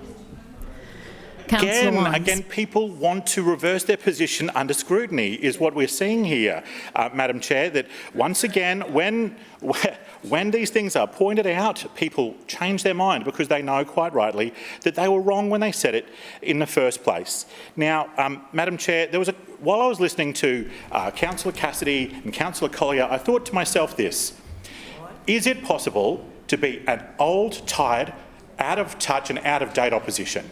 Can that happen?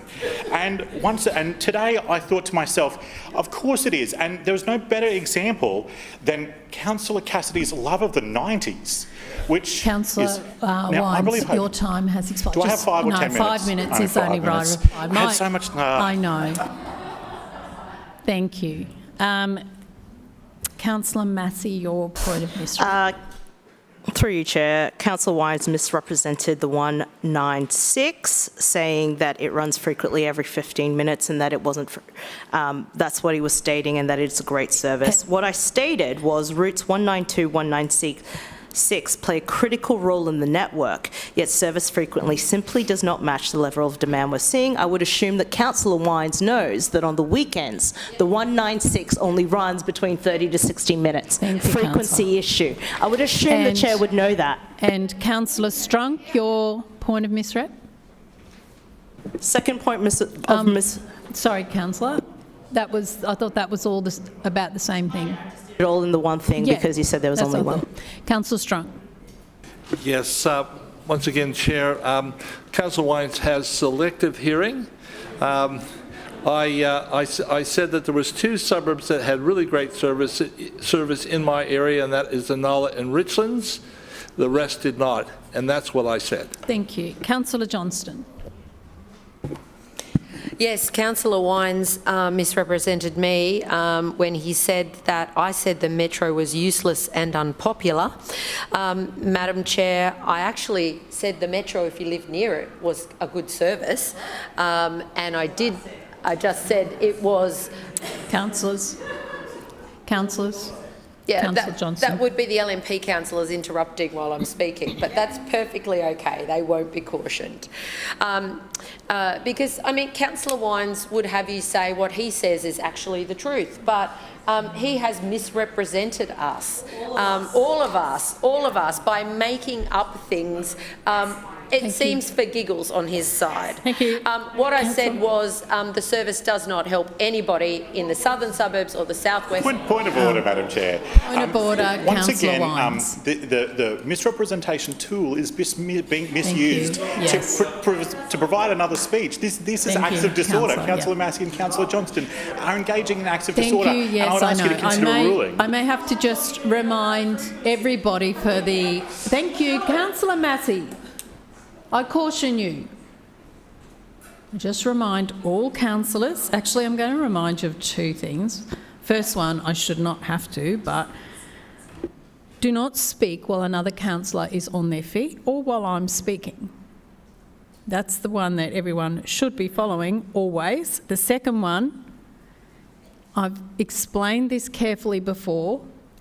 The misrepresentation tool that you use is when you feel that you were misquoted in a prior speech in the meeting, and that is when you can ask for misrepresentation, not to then go on and debate other things. Okay, Councillor Johnston, are you finished? Right. Well, that's what I was trying to do. So Councillor Wines misrepresented me when he said, I said, the Metro was you. Continue. Am I not doing it correctly, Madam Chairman? We'll see. I'm waiting. Right. Well, why are you allowing them to interrupt? Why are you debating me? Do you want to claim I'm the misrep? trying to, Then but I please keep do, being so that we can all interrupted. move on. I'd really like to, but you're going to keep letting them interrupt. So, I'll try for the third time. Councillor Wines said that I said that the Metro was useless and unpopular. Madam Chairman, I did not say that. I said that if you lived near the Metro, it was a pretty good service. But I said that it was hopeless and did not support anybody who lived in the southwestern suburbs or in my ward. Okay, I will now put the motion for adoption. All those in favour say aye. Aye. Those against no. No. The ayes have it. Division. Division. Division called by Councillor Adamant, seconded by Councillor Givney. Ayes to my right, noes to my left. Clerks, please ring the bells.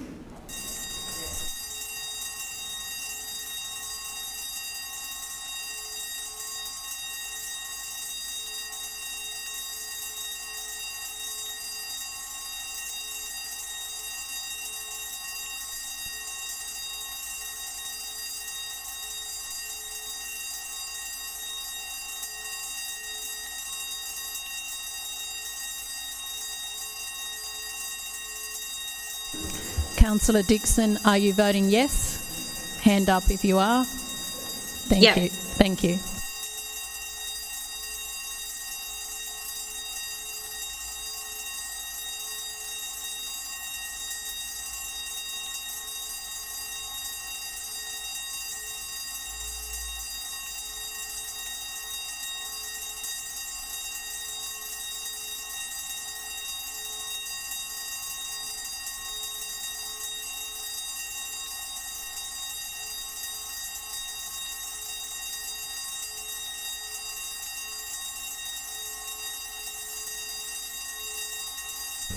Clerks, please read the results.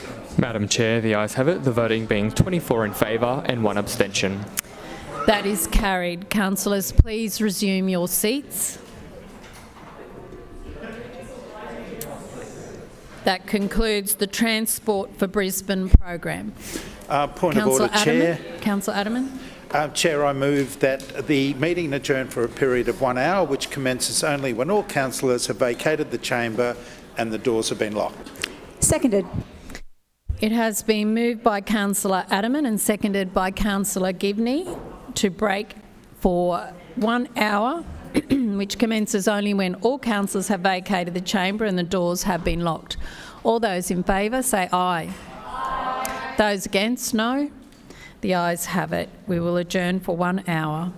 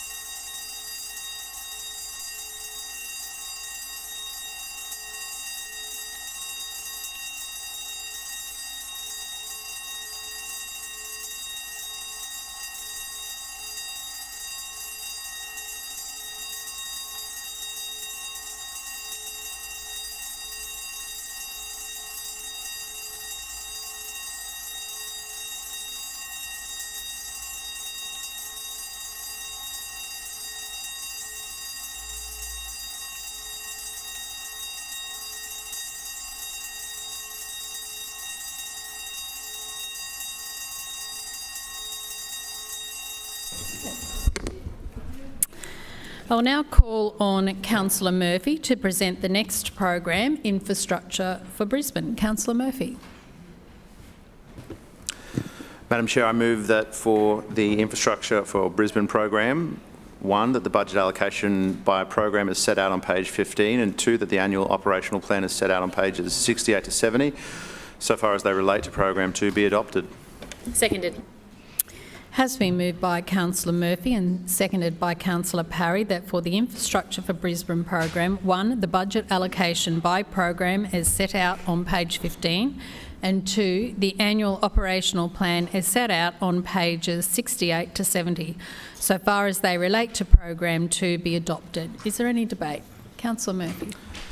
Madam Chair, I rise to present the 2026-27 budget for program 2, Infrastructure for Brisbane.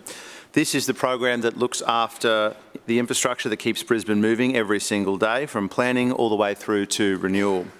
But before I discuss the details of our program, I'd like to thank a number of people that without their leadership and hard work, the delivery of this program would not be possible.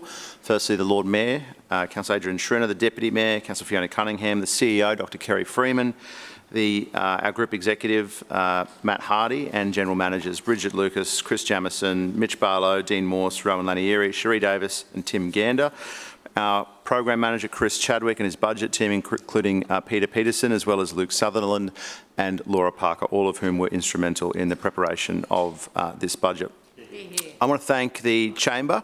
I want to also thank the Chamber and explain to the Chamber, I suppose, the 2 big macro trends that are driving how we are operating in Program 2 through this coming year. Firstly, Brisbane's growth. We know the city is growing very quickly.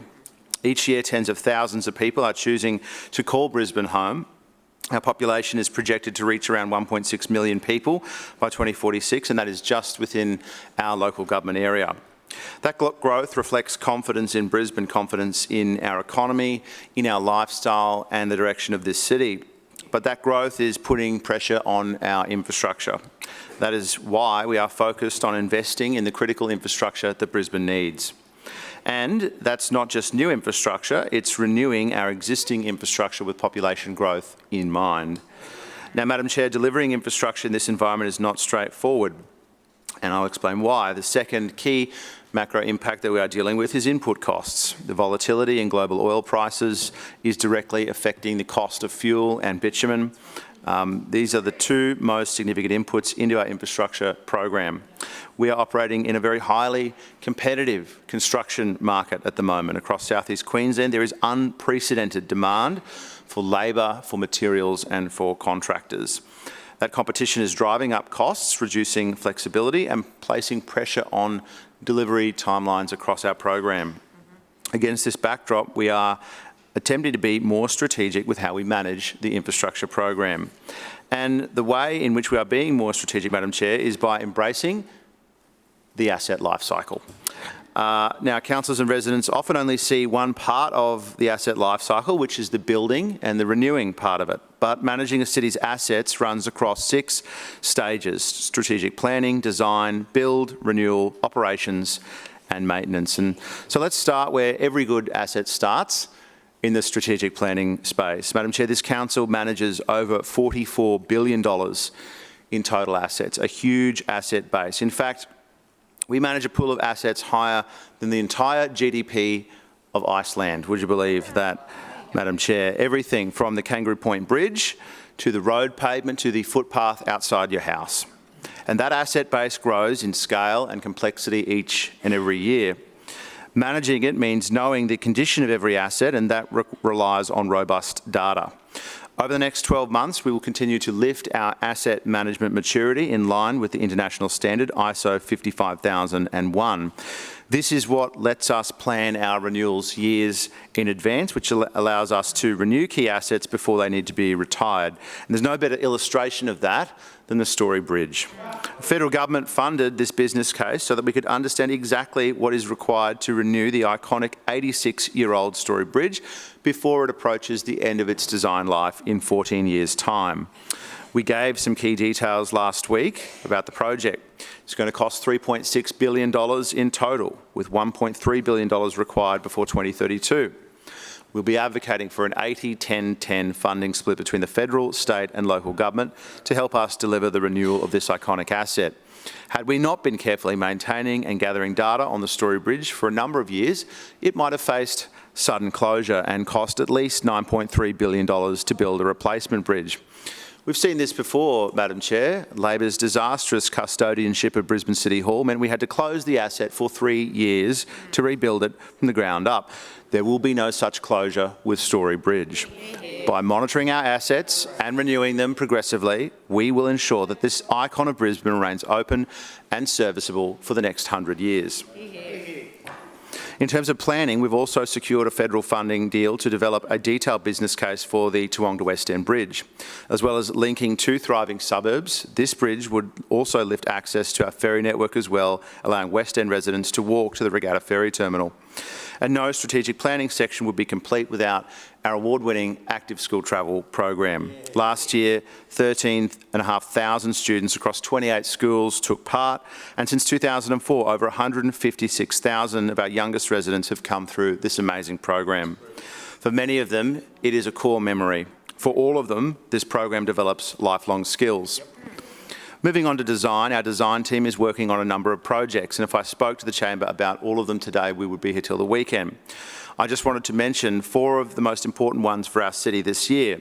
Firstly, the upgrade of Archerfield Road and Azalea Street and Pine Road is a very important intersection. It carries 22,000 vehicles a day. It has seen too many crashes in recent years, 45 between 2019 and 2024. That's why we're investing $15 million to make it safer, with $11 million of that coming in the next year, with a final design due in months and construction due to start next calendar year. Secondly, the Cabbage Tree Bikeway extension at Aspley, funded through the Queensland Government's Active Transport Grants program. It will connect Aspley State High to the surrounding network and close a 400-metre missing link. I know you, Madam Chair, have been a strong advocate for this project. We also have 2 impressive bikeway projects, Sylvan Road and the CityLink Cycleway Stage 3. The Sylvan Road connection links the Western Freeway Bikeway to the Bicentennial Bikeway, and once complete, we'll have 19 kilometres of dedicated separated bikeway running from the Centenary suburbs all the way to the CBD. It will also upgrade 2 intersections at the same time, improving safety in the area. Finally, the CityLink Cycleway Stage 3, the Shaftesbury Avenue Bikeway, is a fantastic project. I was out there riding the alignment recently with the Deputy Mayor. This project will close the missing link. It will connect East Brisbane and Norman Park through Kangaroo Point Bridge, knitting our eastern suburbs to the CBD on one safe, continuous corridor. Madam Chair, of course, we're not just planning and designing, we're out on the ground building these infrastructure projects each and every day. On the north side at Beams Road, we've completed Stage 1A and we're now midway through Stage 1B, which will finish later this year. The Beams Road upgrade will cut congestion in the northern suburbs and improve access for active travel users. This project is jointly funded between the Commonwealth and is a good example of the 2 levels of government working together. At Bald Hills, we're building a new signalised pedestrian crossing on Gympie Road, right beside Guide Dogs Queensland, which is infrastructure built for people of all abilities, and I know Guide Dogs Queensland are delighted with it. In Rochedale, we're delivering the long-awaited Gardner Road extension between Priestdale Road and Underwood Road, exactly the type of project I was referencing earlier in terms of our infrastructure needing to keep pace with population growth. 2 lanes each way, new signals, a new bridge over Bulimba Creek, as well as footpaths and shared paths. I know Councillor Huang is delighted that this is going ahead. At Lyndham, we are finally making progress on the level crossing after years of delays from state Labor. Not anymore, Madam Chair. The early works are now underway on site, as well as the Suburban Enhancement Fund. It's been a personal focus of mine in the last few months. We have delivered simpler CEF to make our projects across the city cheaper and easier to deliver in the wards. More than 100 CEF projects have been advanced this year, including over 20 playground upgrades and 8 new dog off-leash areas. We are again submitting to the federal government's Black Spot program, one of the best programs run by the Commonwealth, and I give them credit for that. We will upgrade 5 dangerous intersections, delivering over $69 million in benefits to the residents of Brisbane in avoided crashes. And we are upgrading the Cavendish Road, Holdsworth Street and Kitchener Road intersection, with construction now underway. Madam Chair, on to asset renewal. Some of our best used assets, as you know, are the ones we already have. That starts with our cross-river bridges. The Story Bridge, the William Jolly Bridge and the Walter Taylor Bridge come to mind. On the Story Bridge, we know we're already getting on with the job there. We've committed $15 million to begin procurement on the renewal, and it's on top of our routine maintenance program, like the concrete repairs that we completed on the southern approach in April. At the end of this year, we'll resurface the southern approach and waterproof it at the same time, protecting the structure for years to come. Another important renewal that's happening this year is the Walter Taylor Bridge, which we are restoring for its 90th birthday. Both towers will be repainted as part of this restoration, which will also include essential maintenance on the bridge structure. We do this because we are committed to looking after our bridges. And then there is our resurfacing program, Operation Smooth. This is a record $110 million resurfacing program, resurfacing main roads all across our city. Let's have a quick look at them. Albion Road, Eagle Farm Road, Forest Lake Boulevard, Hamilton Road, Hawken Drive, High Street, Inala Avenue, Ipswich Road, Kedron Park Road, Leroy Road, Logan Road, Lutwich Road, Mains Avenue, Mains Road, McCullough Street, Mogul Road, Mount Nebo Road, Murphy Road, Southbone Road, Stilburn Road, Toohey Road, Wilston Road, Madam Chair, and Scrub Road. This council has always taken great care of our 5,750 kilometres of road network, and our record resurfacing investment shows that. Madam Chair, efficient operation of our assets is also a focus for us. This council manages 80% of the roads and intersections in Brisbane. That is 16,000 roads and more than 1,000 signalised intersections that are managed out of the Brisbane Metropolitan Traffic Management Centre. This nerve centre manages over 20,000 traffic incidents a year, and it keeps Brisbane moving. We're also in the final stages of procurement for our Smarter Suburban Corridors project. This project will trial artificial intelligence on part of our road network to improve efficiency and make our roads safer. Now let's move to city maintenance. We've never shied away from properly maintaining our assets across Brisbane. Let's start with potholes. We have a well-resourced team that fills every urgent pothole within 24 hours, which is no mean feat. In fact, we have filled over 55,000 potholes in the last year across 55 million squares of road pavement. And when the heavy rain hit in late May, we launched the Big Fill. Over 1,800 potholes in 5 days, including a single-day record of 565. Although we went on to break that record a few weeks later, filling more than 1,100 potholes in one day. Madam Chair, residents got behind the Big Fill in their droves. The only pushback came from the constant moaning of the opposition, who had the big sook about how successful the program was. Maintenance isn't just about filling potholes, it's the 34,000 kilometres of streets that we sweep this year. It's the 135,000 streetlights in our network the council maintains. It's taking good care of every single one of Brisbane's street trees and over 19,000 landscaped sites. And on illegal dumping, it's our new wet high compactor, which has cut our average response time from 18 days to just 4 and lifted our productivity fourfold. You would never know it, though, the way this opposition talks about Brisbane, but we are maintaining this city better than ever before. Finally, Madam Chair, I wanted to quickly touch on the commercial side of infrastructure and the activities that earn revenue for ratepayers. We operate 2 off-street car parks, King George Square and Wickham Terrace, which are used by over 470,000 vehicles a year. We run 3 quarries producing around 1.8 million tonnes of aggregate and asphalt a year. Madam Chair, expanding operations at Bracalba could generate $93 million in revenue between now and 2032.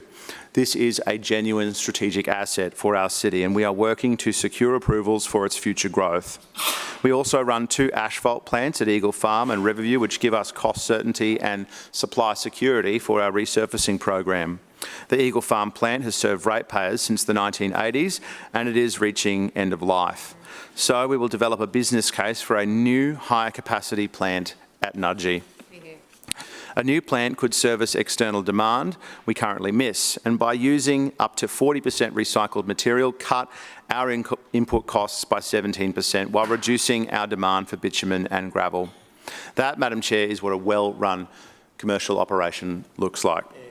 Madam Chair, Brisbane infrastructure is headed in the right direction. We are renewing the critical assets that have defined our city for generations. We are planning and designing the infrastructure that our city needs as it continues to grow. And we're getting on with the job of building and maintaining infrastructure that keeps Brisbane moving every single day. But I think more importantly for Brisbane residents right now, Madam Chair, we are doing it in a way that keeps the costs on them down, and the responsible management of our budget remains a core focus of this administration, one which has been given away time and time again by those opposite. Madam Chair, once again I thank all of the officers who've been a part of this incredible preparation for Program 2 this year, Infrastructure for Brisbane. I particularly also want to thank staff in the Lord Mayor's office and my own staff, Harry, Callum and Michaela. It's been a great budget and I look forward to delivering on it as we go through the year. Thank you very much, Madam Chair. Thank you. Further speakers? Councillor Strunk. Yes, thank you, Chair. I rise to speak on Program 2 infrastructure. It's quite interesting to listen to what Councillor Murphy said in regards to how well this administration, multiple administrations actually, going back 23 years, have looked after the infrastructure assets of the city. Now, the biggest elephant in the room, of course, is, what is it? The Story Bridge. It's in every post. It's on every postcard. It's on all over the internet when it comes to people, wanting to look what Brisbane looks like. It sticks out. How could we miss looking after our fantastic bridge over multiple decades? Multiple decades. The maintenance, of course, used to be looked after by a whole team that used to have an office and workroom and storage and everything under the bridge. But that was scaled back around about 15 years ago. Almost 20 years ago. I met one of the ladies that actually was the administrator that worked there, and she told me what had actually happened and when it was scaled back. So you took your eye off the ball, and that was the Story Bridge, our biggest asset in Brisbane. If we had to replace it, your figures, $9 billion. Oh man. And it's going to cost us 3.6 to actually restore it to a working state that will last some decades going forward. We hope. I mean, you said you're going to need specialized workers, a specialized team to actually do the work on this bridge, because it is 80 years old. So like this building here, which was restored, and I thank Campbell Newman for it. Now, I don't often thank Campbell Newman for many things, but he did a fantastic job in looking after the restoration of this building that we stand in today. We should have done the same thing with the Story Bridge. We should have, but we didn't.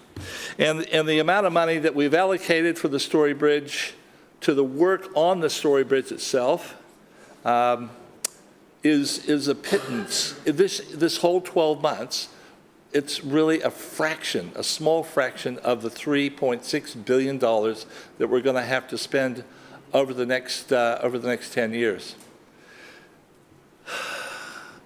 It's, honestly, we should have been putting money away for this restoration for decades, but we haven't. We just let it deteriorate. The other assets that Councillor Murphy was talking about was, of course, our roads and potholes, which is a symptom of the quality or the quality of our roads that are currently in the city.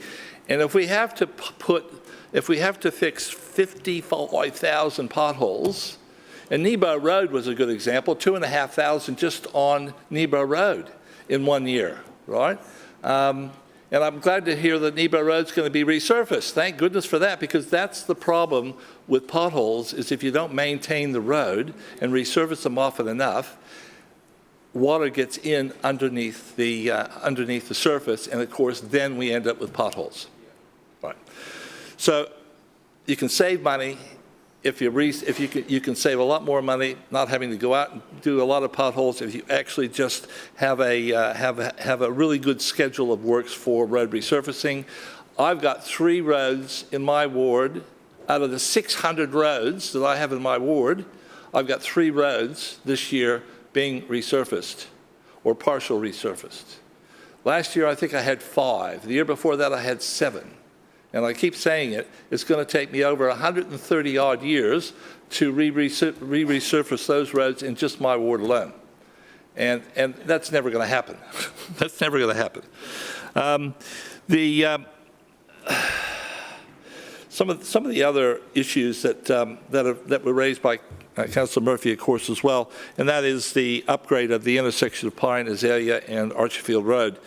Now, it's taken us 10 years and multiple petitions, right, to get this council to come to the party to actually do the upgrade, even though it was the most dangerous intersection for years and years and years.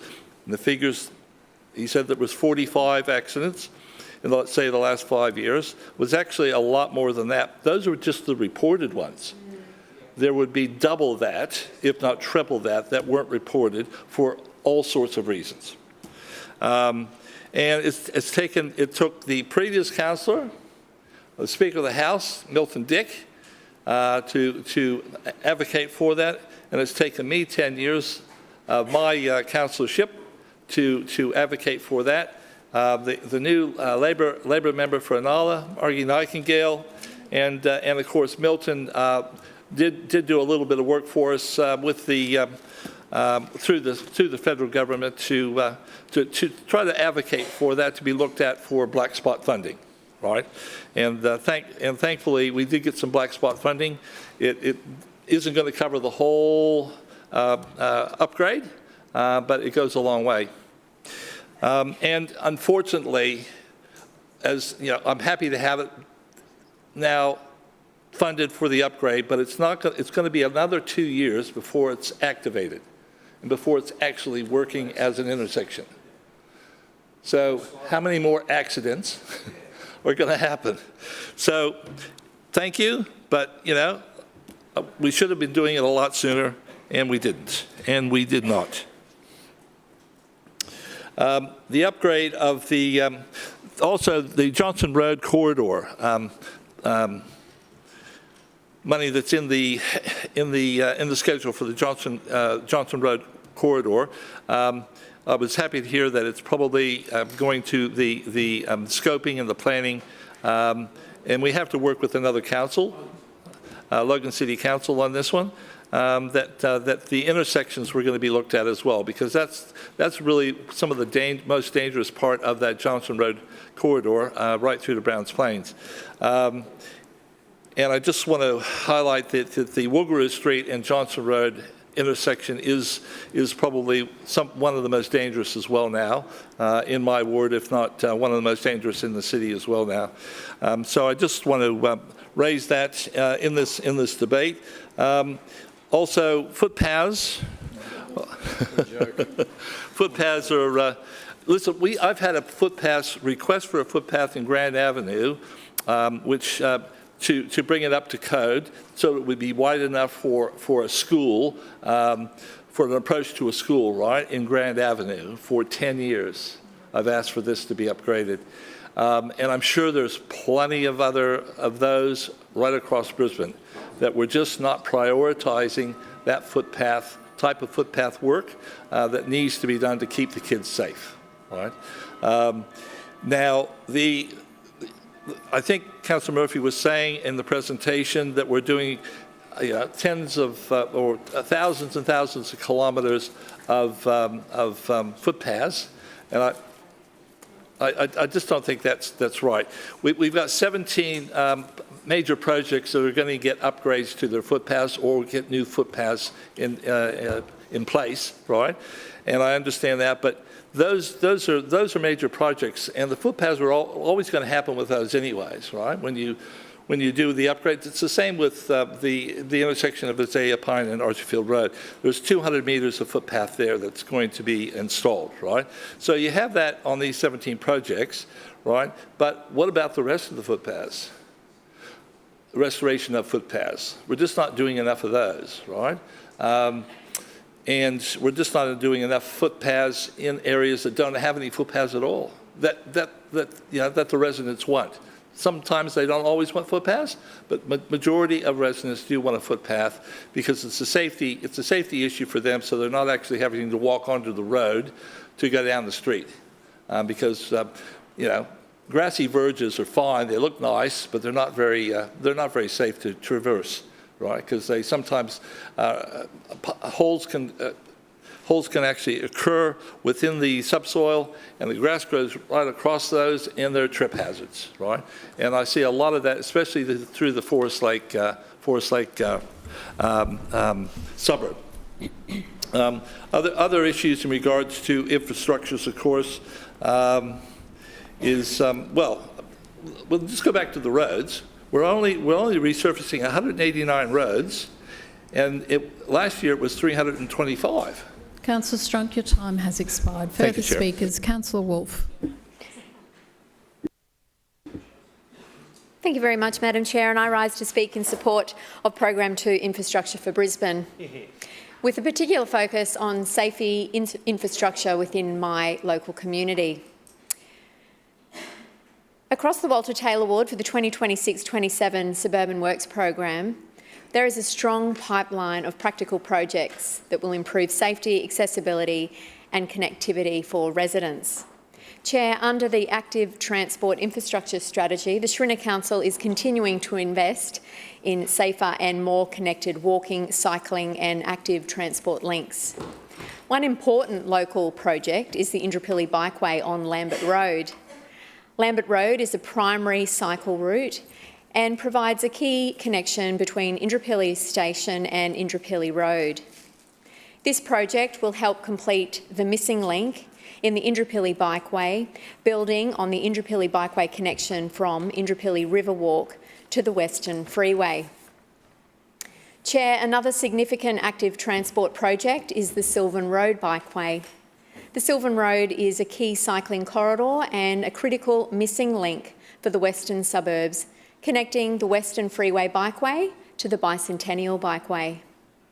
Both the Western Freeway Bikeway and the Bicentennial Bikeway provide a high standard of safety and amenity with protected and off-road facilities for people on bikes. This project represents exactly the kind of safety-focused infrastructure our growing city needs. Council is not just looking at the bikeway in isolation, it is also reviewing important intersection upgrades to support safety and more efficient movement through the precinct. This includes the Milton Road, Croydon Street and Morley Street intersection, the Croydon Street, Sylvan Road and Jefferson Street intersection, Milton Road and Sylvan Road intersection, and Sylvan Road and Land Street. For the 2026-27, the proposed deliverables include completing construction of the Milton Road, Croydon Street and Morley Street intersection upgrade. This includes upgrades to the traffic lights. Under the Major Traffic Improvement Intersection Strategy, the Schrinner Council is also delivering an important safety project at Clarence Road and Westminster Street in Indooroopilly.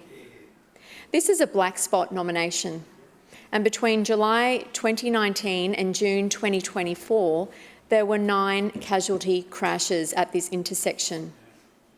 That is why this project is so important. The works will involve upgrades to the traffic signals, a fully controlled right turn, installation of a central medium from the right turn pocket, and construction will be undertaken in the 2026-27 year. These are practical, targeted safety improvements that respond directly to known crash history. This is what good local infrastructure investment looks like: identifying a safety concern, designing a practical solution, and delivering safer outcomes for the community. Chair, under the Local Access Network Improvement Strategy, Council is also progressing local access and safety upgrades across the Walter Taylor ward.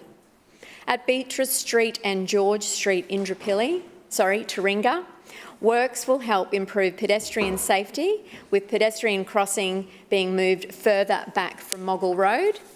And in addition, at Brisbane Street and Sir Fred Chanel Drive in St Lucia, the Shrinner Council will design and deliver access and safety improvements for all road users at this intersection. These projects are not always the largest projects in the budget, but they are incredibly important. One of the other important parts of community safety infrastructure is school safety. I'm also delighted that the Shrinner Council is progressing the Indooroopilly Safer Schools Precinct. This project includes design and engagement for safety and access improvements to the Indooroopilly School Precinct area. This is a really important precinct with multiple schools, high pedestrian demand, busy pick-up and drop-off periods, and strong need for safe access. Community consultation was open from the 27th of April to the 7th of June this year, and the response was significant. Council received 782 completed survey responses, 507 submissions on the mapping tool, 516 engagements through likes or votes on pins, and we held 5 pop-up information sessions. There was strong engagement from school communities across the precinct, which included St Peter's College, Indooroopilly State High School, Brigidine College and Holy Family Primary School. That report, together with technical data, modelling and design investigations, will help shape the draft precinct plan in consultation with schools and key stakeholders. This is a good example of the Shrinner Council listening to community before delivering safety improvements. Chair, also under the footpath and bikeway reconstruction strategy, Council is continuing important renewal works in the Walter Taylor ward.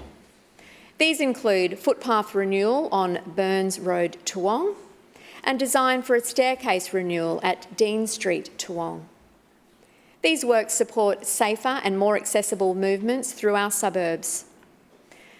Chair, in addition, under the road network renewal strategy, Council is also investing in curb and channelling reconstruction at Ventnor Street, Toowong, Jeffson Street to St Osoph's Street, and the associated road resurfacing works. Chair, I'd also like to recognise the importance of Operation Smooth. Residents feel the condition of local roads every day. They feel it when they drive to work, catch a bus, visit local shops or move around our wonderful neighbourhood. Road resurfacing is a core part of maintaining safe and reliable suburban road network. And in the Walter Taylor ward, a significant number of resurfacing projects are also rolling out in 26-27. Finally, Chair, under Transport Structures Renewal Strategy, Council is also continuing important works on major transport structures. In the Walter Taylor ward, this includes works associated with the Jack Pesh Bridge and the Walter Taylor Bridge. The program includes Stage 1 planning for corrosion protection on the Jack Pesh Bridge, minor node restoration Stage 4, which is replacement of nodes 7, 13 and 15, continued repairs, cleaning, painting and external surfaces of the Walter Taylor Bridge North Tower. These are important asset renewal projects and they help protect the long-term condition, safety and life of significant local transport structures. Madam Chair, Program 2, Infrastructure for Brisbane, is about delivering the practical infrastructure that communities rely on every day. The projects show Shrinner Council's commitment to investing in safety infrastructure where it matters most. These are not abstract projects. They are local, practical and community-focused. They help children get to school more safely. They help cyclists and e-mobility users move with greater confidence. They help drivers navigate intersections more safely, and they help pedestrians access local streets and centres. And finally, they help keep our roads smooth and our transport structures in good condition.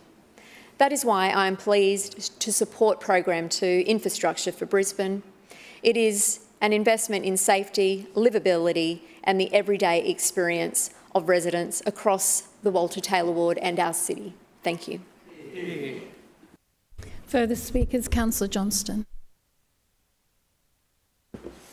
Yes, thank you. I rise to speak on Program 2, and I'll pick up where Councillor Wolf finished up, because we certainly learned a couple of things from the Infrastructure Chair in his information sessions, unlike some of the other councillors.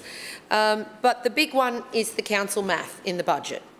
So, you know, from all accounts from the Lord Mayor on budget day and Councillor Wolf and no doubt the other dozen or so LNP councillors that will follow, Operation Smooth is very, very important, and it's going to be a great thing for the city. So it was really interesting when we asked about carryovers in this portfolio and for the road resurfacing program. And Councillor Murphy had to detail a bit over $20 million in road resurfacing that was not done last year, that is being carried over to 2026-27. So 110,000 minus, I think it's somewhere between sort of 20 and 21 million. Like, you know, we got individual projects, so there's a bit of math. But guess what that comes down to? $90 million. And guess what council normally spends on road resurfacing? $90 million. So no change. Far from being a record investment in road resurfacing, all it's doing is showing up how incompetent this administration is, because they couldn't resurface last year's roads and they're rolling, I think it's about 35% or something. It's a huge amount. They're rolling a huge percentage of roads over to this year. So what on earth makes council think that they can do more roads this year than last year when they couldn't even deliver on the basics they promised in the last budget? But that's what we get from this Lord Mayor, who's more interested in popping over to New York to do some marketing and whatever else he's doing over there, who knows, because the spin of this budget way does not reflect what's in it. So if Councillor Murphy wants to stand up and claim that this is fantastic, well, what did he do last year? He underspent his own portfolio by $20+ million, failing to resurface roads in this city. And that is shameful, shameful. And they've got to be carried over. And you watch, we'll be here next year. Can't wait for tomorrow to the CEO. We get to parks, because that's going to be a good one. Now, I just wanted to put that on the record, because that is not a record to be proud of. But let's see what happens in Tennyson Ward. So in this record road resurfacing budget, does anyone want to guess how many roads are being resurfaced in Tennyson Ward? Let's start with new roads. How many new roads are being resurfaced in Tennyson Ward? 10? No. Anybody else? 5. 2. Thank you, Councillor Kim. There are 2. 2 new roads being resurfaced in Tennyson Ward, and 2, no, there's only 4 all up, 2 new ones and 2 carryovers. So how proud this council is. Apparently all the roads in Tennyson Ward are perfect. They don't need resurfacing. I can tell you it was a bit of a shock to my community, and the feedback's been very clear, but we'll get to that in a minute. We essentially are pretty much just doing what we should have done last year in my ward, and it is embarrassing.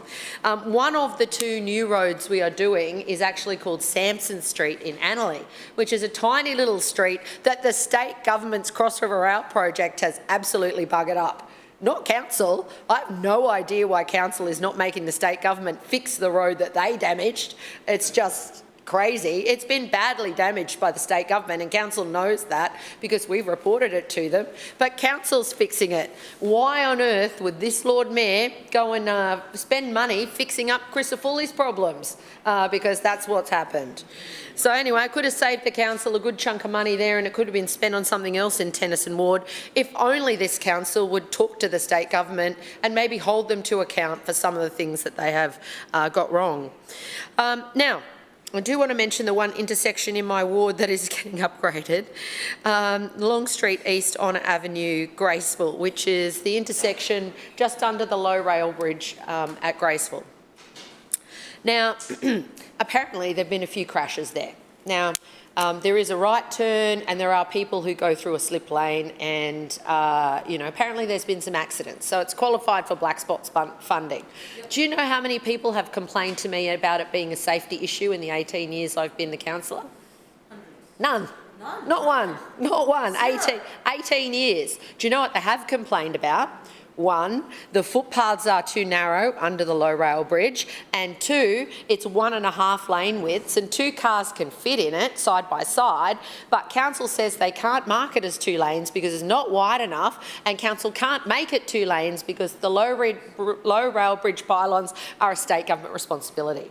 So what our community wants fixed is the ability to walk on the footpath safely, it's less than 1 metre wide, and 2, for the vehicles that are turning and going straight to get through a congested intersection that banks back for hundreds of metres every morning, because in my ward there are only a few ways to get across east and west because of the low rail bridges. Yeah. But are we actually fixing the problem that exists at that location?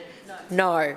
We're going to spend probably, I think I saw the number, I'm not sure if it's confidential or not, but I've seen the number. We're spending an exorbitant amount of money when you could probably change the giveaway sign to a stop sign, and I could have saved council hundreds of thousands of dollars. That'd be better spent resurfacing Oxley Road. And let me turn to that. In my ward, there is an arterial road that is in appalling condition. We have repeatedly logged it with council. We have petitioned this council. Councillor Hutton, who was the councillor in charge of resurfacing last year, stood up and said it's all perfectly safe, there's no problems there. I mean, her residents drive on it and they think it's terrible too. But is there any money in there to fix Oxley Road? No, there's not. Now, here's a few other things. There's nothing in this budget. There's no money in here for major road intersection improvements. There's no money for congestion busting.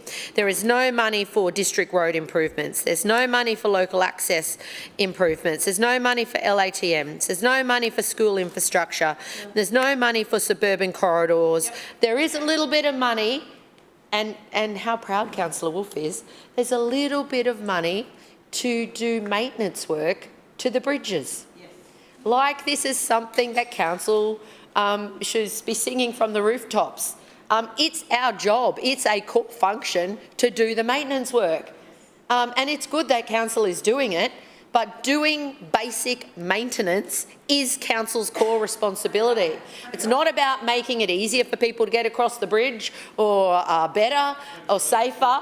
It's just changing some screws that are rusted out and maintenance. So yeah, good. Council's doing it. It's supposed to be doing it, and it should be doing it all over the city, not just in my ward. But to stand up and say, well, that's a fantastic project, yeah, it's necessary without question, and it should be something this council should be doing without fanfare every single day of the week, not only in my ward but around the city. So because this council has been unable to invest in the necessary items for Tennyson Ward, I move that within Program 2, proposed 26-27 capital and expenses budget, page 15, that council allocates $3 million to undertake the intersection upgrade at the Graceville Five Ways, corner of Oxley Road and Long Street, Graceville. That's the intersection that does need doing, by the way. $3 million to design and build an intersection upgrade at Venner Road, Waterton Street and Ipswich Road, Annerley, including new turning lanes and traffic lights to create a fully controlled intersection. $2 million to resurface badly damaged sections of Oxley Road in Oxley, Corinda and Graceville. $1 million to upgrade the traffic lights upgrade the traffic lights. Traffic lights including fully controlled turning lanes at the intersection of Cliveden Avenue and Oxley Road. $1 million to upgrade and extend the Dunlop Memorial Park Corinda car park. $500,000 to build the traffic lights at the intersection of Colwell and Oxley Road, Oxley. $500,000 to design and build traffic lights at the corner of Cook Street, Oxley Road. $500,000 to resurface the War Memorial car park off Frederick Street.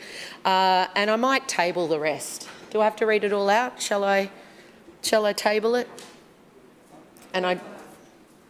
Yeah, you have to read it all out, okay. Councillor. $250,000 for the installation of a green walk signal, slip lane, corner Eckerburn Road, Ipswich Road, Annerley. $250,000 to install the green walk signal and slip lane, corner of Annerley Road and Noble Street, Annerley. $175,000 to build a local traffic area management solution for Egmont Street, Sherwood. $150,000 for investigation of the intersection upgrade and bridge widening at Fairfield Road, Cardross Street, Yeronga. $150,000 for the zebra crossing at Appel Street and Verney Road, East Graceville, near Graceville Rail Station. $120,000 to resurface Rathlin Avenue, Corinda, and $100,000 for a new pedestrian refuge at the corner of Park Road and Verney Road, East Graceville. Seconded.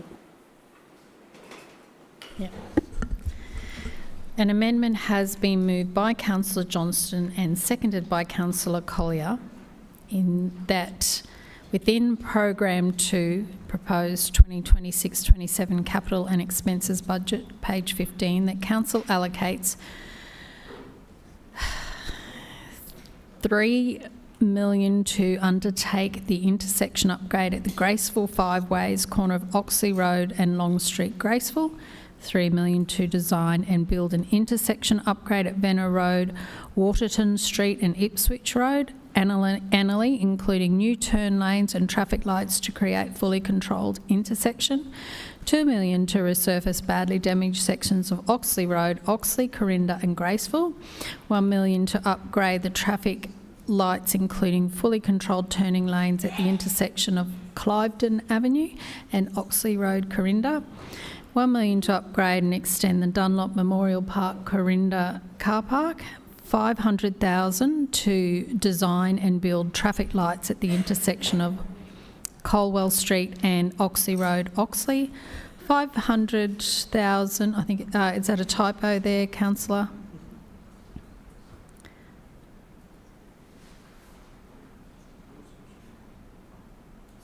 What did you have? So what is the number? Can you just... $500,000. Thank you. $500,000 to design and build traffic lights at the corner of Cook Street and Oxley Road, Oxley. $500,000 to resurface the War Memorial car park of Frederick Street in Yeronga Memorial Park, Yeronga. $250,000 for installation of a green walk signal on the slip lane at the corner of Eckerburn Road and Ipswich Road, Annerley. $250,000 to install a green walk signal on the slip lane at the corner of Annerley Road and Noble Street, Annerley. $175,000 to build a local area traffic management solution, traffic calming for Egmont Street, Sherwood. $150,000 for investigation of an intersection upgrade and bridge widening at Fairfield Road and Cardross Street, Yeronga. $150,000 for a zebra crossing on Apple Street and Verney Road, East Graceville, near Graceville Rail Station. $120,000 to resurface Rathlin Avenue, Corinda. And $100,000 for a new pedestrian refuge at the corner of Park Road and Verney Road, East Graceville. Councillor Johnston. Thank you. Point of order, Madam Chair. Point of order, Councillor Wines. In the past, resolutions such as this, which identify expenditure in this manner, have required identification of balancing expenditure, the source of these funds. Could you provide guidance on whether that's still the case, whether this new expenditure that's been called for by Councillor Johnston would require an identification of the source of where these funds would come from? Just one moment.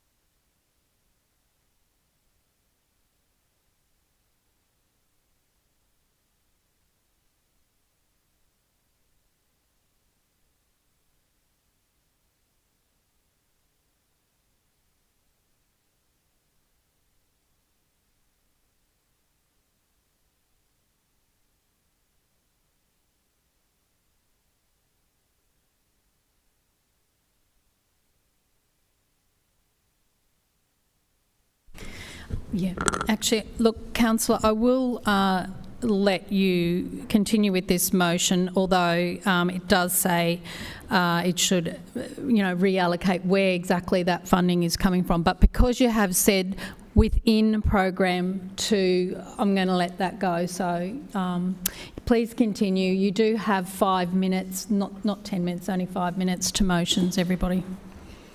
Well, that'd be good because you're following the written advice of the former Chief Legal Counsel of Brisbane, who's now the Divisional Manager. It's his written legal advice, which, again, every year we have this discussion. So, which is what I just said to you. No, Councillor. you passed that by saying, I'm going to let you do it. I am perfectly entitled to do it, and I'm acting on legal advice. Yeah, at the end of the day, it's my ruling. So, Councillor, go ahead. Of you have course 5 it's fine. minutes. Of course it's fine. Andrew Wines is wrong. Councillor Wines is wrong. But anyway, back to the motion. I just want to say very briefly, the intersection upgrades that need doing in my ward are very significant. These are arterial roads that do not have fully controlled intersections. They don't have turning lanes. They don't have green turning arrows. We have thousands of vehicles using these intersections every day, and people are being put at risk every day. This is why the intersection upgrade at Graceville Five Ways on the corner of Long Street East and Oxley Road is so important, and this is why the intersection upgrade at the corner of Venner Road, Waterton Street and Ipswich Road, Annerley on the border with Councillor Griffiths and myself is so important. That is a blind hill. You cannot see the cars coming.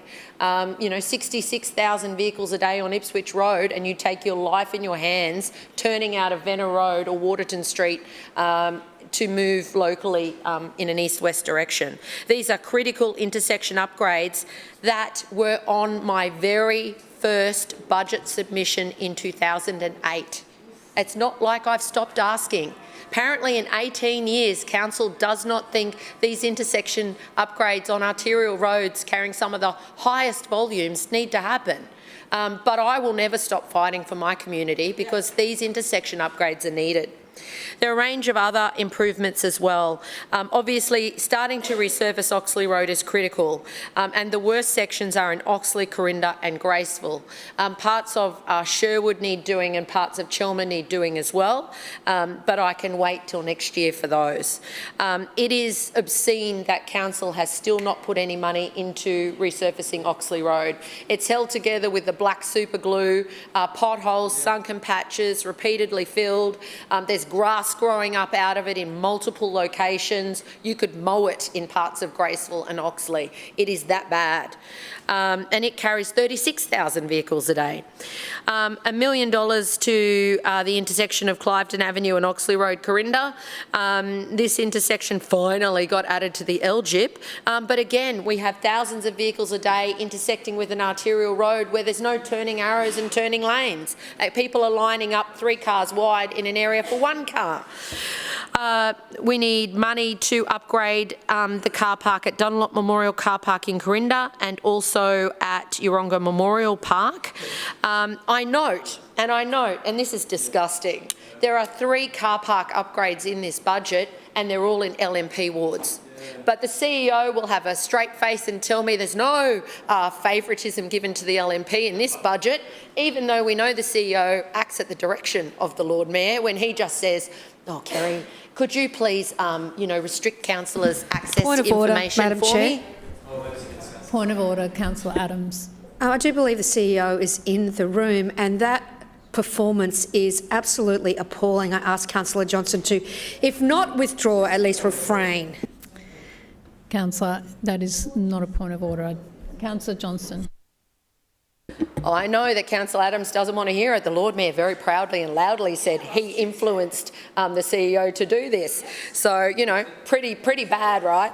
And off she went and did it. But here we are in the budget. Councillor Adams is getting her car park upgraded and other LNP councillors. But meanwhile, these car park upgrades, we've petitioned 3 times. Corinda has been on the list since 2010. Potholes as big as you It's gigantic, and Yeronga is equally as bad. We need money to do the traffic lights at Colwell Street and Oxley Road. Cars can't get out of Oxley State School area. Oxley Road is a car park back from the Ipswich motorway. You can sit there for hours, you can't get out. We need funding to do the lights at the corner of Cook Street and Oxley Road, Oxley. This is a dangerous intersection. Again, an arterial road with no traffic lights whatsoever, and huge amounts of traffic coming from Jamboree Ward, so those residents would love it as well. We need the green walk signal on the corner of Eckerbin Road and Ipswich Road in Annerley, on my border with Councillor Griffiths. This is an arterial road where people have to dodge traffic, run across a slip lane with no green walk signal to get to the local shops. We need 250,000. Councillor, your time has expired. Much more. Are there any further speakers? Councillor Griffiths. Thank you, Madam Chair, and I rise in support of this this motion and to support the good work that Councillor Johnston is doing. I know I've worked with Councillor Johnston for many years, and she is one of the best performers in this council. She's admired by her community and well respected by her community and by council staff. You speak your mind, Councillor Johnston, and that's probably why you've got the highest vote in the chamber. So congratulations to you, and I think it shows where politics is going, and it's going more towards independents who actually can speak up. But in terms of representing your community, what fascinates me is you represent your community so well, you work so hard, you communicate, you build relationships. The LNP, you can depend on them. You can absolutely depend on their strategy. It's going to be a brick wall. This brick wall goes up and they go, aren't we smart? We built this brick wall and we're not going to give you anything. And they think that's fantastic, and then their votes don't move. Yeah, the Lord Mayor's vote's going down there. But that's their strategy. Their strategy is just to block you, and to block your community, and to block what your residents deserve and what your residents are paying rates for. And it's the whole way this administration runs is it is overtly political. Overtly, almost to the point where I think you can almost do a ratio. If they get two things, we get one thing, you might get scraps, Councillor Johnston, in your ward. And I've seen that pattern repeated over and over and over again with budgets. And I know you and I have raised many of these issues together because they jointly affect us. They affect the residents in our two communities. We're representing the residents of Brisbane and trying to get some common sense out of this council. It doesn't surprise me, once again, the Lord Mayor in his own budget. This is his budget. He's not even here to participate in the debate. He's not even here to put a few words in. Where is he? You wonder, where is he? Lord Mayor, where are you? Where are you? You know, like, come back. This is your budget session. You know, this is appalling. This is actually appalling that the Mayor isn't here to talk to this. And it just really shows, it keeps reinforcing how out of touch these people are, how out of touch this budget is. I know for me, you've said that you've waited 18 years for some things. For safety lights in one of my parks, I've now waited 23 years. It's been listed for 23 years, and it's every year I get from the officers, oh, it depends on the priorities. Councillor, can you come back to this motion, please? Come back to this motion. I'm asking you to come back to this motion. Look, Madam Chair, you love keeping control of things, but I'll come back. I'll come back. I'm talking about how resources are allocated in this council. I'm talking about the transparency of professional officers. I'm talking about the lack of transparency of professional officers. I'm talking about the lack of transparency of this administration. I'm talking about the politicisation of this budget, Madam Chair. Well, that isn't what this motion is about, That actually Councillor is what Griffiths. this motion is so about. you come back to it. That actually is what this motion is about, I'm Madam asking Chair. you to come back to it. I understand, Madam Chair. I understand that this is uncomfortable for you. Yeah, I have to say I'm feeling a bit bullied here, Madam Chair. I'll just put that on the record. Oh, sorry, there's yelling from Councillor Adams, bullying across the chamber. Oh, sorry. Oh, that wasn't picked up either, Madam Chair. It's on the record, but it's all right. You are on the record, Councillor, and again, I asked you to come back to the motion. I think this is a great motion. I'd encourage everyone to support it because it's putting a bit of equity back into council that has long been missing. Further speakers? Councillor Massey. Thanks, Chair. I rise to speak on this amendment. And I'll begin by congratulating Councillor Johnston on her tireless efforts to represent her communities. About 3 years ago, when I first entered this chambers, and since then, through you, Chair, Councillor Johnston has said many different things to me. But one of the things that always stuck to me was this moment when Councillor Johnston said, "I just want to keep everyone safe." And every single one of these amendments is about keeping people safe, which, and I'll reiterate this again, should be one of the core functions of council, keeping our residents safe.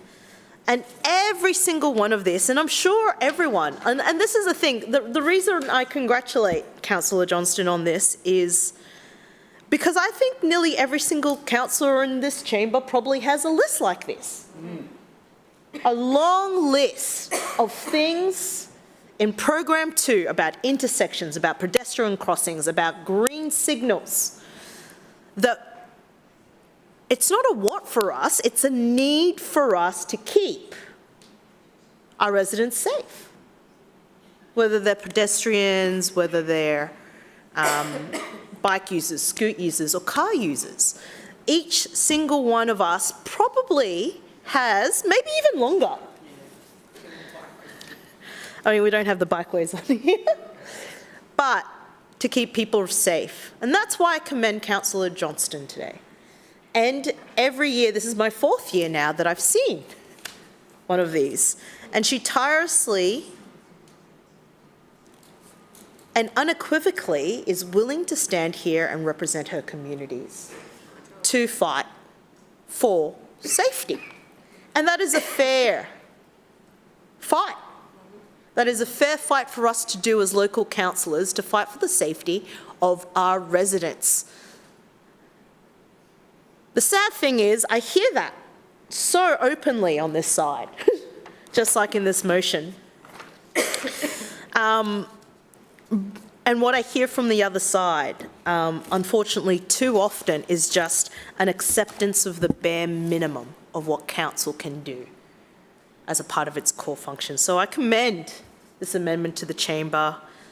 I hope that all of us consider our lists, the list that we have and what we are willing to do for our residents to fight for that list and to fight for that safety. So I commend this to the chamber, and I thank Councillor Johnston for bringing this motion and fighting so visibly for her communities. Further speakers, Councillor Chongwa. Thank you, Chair. I also like to rise to support this motion that Councillor Johnston has brought to the chamber, and also want to commend you for all the transparency on the budget allocations. Amazing. This is what we look for, is budget figures. So again, I also like to support Councillor Massey on what she was saying about safety. We want safe streets for our people, and this long list that Councillor Johnston has presented to the chambers for 19 years should be undertaken. We should be supporting this. It is absolutely extraordinary that this hasn't been addressed. I actually can't believe it. 19 years. 18. Oh, 18 years. Sorry, I stand correct. 18. It's still 18 years. That's crazy. 18 years. Not a single budget. Oh my God, how many years are we going to be waiting for this to happen? Forever. I'm asking you, LNP councils over there, 18 years, Councillor Johnston has been waiting for this to be addressed. This is laughable. Yes, I can see you laughing through the chair, Councillor Adelman. It is funny, isn't it? It's a big joke. But this is serious. Serious. And the page would probably go on forever. And I know there's a lot of other... There's highlights. I get that. Take that interjection from Councillor Johnston. But I know that other councils on this side of the chambers also have a long list as well. So I really want you to support this. I support it. Councillor Massey supports it. And thank you again, Councillor Johnston, for fighting for our community. I mean, I just want to say one other thing. I mean, I travel through this area too. So this affects not just your residents, but everyone in the city. Okay, this is a citywide issue. So again, I support this motion. Thank you very much for bringing it to the chambers. Further speakers, Councillor Kim. Thank you, Chair. Well, I'm glad that the Infrastructure Chair has just walked back in because he was absent for all of this, by the way, for the last half an hour or so. The Lord Mayor's not even here right now. But can I commend Councillor Johnston for keeping a track of every single promise that the LNP have broken, not funded or done nothing about, because this council makes it as hard as possible to even know what they are. They use very obscure language, they send emails at random times, they put things on notice and then make you ask 2 or 3 times, then try to then tell you that they don't have the answer to it when they truly do. So congratulations to Councillor Johnston on that for her efforts representing her community. That result is also reflected in the elections as well, every cycle. So, however, I'm glad that the Chair for Infrastructure is here right now, because I think it's very important that we unpack the bullying that I've been witnessing by this Infrastructure Chair, especially during the budget sessions. Now, Councillor Johnston asked about new projects and a list of streets that currently don't have traffic lights and their dollar values during the budget session. Now, Councillor Murphy didn't want to answer these clearly, so he started just listing a little bit, but they didn't have dollar figures. Then Councillor Johnston said, no, we're asking for those dollar figures. Councillor Murphy goes, oh, so you want to know about those? Isn't that funny? Because didn't you just say last Tuesday that these are what budget sessions are for? Yeah, we're going to give you the full list of figures. Exactly. Yes. Now, Councillor Johnston, doing the right thing, representing her community, continues to ask for these answers. This list could actually be an example that the LNP councillors should follow themselves, because I don't see them doing this for their communities. That's right. But moving on, this list here, you won't believe what Councillor Murphy said. He said in response to this, he said, I think you're being difficult, Councillor Johnston. Oh. That's what he said back to her. And I have this conversation written down verbatim in my notes here today, because I was disgusted by that. We're not talking about information sessions. Well, I know what we are talking about is representing our Please constituents just with talk funding, to the motion. with figures and with numbers. And that's exactly what Councillor Johnston's doing here right now. And how disgusting that the councillor for the Chandler Ward, the LNP councillor Ryan Murphy, wasn't even here for part of this debate, then treats one of our councillors like this. How disgusting. Talk about bullying. Talk about bullying. How disgraceful that the LNP councillor calls one of the opposition councillors difficult because she was asking a question. And now he's laughing because he thinks it's funny. Kim, you were talking over me, you may not have heard me speaking. And I said, we're not talking about information sessions. We are talking about this motion, please, the items that are on this motion.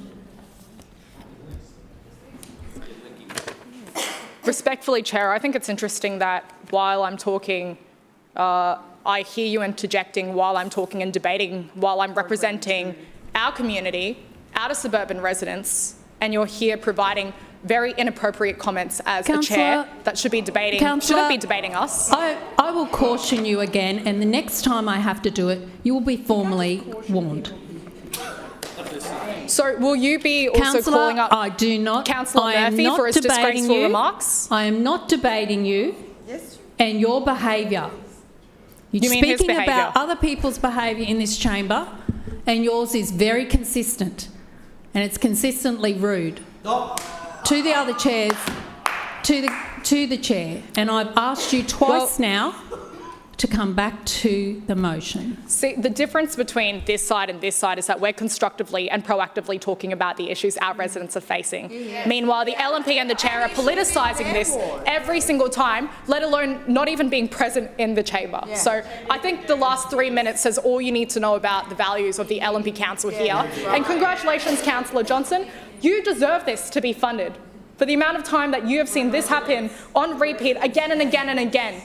What needs to change is this administration, and they need to go. Will they give us the figures? No. There we have it. Thank you, Chair. Further speakers? Councillor Cassidy. Thanks very much, Chair. Yeah, and I wonder where the Mayor and Deputy Mayor are. Maybe Finance Chair. Finance Chair. Maybe at maybe having lunch with property developers. Yeah, I reckon. Something like that. So, did you get that? Prove us wrong. Yeah. How rude. Prove us wrong. How rude. $170,000 so far. Property developers, yeah.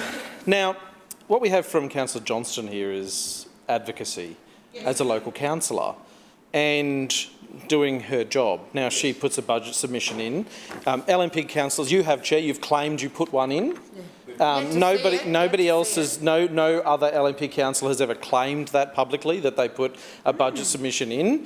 I asked you to publish yours, Chair, that we know it exists, but you haven't done that yet. But what we have here is just, I'm sure, what is probably a pretty small slice of what is in Councillor Johnston's budget submission. And we heard earlier from Councillor Adams, who was shouting abuse across the chamber at another councillor during this debate here. So I'm sure we will be thrilled. We'll be thrilled to debate an amendment from Councillor Adams, where she seeks to amend the budget to fund the upgrade of the pedestrian crossing on Logan Road at Glindemann Park, where children have almost been killed. Terrible. Because we know Councillor Adams said publicly that she asked the Lord Mayor to fund that. She didn't say whether that was in her budget submission or not, but she said to a constituent of hers, she asked the Lord Mayor to fund that, and he said no. But here's a mechanism. You're in the majority. You have the numbers on that side, Councillor Adams, through you, Chair. Move an amendment. If you've asked the Lord Mayor for that money, if we're to believe you, if you asked the Lord Mayor for that money and he said no, just like Councillor Johnston has through her budget submission, move an amendment. Radio silence. Radio silence on that side now. Or maybe Councillor Adam Allen, when he gets back from the fundraiser lunch they're at, he will move an amendment seeking that at Langton Street at Banyo's upgraded. Councillor Cassidy, we're not talking about other people moving amendments today. That's up to them. We're talking about this one. Could you please speak to it? I know you probably haven't got anything to say to it, but if you're going to get up and speak to a motion, it's not about everybody else's. Please speak to the motion. Yep. More again. This is just sort of aggressive bullying behaviour from the LNP today.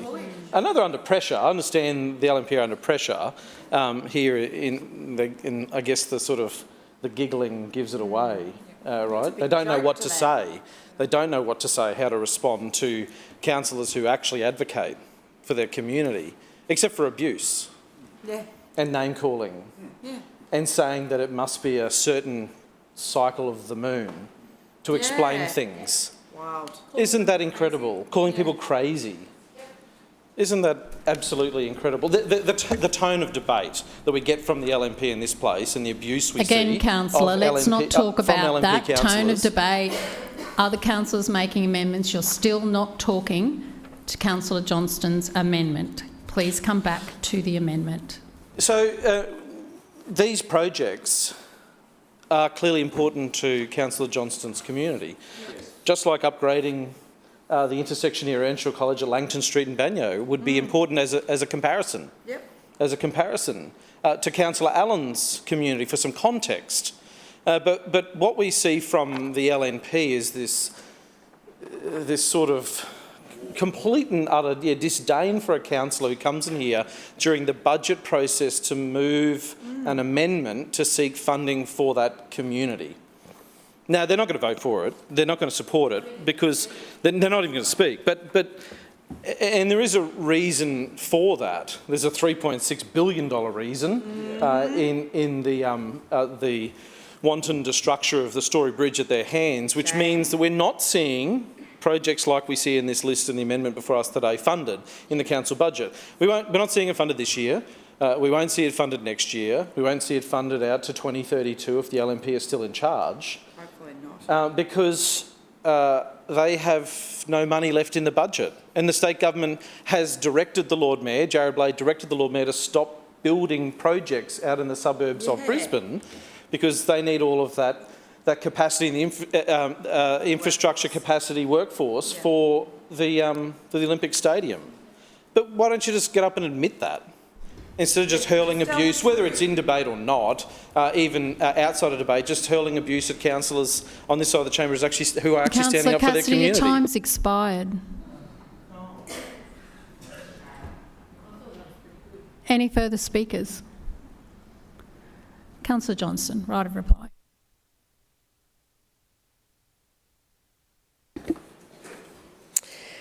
Firstly, I would just like to say that the 15 projects that are on this local list for Tennyson Ward actually benefit 3 wards directly. Jamboree Ward, and I noticed Councillor Hutton scurrying out of the room. She doesn't want to vote against these. You watch, she will not come back for the division.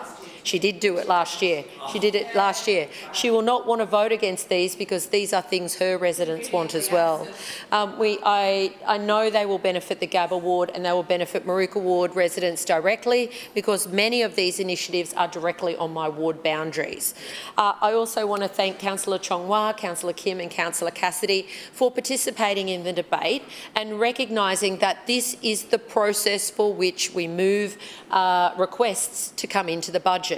These were in my budget request to the Lord Mayor and they were all ignored, as they've been ignored every year for decades now. Every year for decades I have moved an amendment because my residents deserve funding that they pay in their rates to be invested into the essential projects needed for the safety of this community. I also particularly want to thank Councillor Kim. Without question, the snide remarks from Councillor Murphy, and that process of trying to get information which he did not want to answer. He did not want to answer that question and made it look like I was asking something different to clearly what I'd asked. It was unpleasant, and it's his responsibility to provide the answer to the question, which was, where are they and how much are they? It wasn't a hard one. But the gutless infrastructure chair couldn't even be bothered to stand up and say why these 15 projects that will directly benefit 3 wards in the southern suburbs of Brisbane can't be funded. There is no reason they can't be funded. Council actually has a surplus this year. These will be about just over $12 million, these projects, if they were to be delivered. And I think the budget surplus was $180, $190 million. Right? So this money doesn't even have to impact on any single other person's project in this ward. I'm not saying take money off another councillor and give it to me. I am saying that our budget has the capacity to deliver these 15 critically important road, pedestrian and other improvements for Tennyson Ward, Jamboree Ward, the Gabba Ward and Maruka Ward. They are projects that are on the LGIP. They are projects council has said are on the capital works list. They are projects that council has said, yes, it does need resurfacing, but there's no money. They are projects that we have fought hard to get onto the LGIP. But of course, development happens in my area, but no money comes into my area for the projects. So again, I just want to put on the record my thanks to those councillors who've spoken up today. Note for the public record that the Lord Mayor, the Deputy Mayor and the couldn't even be bothered to be here. And you're right, Councillor Griffiths, my vote's been going up and the Lord Mayor's vote's been going down in Tennyson Ward and will continue to, because he is ignoring the critical safety issues that are needed in the southwestern suburbs. I also note that they couldn't even be bothered to send out a backbencher this time round as cannon fodder to claim why we can't do it. The chair of the Infrastructure Committee couldn't even be bothered to stand up and speak to them. These are all critically important local safety projects with multiple benefits across the southern and southwestern suburbs. And again, I want to say to every single Tennyson Ward resident, I am out there fighting for you. We need the Graceville 5 ways fixed. We want the Venner Road intersection fixed. It is unsafe. We need Oxley Road resurfaced. We want the traffic lights at Cliveden Avenue and Oxley Road fixed so it's safer for kids to get to two of the biggest schools in my ward. We want the car park upgrades at Dunlop Memorial Park and Yeronga Memorial Park done because they have been waiting for decades and they're in terrible shape. We want the traffic lights built at Cook Street and Oxley Road. We want the slip lanes, dangerous slip lanes in Annerley fixed, both in Annerley Road and at Noble Street. We need the local LATM. There's over 20 LATMs in my area waiting. I haven't had one since 2010. So, 16 years, not one. We need to look at longer-term projects like the widening of Cardross Street rail bridge. There's accidents there constantly. It's a hotspot. The zebra crossings and the resurfacing and the pedestrian refuge. In fact, the last project... Councillor Johnson, your time's expired. We'll now was the put that councillor. amendment to the vote. All those in favour say aye. Aye. Those against, no. The noes have it. Division called by Councillor Johnson, seconded by Councillor Massey. Ayes to my right, noes to my left. Clerks, please ring the bells.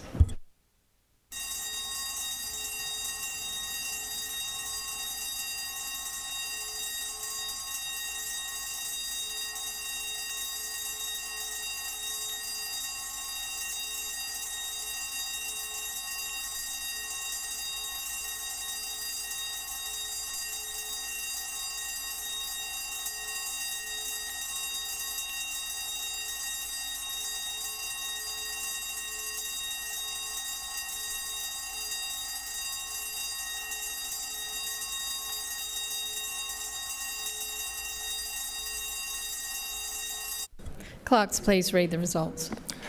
Madam Chair, the noes have it, the voting being 8 in favour and 14 against. That motion is lost. Councillors, please resume your seats.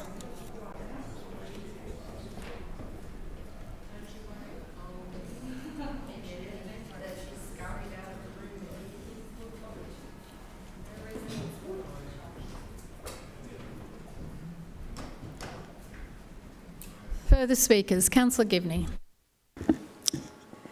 Thank you, Madam Chair. I rise to speak in support of Program 2, Infrastructure for Brisbane. Infrastructure is one of the most visible ways residents see their rates at work. Whether it's a safer intersection, a resurfaced road, a pathway or improvements around our schools, infrastructure investments have a direct impact on how people move through their communities every single day. As a councillor of Wynnum Manly, I am pleased to support a program that continues to deliver practical, local improvements while planning for the future growth of our city. Madam Chair, one of the projects that I'm particularly pleased to see continuing is the Safer Schools Precinct program in Wynnum and Manly. As a former teacher and as a parent, I know firsthand how important it is for children to be able to travel to and from school safely. Both my children do every day. And encouraging them to travel actively is very, very important. Parents should feel confident that the routes their children use every day are safe and accessible, whether they are walking, riding or catching public transport or being dropped off by car. This year, we will see the initial design shared for community engagement for the Wynnum Manly Safer Schools Precinct. Importantly, this project recognises that school safety is not just limited to the school gate. It's about the entire network surrounding our schools, including footpaths, crossings, intersections, bus stops and active travel connections. In Wynnum Manly Ward, the precinct includes Manly State School, Wynnum State High School and St John Vianney's Primary School. I thank all the parents, residents, school communities, and community members and local businesses who took part in the initial engagement process that will help shape the improvements that will be delivered. I look forward to sharing these designs with the community very soon. And the goal is simple: safer journeys, less congestion and better transport for our local families. Madam Chair, another project that has been welcomed by many local residents is the local access network improvement on Gordon Parade near Carabethan Street in Manly. As a regular driver and pedestrian in this location, I know that with a bus stop and a train station entrance nearby, this infrastructure will be welcomed by local residents. This project will deliver a pedestrian refuge crossing, a splitter island and broader safety improvements for all road users at this busy location. As many locals would know, this area serves as an important connection point between residential neighbourhoods, the Manly train station, local schools, Manly Village and the waterfront precinct, as Gordon Parade is a busy thoroughfare for buses, commuters, trucks and definitely requires a safer crossing solution. Improving pedestrian safety and accessibility at this location will make it easier and safer for people of all ages to move around the area with access to public transport. As we continue encouraging active transport and greater use of public transport, investments such as these become more and more important. Madam Chair, active transport continues to play an important part of keeping Brisbane moving, and I am pleased to see investment and renewal of the Wynnum-Esplanade bikeway between Florence Street and Charlotte Street. Our foreshore is one of Bayside's most treasured assets and is enjoyed by thousands of residents and visitors each week.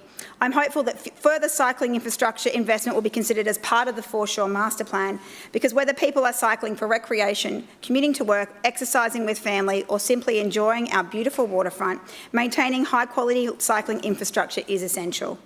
Madam Chair, I would also like to acknowledge the continued investment being made through Council's road resurfacing and renewal programs, Operation Smooth.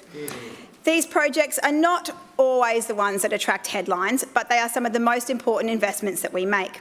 Maintained roads improve safety, reduce vehicle wear and tear and support local businesses to ensure that transport network continues to function effectively.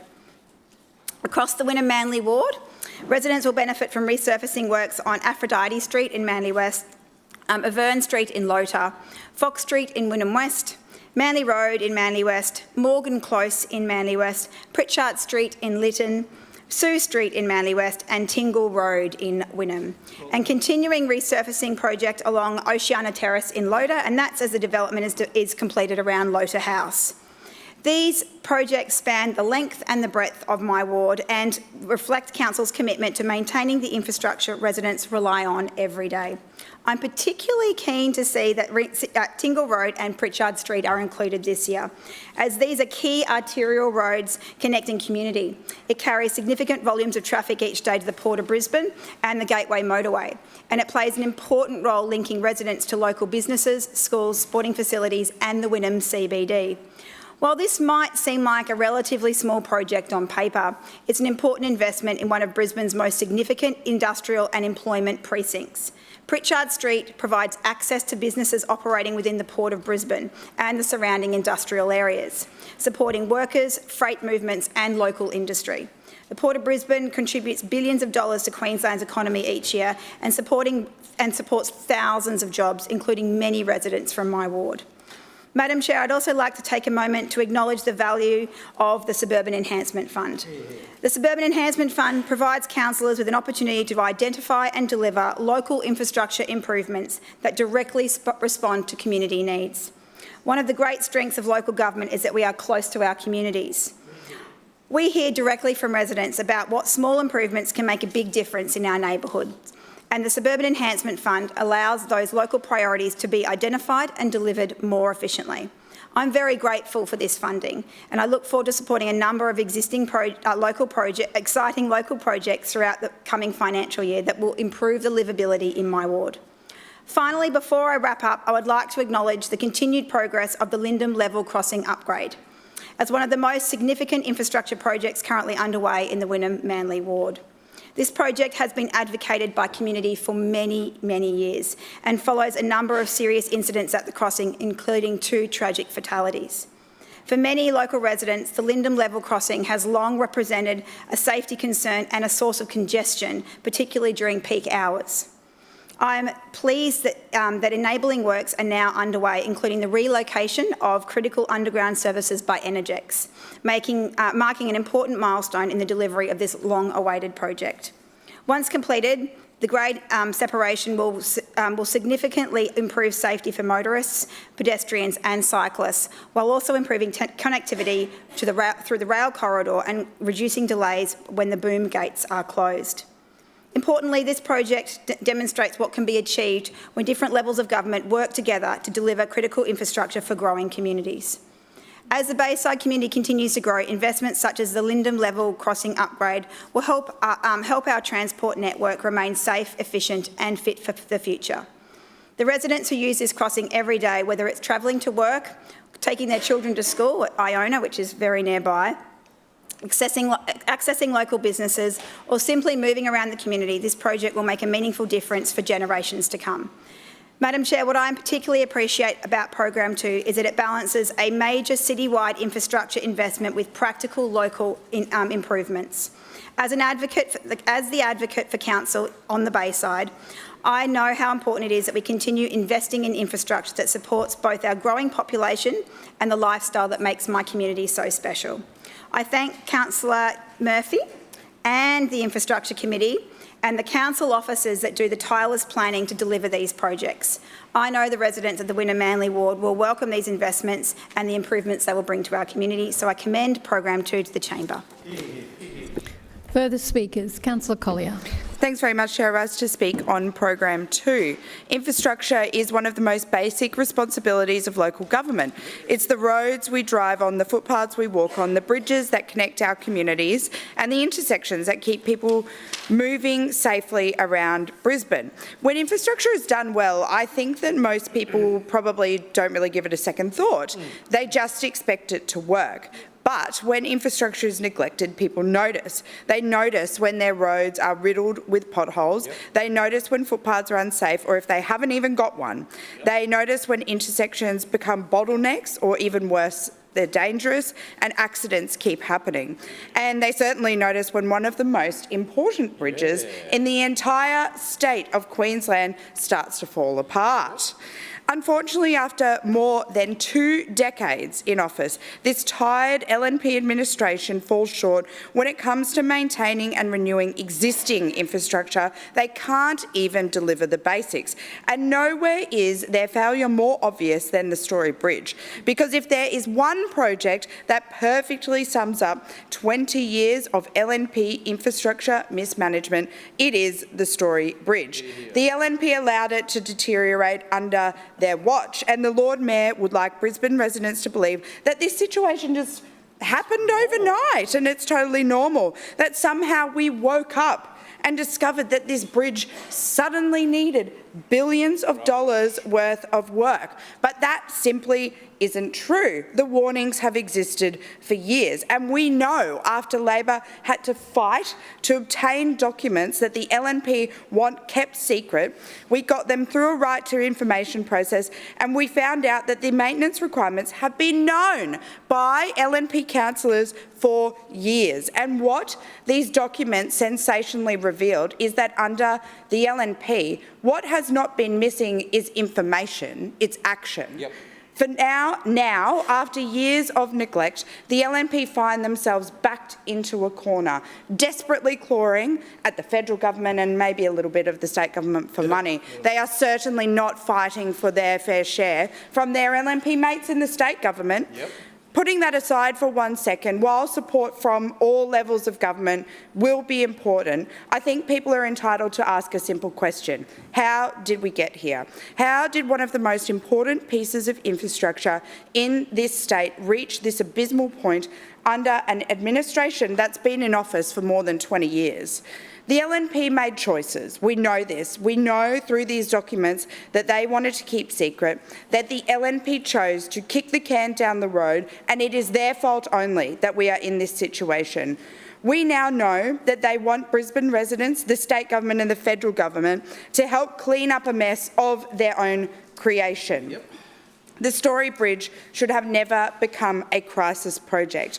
And the fact is that this is one of the clearest examples of infrastructure neglect that Brisbane has seen in decades. And unfortunately, it turns out the Story Bridge is not an isolated example. It's simply the largest and most visible example of a pattern that Brisbane residents see every single day. It's just delayed maintenance and reactive decision-making, if at all. Take potholes, for example. We as a council are known, of course, for the 3 Rs, roads, rates and rubbish. And now, after 20 years in charge, the LNP can't even get those right. The LNP is proudly pointing to their quote-unquote record investment in road maintenance and pothole repairs this year. And they want residents to see that figure and think that the LNP Council is doing a good job when reality is far from that. Let's think about what that actually tells us. Spending about the same amount, dollar figures-wise, that you are on potholes as you did 10 years ago isn't a sign of success. It's a sign that the roads have been allowed under the LNP to deteriorate because they simply do not care. If, after more than 20 years in office, you are filling record numbers of potholes and spending record amounts fixing roads, that doesn't actually tell us that things are getting better. No. What that tells us is that the problem has become too big for you to ignore a second longer. Good infrastructure management is not about constantly reacting to problems after they emerge, telling people to say, I don't know, mow their own parks or fill their own potholes even. Good infrastructure management is about identifying issues early, investing in preventative maintenance and ensuring assets remain fit for purpose before they reach crisis point. That's the difference, of course. That's the difference between an energetic and proactive council and one that's lost all of the will to do the bare minimum that's expected from us as a council. It is a big fail from the LNP. So whether it's the Story Bridge, our road network, local intersections or footpaths, the pattern's the same. Delay, neglect, community frustration, and then probably another press conference claiming credit for fixing a problem that should have never been allowed to develop in the first place. Yep. And that is exactly what residents in communities like mine are frustrated about. In Morningside Ward, every single day I speak with residents who raise concerns about road safety, traffic congestion, missing or broken footpaths, dangerous intersections, and local infrastructure that simply hasn't kept pace with growth. These residents aren't asking for anything extravagant. They just want value for money from their council. And increasingly I hear they just want council to get the basics right. People want their roads maintained before they fall apart, their intersections safe, they want footpaths that are accessible, and they want council to stop making excuses. Yep. Just get on with the job of investing, and that investment needs to reflect the reality, which is that our suburbs are growing and they're growing fast. I, of course, welcome road network renewal projects in Morningside Ward, like at Jack Flynn Memorial Drive and Thine Road in Morningside, Banya Street in Bulimba and Phillip Street in Hawthorn. For example, these are important investments for local residents and they will improve the condition of our local roads. But I will say that residents are increasingly feeling like these projects only arrive after years and years of advocacy. Too often communities are expected to fight for basic infrastructure improvements, and projects only appear once it's become impossible to ignore. Ultimately, that's what this tired LNP budget gets wrong.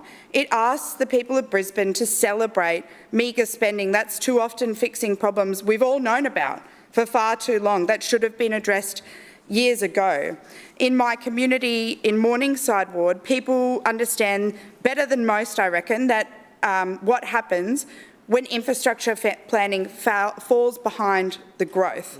For years, local residents, including myself, have raised concerns about the dangerous intersection at Thine Road and Lytton Road in Balmoral. Yep. They've spoken about their stories, shared them with me about congestion, safety, delays, and the growing pressure being placed on local roads that was never designed to accommodate the level of traffic that it now carries. So the long-awaited design work for the eventual upgrade of Thine and Lytton Road is welcome. It's an important project and one that will make a huge difference for the people who use this corridor every day. But I will say this story of this intersection is also one about the way that the LNP approaches infrastructure. Residents should not have to spend the better part of a decade, if not longer, fighting for the most obvious of upgrades. They should not have to wait until congestion reaches unacceptable levels or keep having to raise the same concerns over and over and over again until finally some action is taken. This intersection upgrade, for me, locally, is very welcome, but it should also serve as a reminder that this all should be proactive and not reactive. And that extends far beyond just this intersection alone. It's what we see right across Brisbane. After more than 2 decades in office, instead of maintaining infrastructure before it reaches crisis point, it does nothing but blame someone else. We see it in the Story Bridge. We see it in the conditions of our roads. And we think, on this side of the chamber, that the people of Brisbane deserve better than a council that is constantly playing catch-up. They deserve a council that's proactive and plans ahead, maintains its assets properly and invests in suburban infrastructure before problems become crises. Because at the end of the day, infrastructure is the most basic and most important responsibility of local governments. After 20 years in office, Brisbane residents are entitled to ask themselves a very simple question. If this LNP council can't get the basic rights, what the hell has it been doing all this time? If this administration wants to be the council of tall over sprawl, it needs to build better in local suburbs, needs to build congestion busting projects, it needs to build a better Brisbane. Point of order, Chair. Point of order, Councillor Adams. Yeah, thank you, Chair. I move that the meeting adjourn for a period of 15 minutes, which commences only when all councillors have vacated the chamber and the doors have been locked. Seconded. It has been moved by Councillor Adams and seconded by Councillor Givney that the meeting adjourn for a period of 15 minutes, which commences only when all councillors have vacated the chamber and the doors have been locked. All those in favour say aye. Aye. Those against, no. The ayes have it. The meeting will be adjourned when all councillors have left the chamber.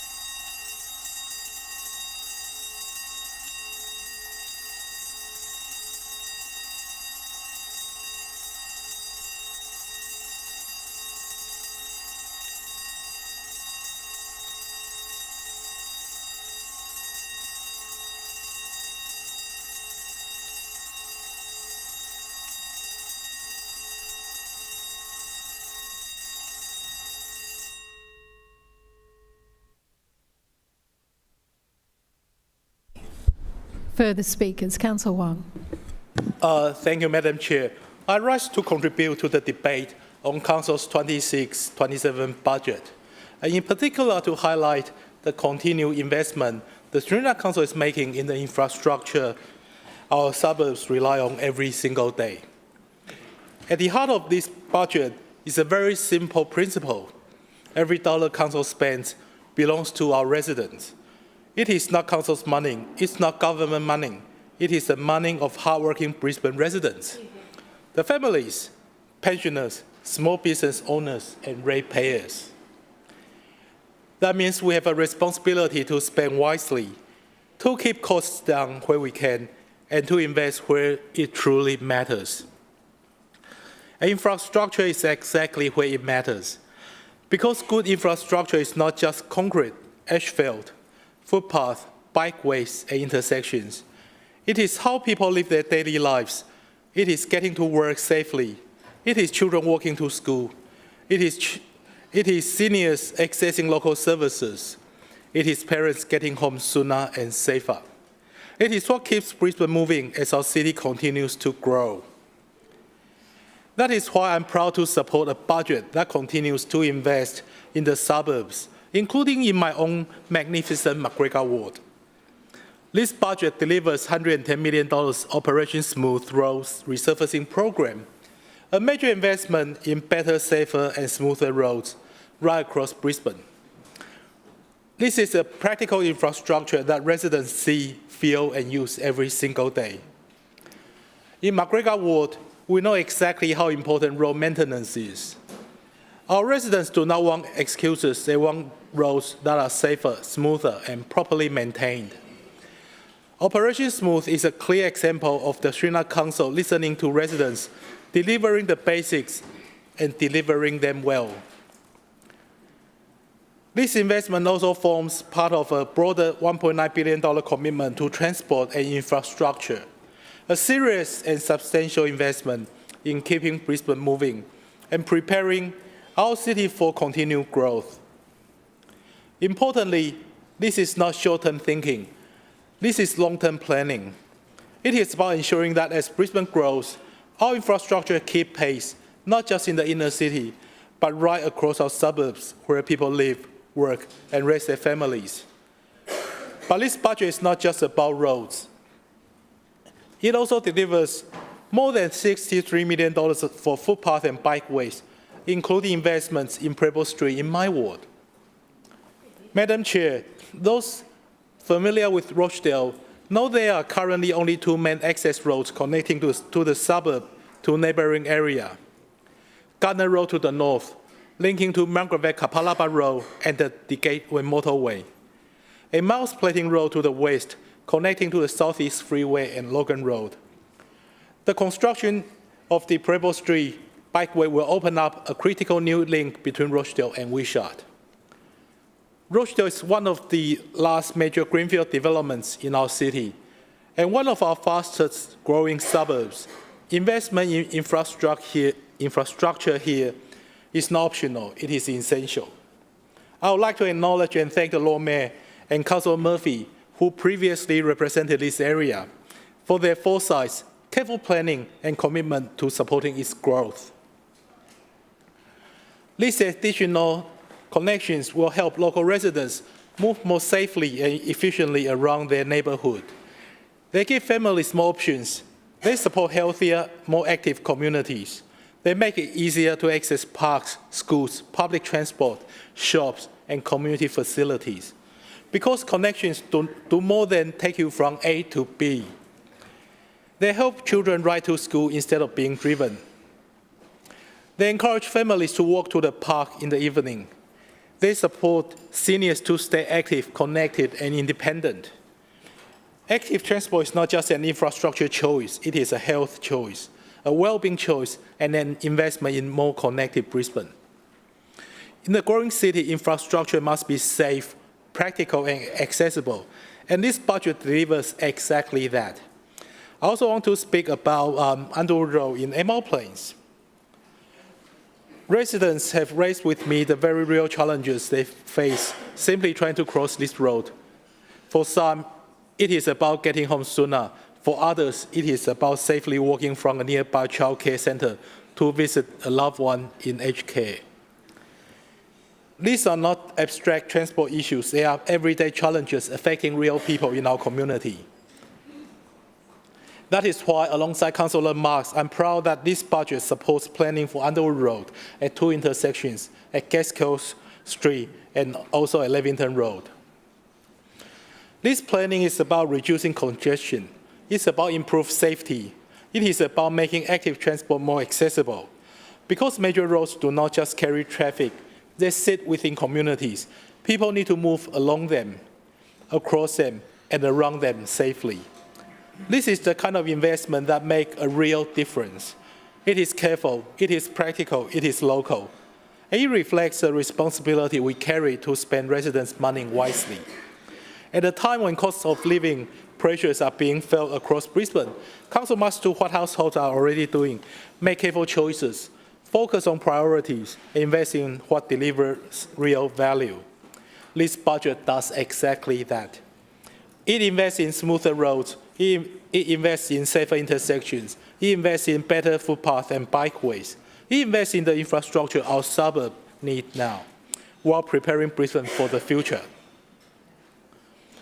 Madam Chair, I would also like to speak briefly on the resurfacing of Logan Road under Operation Smooth. Logan Road was the main arterial route for Brisbane's south side before the Southeast Freeway was constructed. It remains a major alternative corridor for residents today. Within McGregor Ward, Logan Road is divided between council-controlled and state-controlled sections.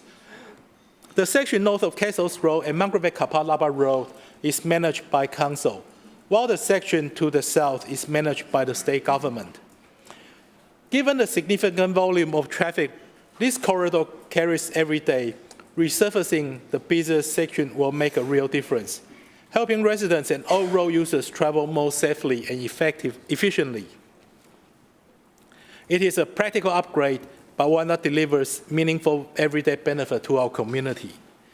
And importantly, it shows that the Shuna Council continues to back the suburbs. For McGregor Ward, this budget means better local infrastructure, safer movement, and continued investment in the roads, paths, and connections our residents rely on every day. This is why I'm proudly support this budget, because it respects ratepayers, invests in where it counts, and keeps Brisbane moving. I commend the program to the Chamber. Further speakers, Councillor Chongwa. Thank you, Chair. I rise to speak on Program 2, Infrastructure for Brisbane. This is a budget for a bygone era. One before research demonstrated that bikes genuinely reduce congestion, even save government money. One before research showed that pedestrians only have a 10% chance of survival when they're hit by a car travelling 50 kilometres per hour, but a 60% chance of survival when that car is travelling at 40 kilometres per hour. One before research showed over and over again that active transport is the most sustainable form of transport. In Program 2, we're seeing the LNP funnel hundreds of millions of dollars into car-centric transport planning instead of cheaper and more sustainable transport options. It's important to note that this administration has bundled active transport projects in with major car-centric road projects and left out all detailed budget breakdowns. This lack of transparency and secrecy makes clear that this LNP Council has no intention to be accountable to residents. In Strategy 2.1.3, Build the Transport Network, we've heard that Council will fund 2 local area traffic management devices, or LATMs. That's right, just 2. In one of Australia's fastest growing cities. LATMs are how we make streets safe for people walking and riding. Children, families and the elderly and people living with disabilities depend on LATMs to get around. And it goes further than just getting around. Pedestrian-friendly streets have been linked to boosting the local economy, reducing carbon emissions, enormous public health benefits and friendlier, safer and more social neighbourhoods. In my ward, I could list a dozen locations needing LATMs. In fact, With my own suburban Hampton fund, just 0.001% of the council's annual budget, I intend to fund 2 LATMs in this financial year alone. The Lord Mayor no longer even hides his opposition to safe, walkable streets. In this very chamber, he said that LATMs, like pedestrian crossings and traffic calming, are downgrades. This position is costing people's lives. It is so clear that this LNP council administration does not serve everyday residents, just their political donors and the big end of town. In Strategy 2.1.4, this LNP council has proudly spruiked their budget centrepieces, Operation Smooth. It will fund road resurfacing, including at Winship Street in Red Hill. It would be more accurate to call this Operation Stop and Start, because no matter how smooth a road gets, that is exactly how residents will spend their commute, stuck in cars or overcrowded buses on congested roads. Brisbane has been found to have the 10th worst traffic congestion in the world. In my ward, the average peak hour speed on Musgrave and Waterworks Road is 25 kilometres per hour. On Coronation Drive, it's an excruciating 20 kilometres per hour. The Australian Department of Infrastructure and Regional Development have forecasted that the avoidable social costs of congestion in Brisbane will reach $5.9 billion per annum by 2030. The Lord Mayor's marketing this as a cost of living budget, yet he refuses to adequately fund the most accessible and effective forms of transport, like walking and riding. The Queensland Department of Transport and Main Roads published research showing that every dollar invested in cycling infrastructure returns almost $5 to Queenslanders. In health benefits, reduce traffic congestion and savings on road maintenance. But the LNP is not budgeting for everyday Brisbane residents who are struggling to pay for petrol, groceries and housing.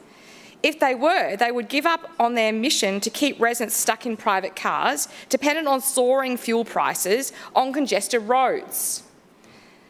Let's turn to bike infrastructure in Strategy 2.1.3, Build the Transport Network. Council will continue the Sylvan Road Bikeway project, which I know thousands of bike riders are looking forward to seeing progress on. We know from the history that LNP will drop projects even after designing it, widely promoting it and securing funding from other levels of government. So we won't be celebrating until construction starts. Council has also announced a plan to build a new bikeway on the Sharston Avenue.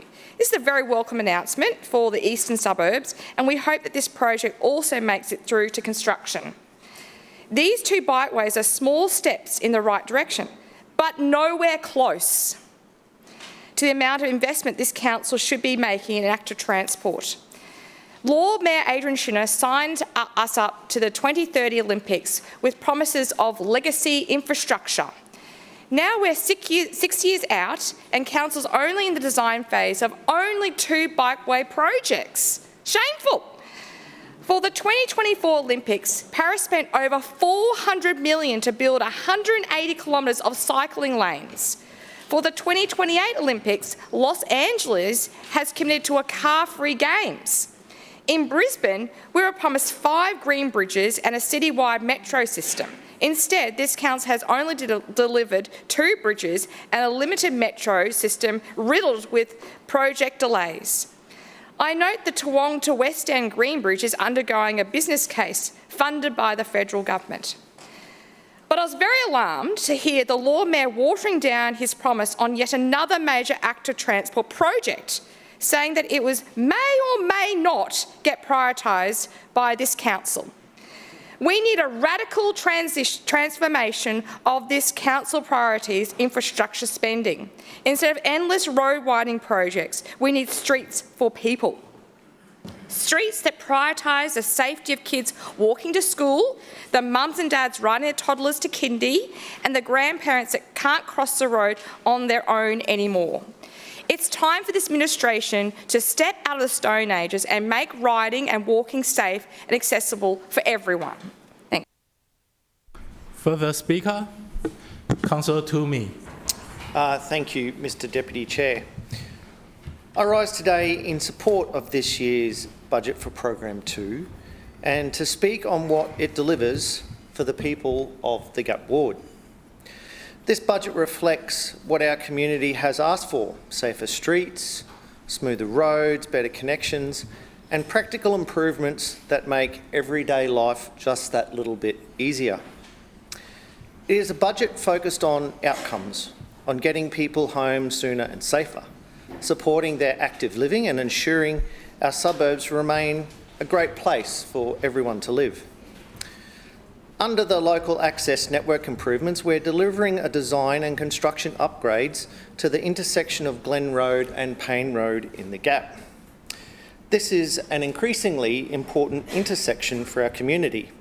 It's where school kids, families and daily commuters access public transport, particularly the 381, into the city and onto Spring Hill. For many, this is the start of their day, and it should be easy, simple and accessible. Glen Road is also a key carriageway for the western precinct of the Gap.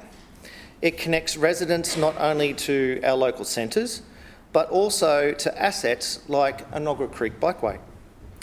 These improvements ensure that pedestrians, cyclists and drivers can move through the area more safely and efficiently. Mr Deputy Chair, I know how strongly residents feel about the Quirk Street precinct, and rightly so. This area has experienced an increase in rat running, impacting the livability of the local streets. Families have told us about the volume of traffic and the stress of peak hour shortcuts and the challenges of simply walking in their own neighbourhood. That is why this budget continues to deliver the local area traffic management plan across the Quirk Street precinct. Now we're moving closer to a full resolution, restoring the streets back to the local community. Through our footpath and bikeway reconstruction program, we're delivering a vital footpath renewal along Corriffin Street in Ferny Grove, from Leckmy Street to Corroy Street.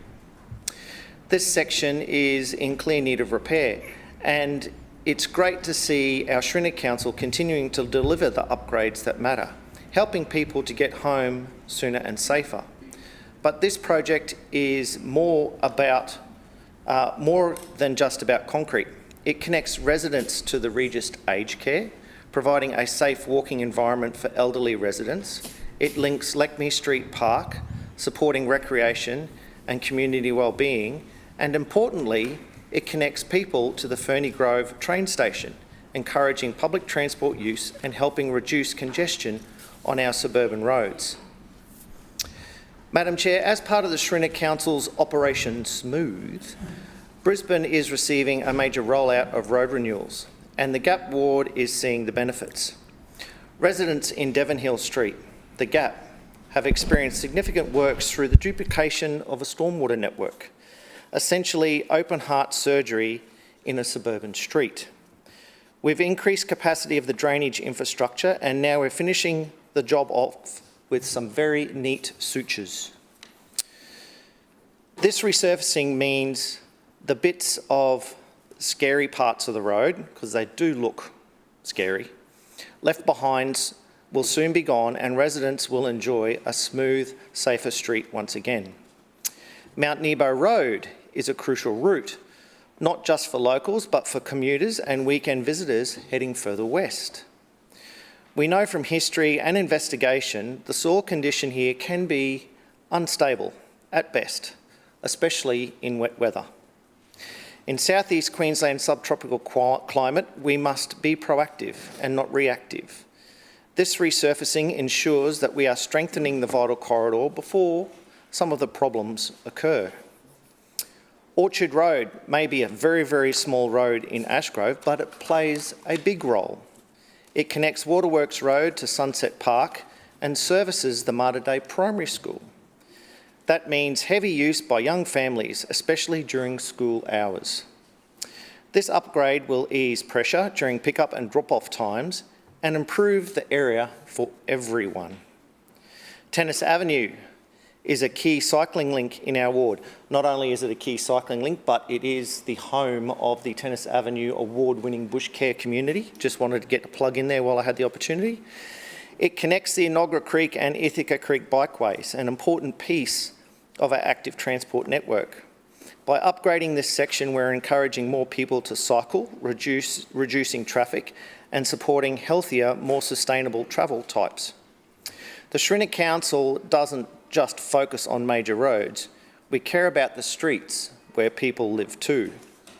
Warralong is a vital local connector, and this renewal reflects our commitment to maintaining the suburban roads that form the backbone of our community.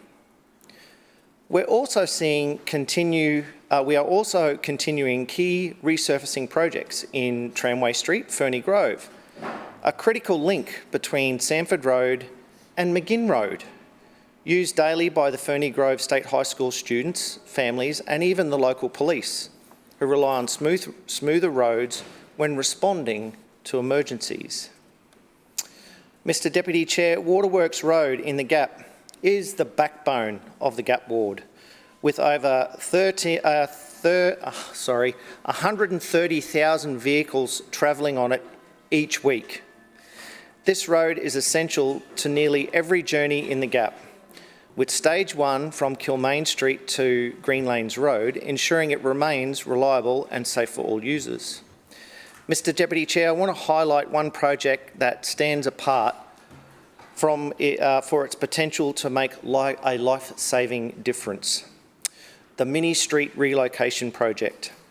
As I've mentioned before in this chamber, this connector has the potential to save lives, and I do not say that lightly.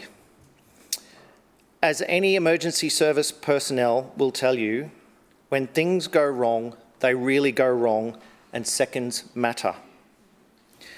This upgrade dramatically improves connectivity, meaning emergency service vehicles will no longer need to take the long way and an indirect route into Upper Kedron South. We're talking about reducing response times by minutes, and in an emergency, that can make the difference between life and death. But the benefits don't stop just there. This project will also improve connections from Upper Kedron, a rapidly growing suburb, by linking communities more efficiently and supporting access to new public transport. We are making it easier for residents to get around without relying on cars, reducing congestion and supporting smarter growth. Finally, Mr Deputy Chair, I want to speak about the Suburban Enhancement Fund. Quite simply, we could not do what we do as councillors without it. This fund allows us to respond directly to the needs of our residents right across our ward and the whole year. It might mean delivering a new footpath to somebody with a disability that can't get around that easily, or installing lighting along a walkway so residents can see where they're walking on their way home from the bus during a winter evening. It could be improvements to off-leash dog areas, or something as simple as providing a water tap for a local bush care group. All of these projects I was able to do in the 25-26 financial year through my CEF fund. CEF funding gives space for practicality, meaning projects that help people's lives daily. It gives us the flexibility to deliver benefits where they are needed. Mr Deputy Chair, this budget delivers for the Gap ward. It improves safety at key intersections. It addresses long-standing traffic concerns. It invests in footpaths and active transport, in new roads, from major arterials to local roads.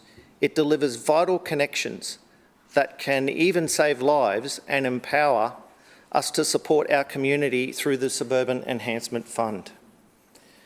This is a budget built on listening, planning and delivering.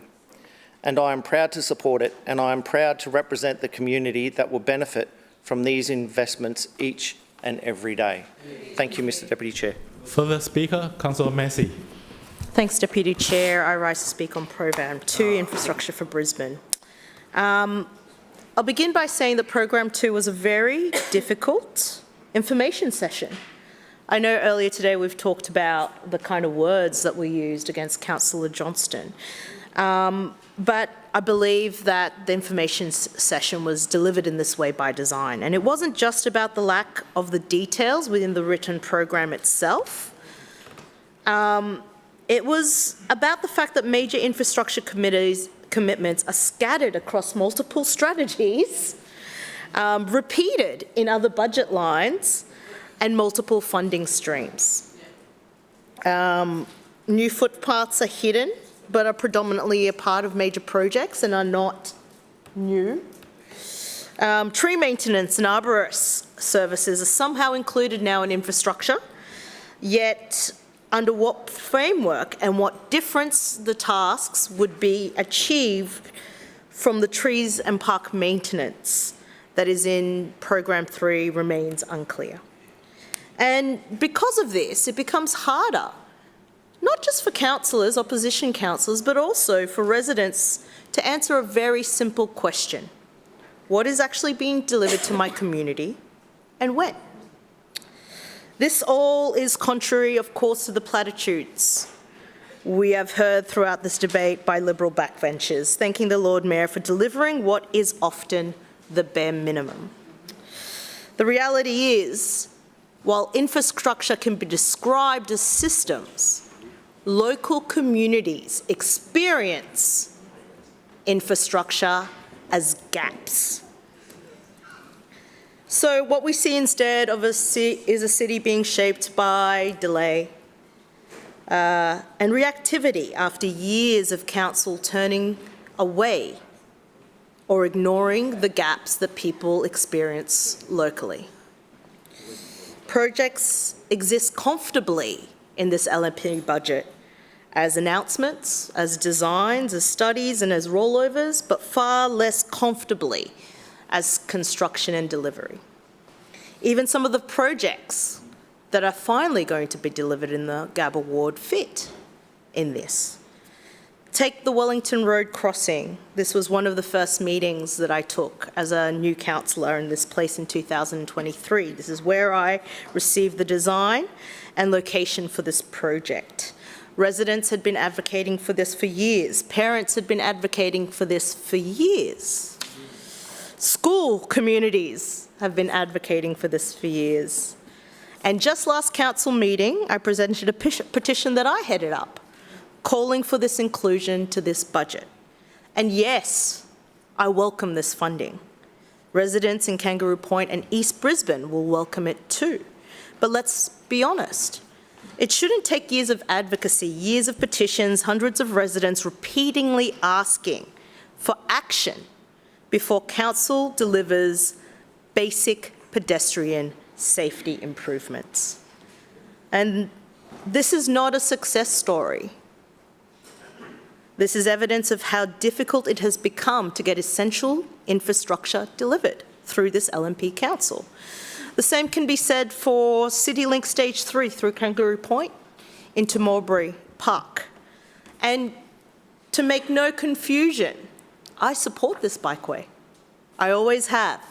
I supported it when it was announced 2 years ago in the 2024-25 budget. It's an important missing link between the Green Bridge and Brisbane's eastern suburbs to create safe pedestrian, biking and scooting access. But again, this project was announced 2 years ago. We might see its build commence at the end of the year or early next year. Final design is tagged for delivery in December, but again, I note the delays on this project. More importantly though, I have to raise some serious concerns, even though I welcome this delivery. Council has chosen not to undertake consultation on a project that should have been an opportunity to bring residents along for the journey. 46 trees will be removed. And while replacement planting has been discussed, there remains no commitment for those replacement trees to be planted within Kangaroo Point or the Gabba ward. The location where these trees contribute to shade, cooling and urban canopy in a suburb already under enormous climate pressure.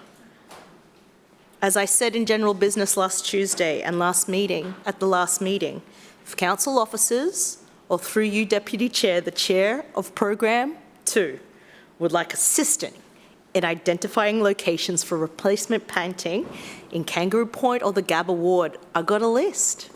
I'm happy to meet with you. These trees need to be planted where they've been taken. And while we're talking about this bikeway, the last thing that I do need to highlight is the fact that there is no commitment for the reduction of 40 kilometres per hour along the remainder of Deakin Street and Cann Street. Part of this has already been reduced. There is a future plan for a crossing which I believe will be well received by community members. This is something that I talked to council office about, which is an important delivery. We need to slow the speed down in this area to keep people safe. And the reason because of that is because infrastructure should not simply move people efficiently. It should also move people safely, which brings me to the many things that have not been delivered through this budget.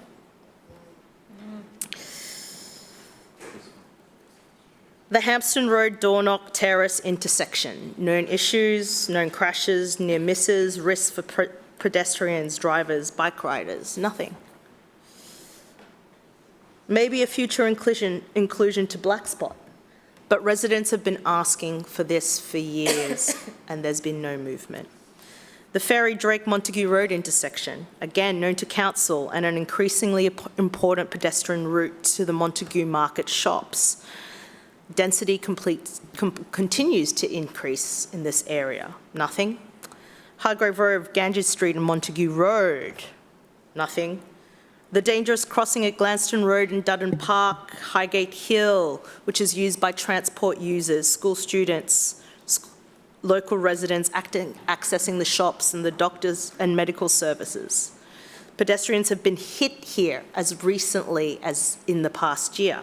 This year, a vehicle crashed into the crossing and the protective fencing, and that had to be removed and renewed. I know an upgrade in this crossing has been sitting in my budget request for 4 years, and I suspect it was in there for 8 years before. So that's 12 years of trying to get this LNP council to act to keep people safe. Nothing.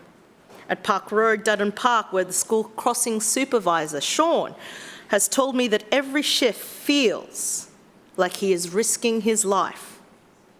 Nothing. Shame.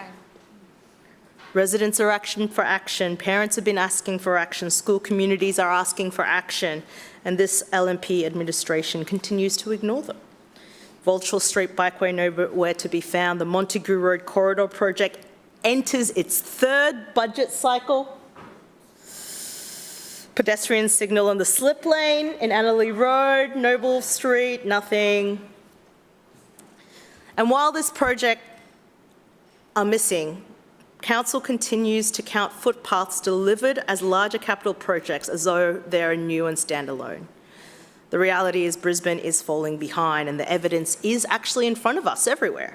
The evidence is the number of safety pedestrian petitions coming into this chamber every week. Look at the numbers of residents demanding safer crossings. Look at the growing number of councillors using their Suburban Enhancement Fund to deliver basic pedestrian improvements because they cannot get them delivered through council processes like the budget. For the Gabba, that means refuges on Montague Road and Dornoch Terrace and a pedestrian crossing in Main Street, Kangaroo Point Peninsula. Local councillors are stepping in because they know this administration will not. And this comes as no surprise because this is the council of a Lord Mayor who described pedestrian crossings, traffic calming and signalised intersections as downgrades. Downgrades. I'll end by this. Last year's budget was announced as a city-shaping budget. And if we were to tag this budget with a name, it would be called the city-stopping budget. Further speaker, Councillor Edelman. Yeah, thank you, Deputy Chair, and I rise to speak with pleasure the budget debate on Program 2, Infrastructure for Brisbane. As the Chair outlined during his information session, Infrastructure Services plans, builds and maintains essential services for Council, enabling services across Brisbane while prioritising safety, amenity and resilience. It can be best described as our grunt department, the one that does much of the heavy lifting to deliver a road transport network that enables a growing, connected and livable Brisbane. A key part of the infrastructure program is city maintenance, which manages, among other things, potholes and illegal dumping. Deputy Chair, who could forget, as Councillor Murphy reminded us earlier, the recent success of Operation Big Fill, where we gave an undertaking, after many of our roads were damaged by sustained wet weather, that potholes would be repaired within 48 hours. More than 1,800 potholes were filled over a 5-day period, ensuring at the peak of the operation that one road hazard was fixed every 2 minutes. I know those on this side of the chamber embraced Operation Big Fill with great passion and enthusiasm. In my case, I took a staff member out with me over 2 days and we were able to identify and report more than 60 potholes, large and small. Unfortunately, but not surprisingly, those opposite showed very little interest in reporting potholes in their wards. Even on my way to City Hall over the past 6 weeks, I've noticed potholes on some roads in the Paddington ward. And I would encourage the councillor to spend less time protesting and more time on the road undertaking a pothole audit and showing some pride and interest in the area she purports to represent. Deputy Chair, illegal dumping is a major issue in this city, and I commend the Shrinner Council for taking a proactive stand to address it. My particular interest in this relates specifically to Mount Cootha in my ward, where a lot of the illegal dumping activity takes place. We're taking a two-pronged approach to address this. Not only are we cleaning up the mess, but we're proactively going after illegal dumpers. Through our public space operations maintenance services branch, we've introduced a wet hire compactor to support the removal of illegal dumping. And through Councillor Hutton's customer service compliance team, we've increased surveillance techniques being deployed across the city as part of our war on illegal dumping. Illegal dumping costs around $500,000 a year to clean up. That's money we'd rather invest into parks, footpaths and road upgrades. Deputy Chair, turning now to Schedule 2.1.3 and 2.1.4, and I'm pleased to see funding will be allocated next year for improvements on Lake Manchester Road and resealing of Brookfield Road, Haven Road at Upper Brookfield, Marshall Lane, Kenmore, Hoana Place, Kenmore, St Ballal Street, Kenmore and Bino Close at Chapel Hill. There is still a section of Lake Manchester Road that is not sealed, and I'll continue to work with local residents and our council to have that situation rectified, and I do appreciate that the funding allocation has been made again in this year's budget. Deputy Chair, on the subject of local road projects, I couldn't help but note Councillor Collier's comments in the debate about her ward. I have a particular interest in what's happening in the Morningside ward as I travel through it every week to visit my 2 young grandsons. You could be forgiven for thinking that she's been deprived of any new projects in 26-27 when it's exactly the opposite. Only 4 projects were mentioned in her 10-minute speech, so allow me to put the facts on the record. Yes, the Lytton Road and Tyne Road project was mentioned, but we already have that in hand. We said in this chamber only 2 weeks ago that we would investigate and commence design works on a safe, efficient turn from Tyne Road and minimising queue lengths on Lytton Road. And that's exactly what we'll be doing next year. Shrinner Council is also committed to construct a splitter island and safety and access improvement for all road users at the intersection of Horsington Street and Waminda Street. And in Schedule 2.1.4, our council will undertake stages 1 and 2 of works at the Norman Creek Bikeway, from Vector Street to Scott Street and from Scott Street to Norman Avenue. And under the same schedule, we'll be undertaking a footpath renewal project at Somerville Street from Winstanley Street to Buckley Street.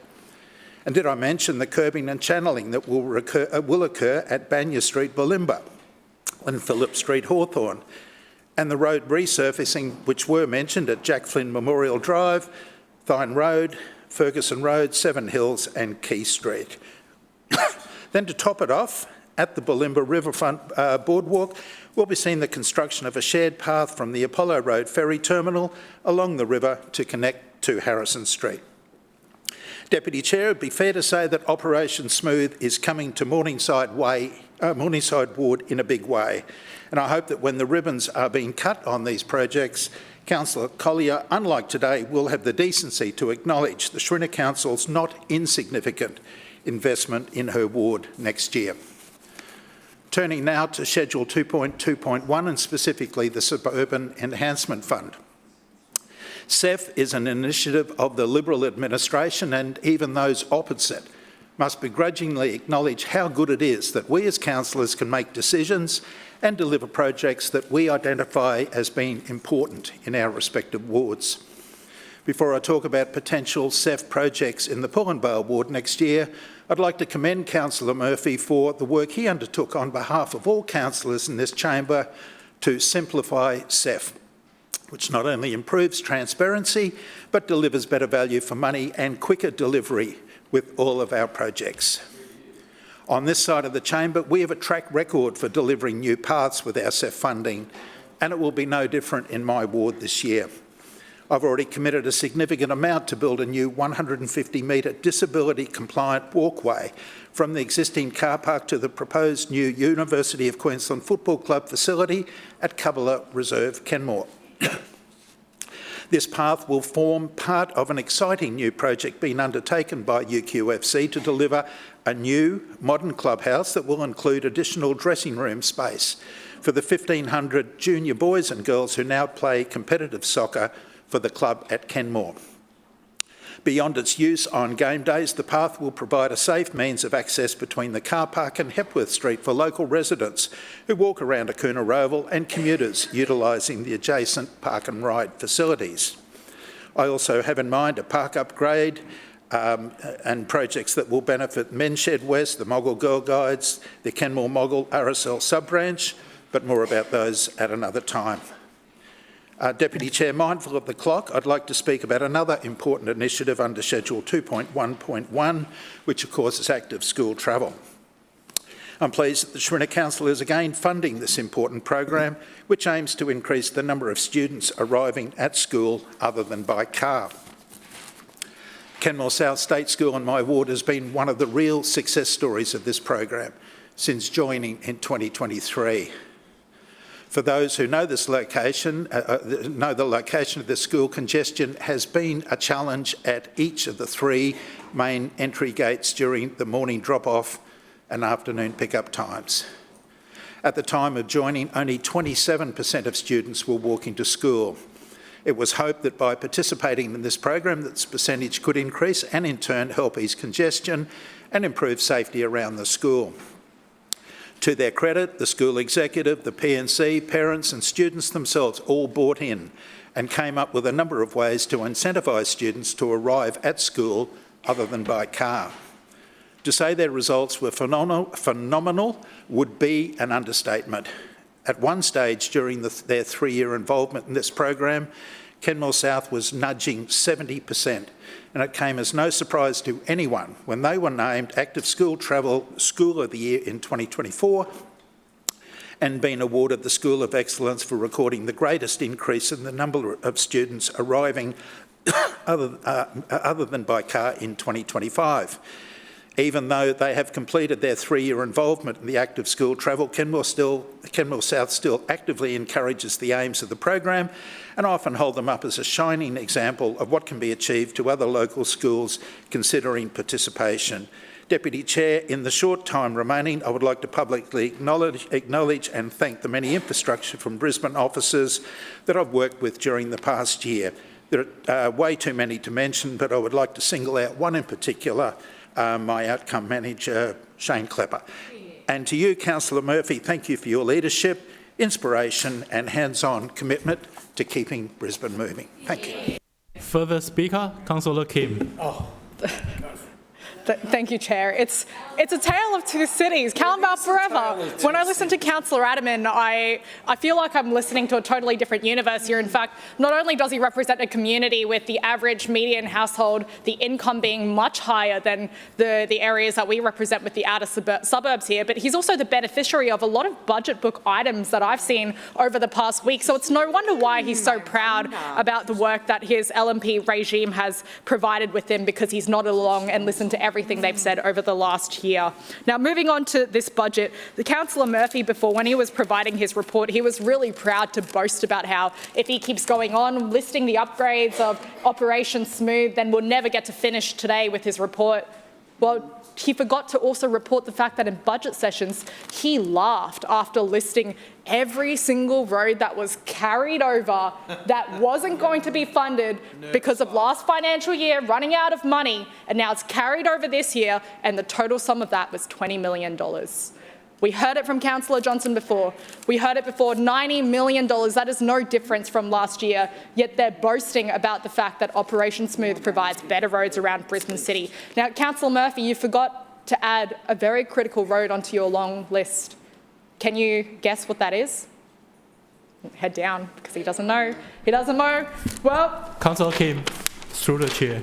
These roads right here, look at these 10 Grand Canyon craters. Leroy Road, look right here. Now Councillor Murphy's going to be really tricky. I already know what he's going to say to this. Oh no, Councillor, it's already on the list, you know, the same list that I sent you at 5 p.m. yesterday when I took the questions on notice because intentionally I didn't want to give you the answers at budget session. I know you're going to say that, Councillor Murphy. Well, guess how long Leroy Road is, and guess whose ward that is in? Councillor Marks at LNP ward.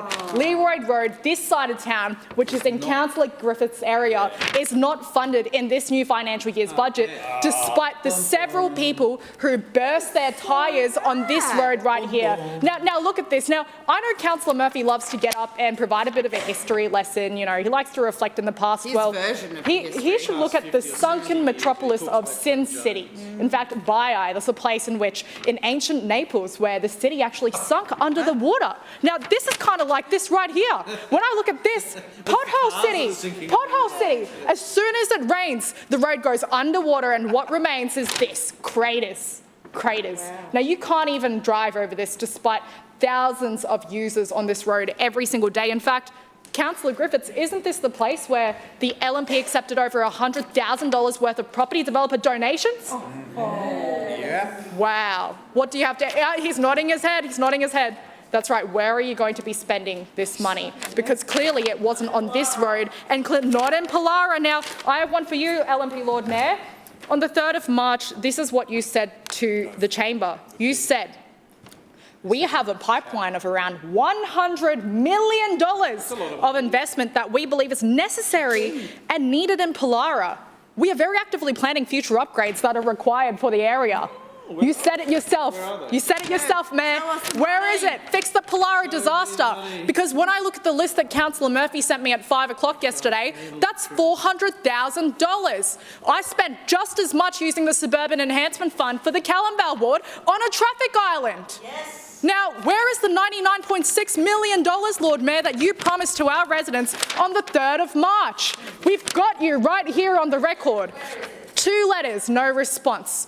Called you, no response. In fact, the call to your office goes to the contact centre, by the way. You might want to check that out. Visited your office, no one there. After that, there's a Ring doorbell on there. We asked you, Lord Mayor, to visit us in Pollara. Now, what happened after that was on... Now, let's go through this timeline. Point of order, Mr Deputy Chair. Point of order. Sorry. Yeah. Councillor Toomey, your point of order. Chair, I thought we were meant to be directing any direct questions through the chair to those in the chamber. Noted. Councillor Kim, I've previously advised you to, direct through the chair to any other councillors. Councillor Johnston, your point of order. Yeah. I'm so sorry. All day, Councillor Krista Adams has been interjecting all day, and she just loudly called out, "Who cares? Who cares?" while Councillor Kim was speaking, and that is absolutely unacceptable that she's not being called out on interjecting. Councillor Johnston, there are interjections from both sides. I don't uphold your point of order. Councillor Kim. Point of order. I've been warned for interjecting, as have other councillors. Councillor Adams has been interjecting all day. So why is it Councillor Adams' interjections are not attracting cautions in the same way? I would like to remind all councillors, when the council is on their feet, please give the respect. Councillor Kim. Point of order, Mr Chair. All councillors were not interjecting while Councillor Kim was speaking. Why are you refusing to take action against the Councillor Krista Adams, who was interjecting? That's my point of order. Why are you not taking action against her? No, we could hear her. Hands up over here. You heard Krista say, "Who cares?" We all heard. Councillors! We all heard her. Councillor Johnston, I did not hear that. All right, there were so much noises from both sides. I've been previously said I've been allowing councillors to make, interjections liberally, but provide it's not interrupting the councillors on their feet. Councillor Kim. Thank you. I will table this transcript from the 3rd of March, highlighting this so that the residents can see it for themselves. This broken promise and the $99.6 million that the Lord Mayor promised and hasn't funded yet. Yeah, that's right. Now, we go on to the 17th of March after he made this promise. In fact, just the night before that, Pollara was on TV because our residents were fuming and they were advocating for these changes to be done. And then the next day, he literally closes a lane on Ritchie Road during peak hour traffic, causing kids to miss swimming class. You won't believe this, 5,000 to 7,000 users of Ritchie Road. They have no idea what's even going on in their own city. No. They close the road down. It's a one-way, one lane on either side of the road. This is the same road that the Lord Mayor's own traffic management plan says won't be upgraded until 2041. No. But I think I know where the LNP Council is getting the money from now after the last few weeks. They're going to collect $63 million worth of revenue and fines. Oh, that's up a lot. Now, that still leaves you with $30 million to go, Lord Mayor. $30 million. Are you going to fund Pollara with the fines that you're collecting from the same residents who live in Pollara and are suffering every day? The same residents at the finance chair, top 16 in Queensland for property? The same LMP who are increasing the rates for these same residents. She whispers something to the Lord Mayor and they giggle. Yeah. The residents of Pollara don't deserve this from a leadership combo who don't care, from an infrastructure chair who doesn't care. The infrastructure chair now, so the dozens of road projects that have been carried over, not only do they not include much for our ward, maybe there's only about one road there, I cannot believe the confidence in which this council has, pretending as if they have solved every issue on earth. It is unbelievable because when we were sitting in budget sessions and we asked for the suburban works list, the same figures weren't even ready in their Excel spreadsheet. It was ridiculous. You told us on Tuesday to be ready to ask questions in budget sessions, to turn up and ask, and did you have them ready? You pretended not to. And it makes sense because that's the same attitude that I saw in the community and the arts committee as well, which is when I knew that a Parkinson Aquatic Centre upgrade was primarily done by the federal government. And when I had asked for figures and how much Brisbane City Council was paying to that, I was informed by the chair that those figures weren't available. Well, I was one of the 350 requests for informations made by this side of the chamber, respective to the 3 or 5 by the other side, and that's how I knew this council did have the numbers all along. But what was I instructed in that session? That you cannot provide us with the numbers, that you will keep our residents in the dark. Much to hide, eh? And secret city, it's funny because I know that this is the Lord Mayor's same tactic with the 80-10-10 commitment he's asking for with the Story Bridge that he can't fund. Where are you going to get the $100 million for Pollara? How are you going to get this money for the Story Bridge? You're secretly and quietly increasing the revenue from just collecting fines around from residents. Now, I'm going to go on to our petition responses before I run out of the extensive list of issues that this infrastructure portfolio has failed to meet for our community. Firstly, it's Honeysuckle Way. I'm very disappointed to see a lack of progress on the other end. I am very much looking forward to improvements at the Nottingham Road end of Honeysuckle Way, as it was listed as one of the worst in Queensland for intersection crashes, so I look forward to work being done there. However, you've completely missed the other side of the road, in which I know this council is aware of the issue because they've listed it as a black spot funding program to federal government, but they haven't consulted that with my office. So now our community have been pushing, signing petitions. Over 200 residents have signed it. The council have refused to pay for it. They've applied to federal government. Now, I'm in full support to improve this intersection as quickly and as soon as possible. But I think the council have both a responsibility to play in consultation, chipping in their own as well when we're paying council rates. In fact, over 6% in Callum, exactly where this intersection is located. But also, I can't wait for black spot funding to come. I look forward to the federal Labor government pushing and advocating hard, as they have always done for our residents and as they continue to do, as we saw at the last election. In fact, the LNP don't even exist at the federal level at this rate, so they can keep chuckling all they want. Now, Hamish Street was also listed on the 26th of May. The council confirmed. They confirmed that they see the northern end of this, where Councillor Murphy's smiling, he knows what this is about, because they know that it's confirmed as an area that should be viable for funding. But they said that on the 26th of May. I don't see it in this list today. Now, I'm looking forward to seeing Councillor Murphy very, very soon to discuss these matters, and I look forward to seeing his support in providing funding to make sure that this crossing happens, because we've been working with residents to get petitions through, we've asked all the questions, and so far what we've been getting back is nothing. So the LNP Council have something to do, which is their job, instead of flying all the way around the world and providing nothing during budget sessions, despite what they promised last Tuesday. Further speaker, Councillor Perry.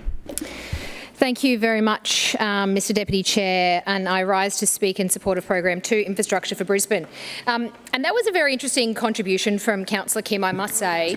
From the outset of her speech, she spoke a lot about what was going on in Councillor Marx's ward. She spoke about what was going on in Councillor Griffith's ward. She spoke about the median income of Councillor Adam's ward, which of course is critical to this debate. She also mentioned ancient Naples as well. She mentioned that, and she didn't mention too much about Callum Ward. And I think the reason for that is because she actually got quite a lot in the budget in the infrastructure program. Would you believe? I know.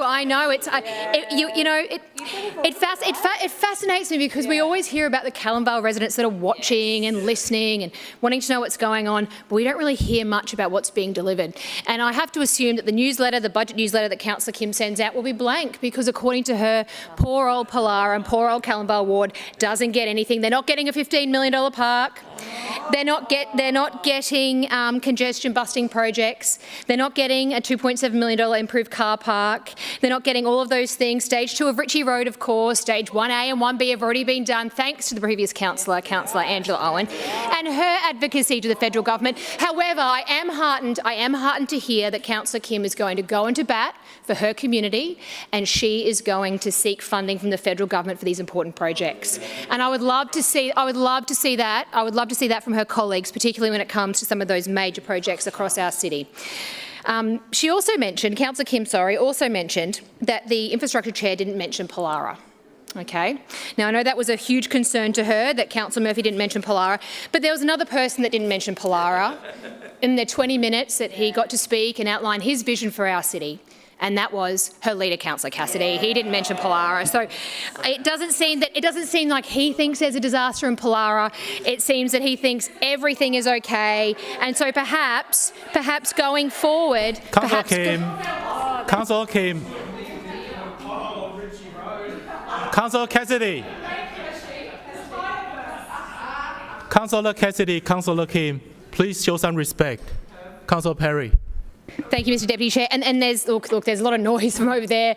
I'm not surprised. I understand. I'd be devastated as well if it was me. If I had a disaster, a genuine disaster, whether it be natural or man-made, I would hope that my leader would stand up for me. I would hope that my leader would stand in this place and defend my area and the suburbs in my area. But don't worry, we have a Lord Mayor who will. We absolutely have a Lord Mayor who will, and we also have an infrastructure chair who will as well. Now, on to defending local areas and standing up for our communities, I'd like to talk about Marchant Ward. Now, this budget that was handed down last week is one that is a responsible budget for Brisbane, and I saw across my ward and across many suburbs some sensible projects that are going to make a difference in the everyday lives of Marchant locals. And as the Deputy Chair of the Infrastructure Committee, I'm very proud to stand here and support Program 2. Because infrastructure isn't just about concrete, asphalt and construction projects. Infrastructure is about opportunity and about planning for the future as our city grows. A city of 1.3 million people and growing, 400 odd people are moving here a week. They're choosing to call their city home, and unlike what Councillor Cassidy said, suggesting that Brisbane is a backwater, that's not the case. They're moving here in droves, and there's a reason for that. Now, the challenge is, of course, that we need to move people around our city as it does grow. And to ensure that we remain the most livable city in Australia. And this budget rises to those challenges. It invests in the infrastructure we need today while planning for the Brisbane of tomorrow. And nowhere is more evident than in my local area. One of the most significant investments in this budget is the completion of the Kedron Safer Schools precinct, an investment of more than $1.5 million to deliver safety and access improvements around local schools, helping to create safer journeys for students, parents, teachers and residents. This project reflects some things I've been hearing consistently from local families and residents.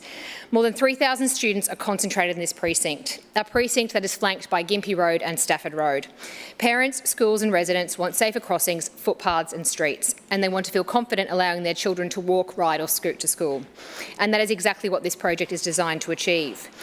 We've been working tirelessly to get this plan right, and I'd like to take this opportunity to thank the schools, Mount Avonia, Padua and St Anthony's, as well as the Delmore Retirement Home and the hundreds of residents who have provided feedback. It's a really tricky spot and we've been working very hard to get this right. By bringing together initiatives such as active school travel, safer paths to schools and SAM for schools, we are delivering a coordinated approach that improves safety while encouraging more active and healthy transport choices. It is a practical example of how good infrastructure improves everyday life, and I'm looking to engaging more on the final plans in the coming months, seeing construction finalised this year and a new and improved road network in this part of Kedron ready for the 2027 school year. Another project I'd like to mention is the Hamilton Road and Western Avenue signalised intersection upgrade. I have spoken about this project numerous times in this place. Hamilton Road is one of the most important transport corridors on Brisbane's north side. It connects residents to major employment centres, schools, businesses, Westfield Chermside and, of course, the Prince Charles Hospital precinct. For many years, local residents have called for access and improvements along this corridor, not just residents, but staff and patients and visitors of the hospital as well. Unfortunately, this fell on deaf ears with the former state Labor government. It wasn't until the Christopher Fuller government took office that we had funding certainty and a true partnership to deliver this project. Some might say they contributed big money, but I'm not going to say that though. I'm going to say that the political games have stopped and now we're just simply getting on with the job of doing what local residents, employees, patients and hospital staff need. Following detailed investigations and concept design work, preliminary design and early works have commenced this year with final design and major construction slated for next year. This budget also continues Council's substantial investment in renewing our transport network. Maintaining a city the size of Brisbane is no small task. We're responsible for more than 5,000 kilometres of footpaths and more than 900 kilometres of bikeway infrastructure. These assets are used every single day. And like any asset, they require ongoing maintenance and renewal, to what Councillor Murphy spoke about earlier. And that's why I am pleased to see significant investment in footpath improvements across Marchant Ward. Residents in Stafford will benefit from footpath renewal works on Burpee Street. Residents in Kedron will see upgrades on Bradley Avenue, and works will continue at Maundrell Terrace and Chermside West, which I share with Councillor Davis. While these projects may seem modest in isolation, collectively they improve accessibility, connectivity and safety across our community, and these investments matter. This budget also delivers important curb and channel renewal projects across the ward. Design work will commence on Araluen Street and Kedron to improve accessibility outcomes near a local aged care facility. Additional upgrades will occur on Sear Street and Swinburne Street in Lutwyche and Waruna Street in Chermside. These projects improve safety, support drainage outcomes and help preserve the long-term condition of our road network. Importantly, they also ensure our infrastructure continues to meet modern accessibility standards. Road resurfacing remains one of the services residents notice most immediately. Mr Deputy Chair, one of the initiatives I am particularly excited about in this year's budget is Operation Smooth. After the success of our Big Fill pothole blitz, which at its peak saw a pothole repaired every 2 minutes across Brisbane, yes, we're all going to say that today, I think, this budget delivers a record $110 million investment in road resurfacing across our city. The program will resurface almost 1 million square metres of road pavement, helping deliver smoother, safer and more reliable journeys for Brisbane residents. Operation Smooth is about more than simply improving the driving experience. It is about reducing long-term maintenance costs, improving safety outcomes and ensuring Brisbane's transport network can continue to support a rapidly growing population. As Brisbane prepares for the future, including the opportunities that come with the 2032 Olympic and Paralympic Games, investments like this help ensure our city remains connected, productive and moving efficiently. And I am particularly pleased that Marchant Ward will benefit from several significant resurfacing projects delivered through this record investment. Major resurfacing works will occur on Hamilton Road in Chermside, Kedron Park Road in Wooloowin, Lutwyche Road in Lutwyche, Robinson Road West in Aspley and Webster Road in Chermside, as well as numerous other local streets across the ward. I can't understate how critical these major arterials are. They're busy, busy roads and it will be disruptive while they get done, but the result will be phenomenal for everybody. Hundreds of thousands of people use these roads. Every one of these projects contributes to safer journeys, smoother roads and a better experience for residents. Mr Deputy Chair, I'm so proud to support the investments being delivered by the Shrinner Council. And can I please congratulate the Lord Mayor and the Deputy Mayor for delivering a budget that keeps Brisbane moving. To the Chair, Councillor Murphy and his team, Callum, Harry and Michaela, and to Matt, Bridget, Chris, Mitch, Dean, Rowan, Cherie, Tim and all of your teams, thank you for your hard work and for ensuring that this council continues to plan for the future and delivers the infrastructure our growing city needs. I commend this program to the Chamber. Further speaker, Councillor Griffith. Yes, thanks, Mr Chairperson. I rise to speak on the infrastructure part of this year's budget, and it is, like Councillor Emily Kim said, a tale of two cities.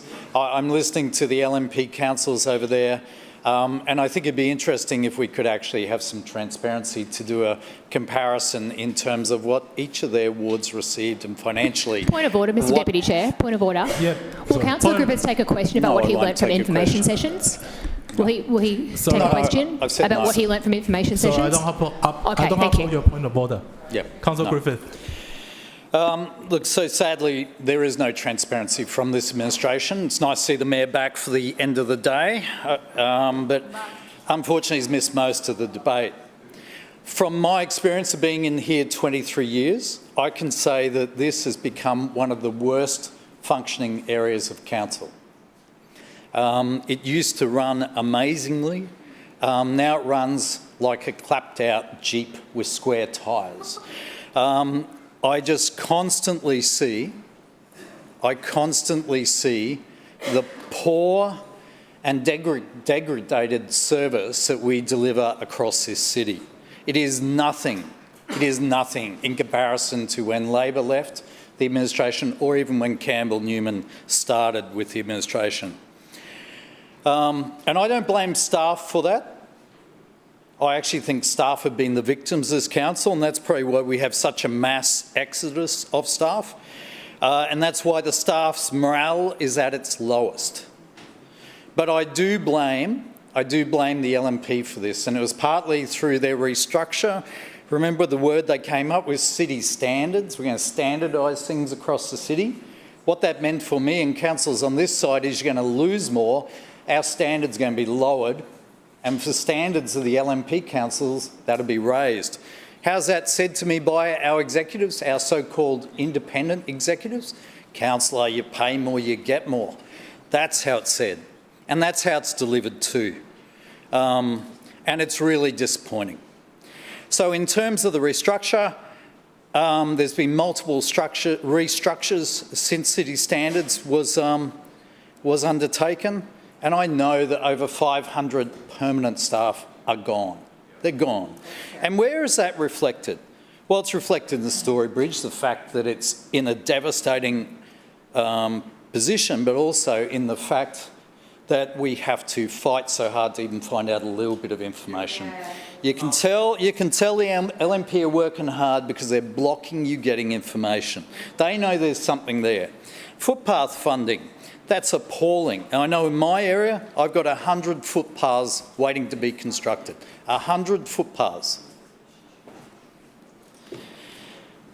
With tree planting and maintenance, that is just behind. I know our ward officers spend so much time just going over and over and over and trying to get things done. In fact, the number of trees I drive past in my ward that will be newly planted that are dead,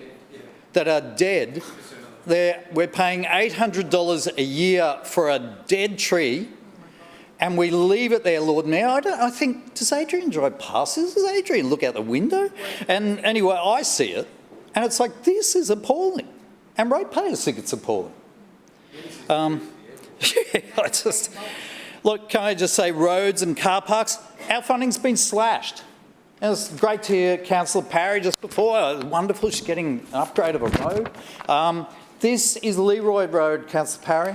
Come and have a drive over it. Bring your Jeep out and have a drive over it. I'm happy to table this for you.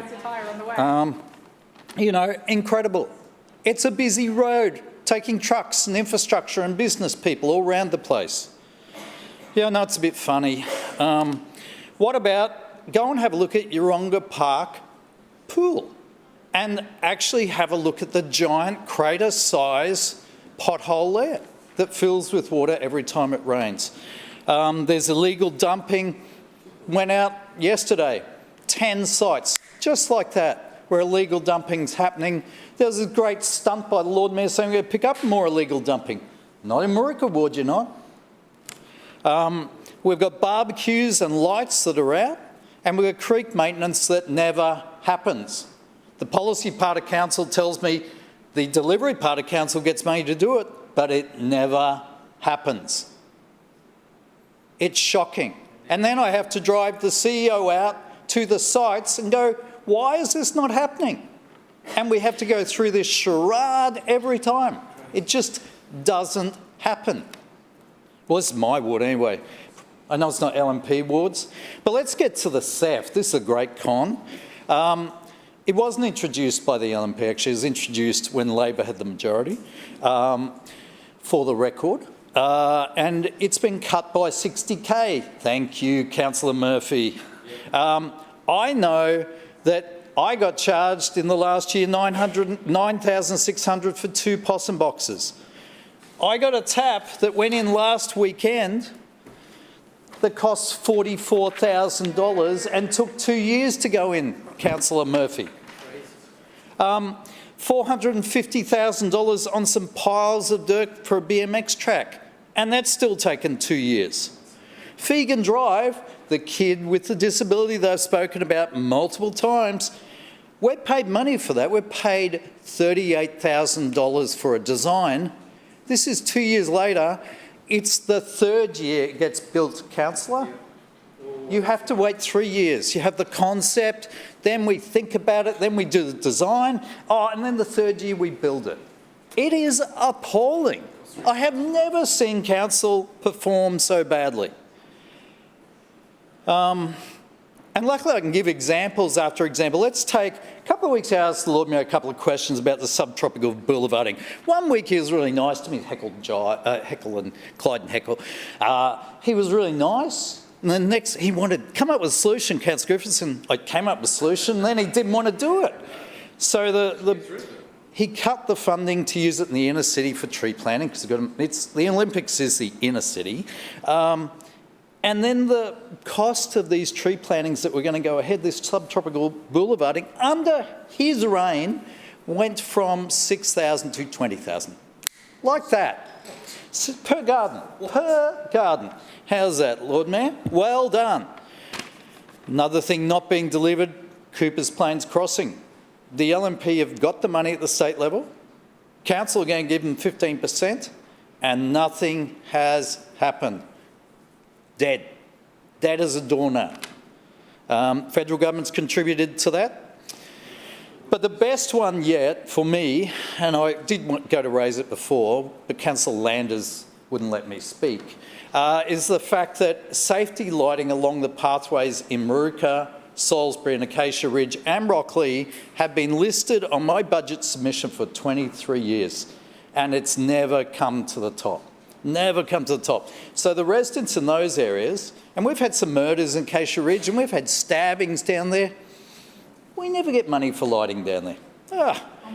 Two cities, all right. And I wonder about these independent officers, because these independent officers keep delivering, well, what one of them told me is, we work for the majority. Another one's told me, we work for the LNP. And I think, no, you don't. The City of Brisbane Act doesn't say that. In fact, if you've got that message, you've got it wrong.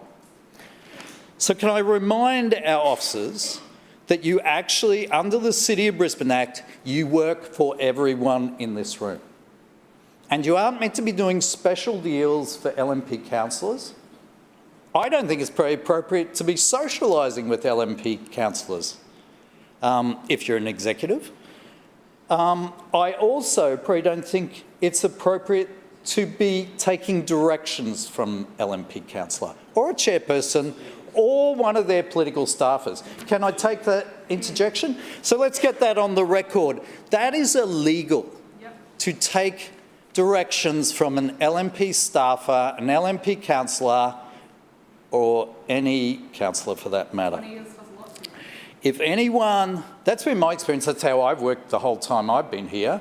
If anyone has experience of that, any of our staff have experience of being directed, or seeing other staff being directed, or you observe, we've got now a budget book that's got no figures in it. If you observe something going on that you think is not right, you should be reporting it. You should be reporting it. And what I say is I'm happy for people to talk to me. I know other councillors will be happy for them to talk for you to talk to them. The behaviour, if that behaviour is going on, it is not acceptable. And I'm sure everyone in this chamber would agree with that. I'm sure the LNP, there'd be resounding cheering. Councillor Griffith, your time has expired. I bet. Thank you. Further speaker, Councillor Landers.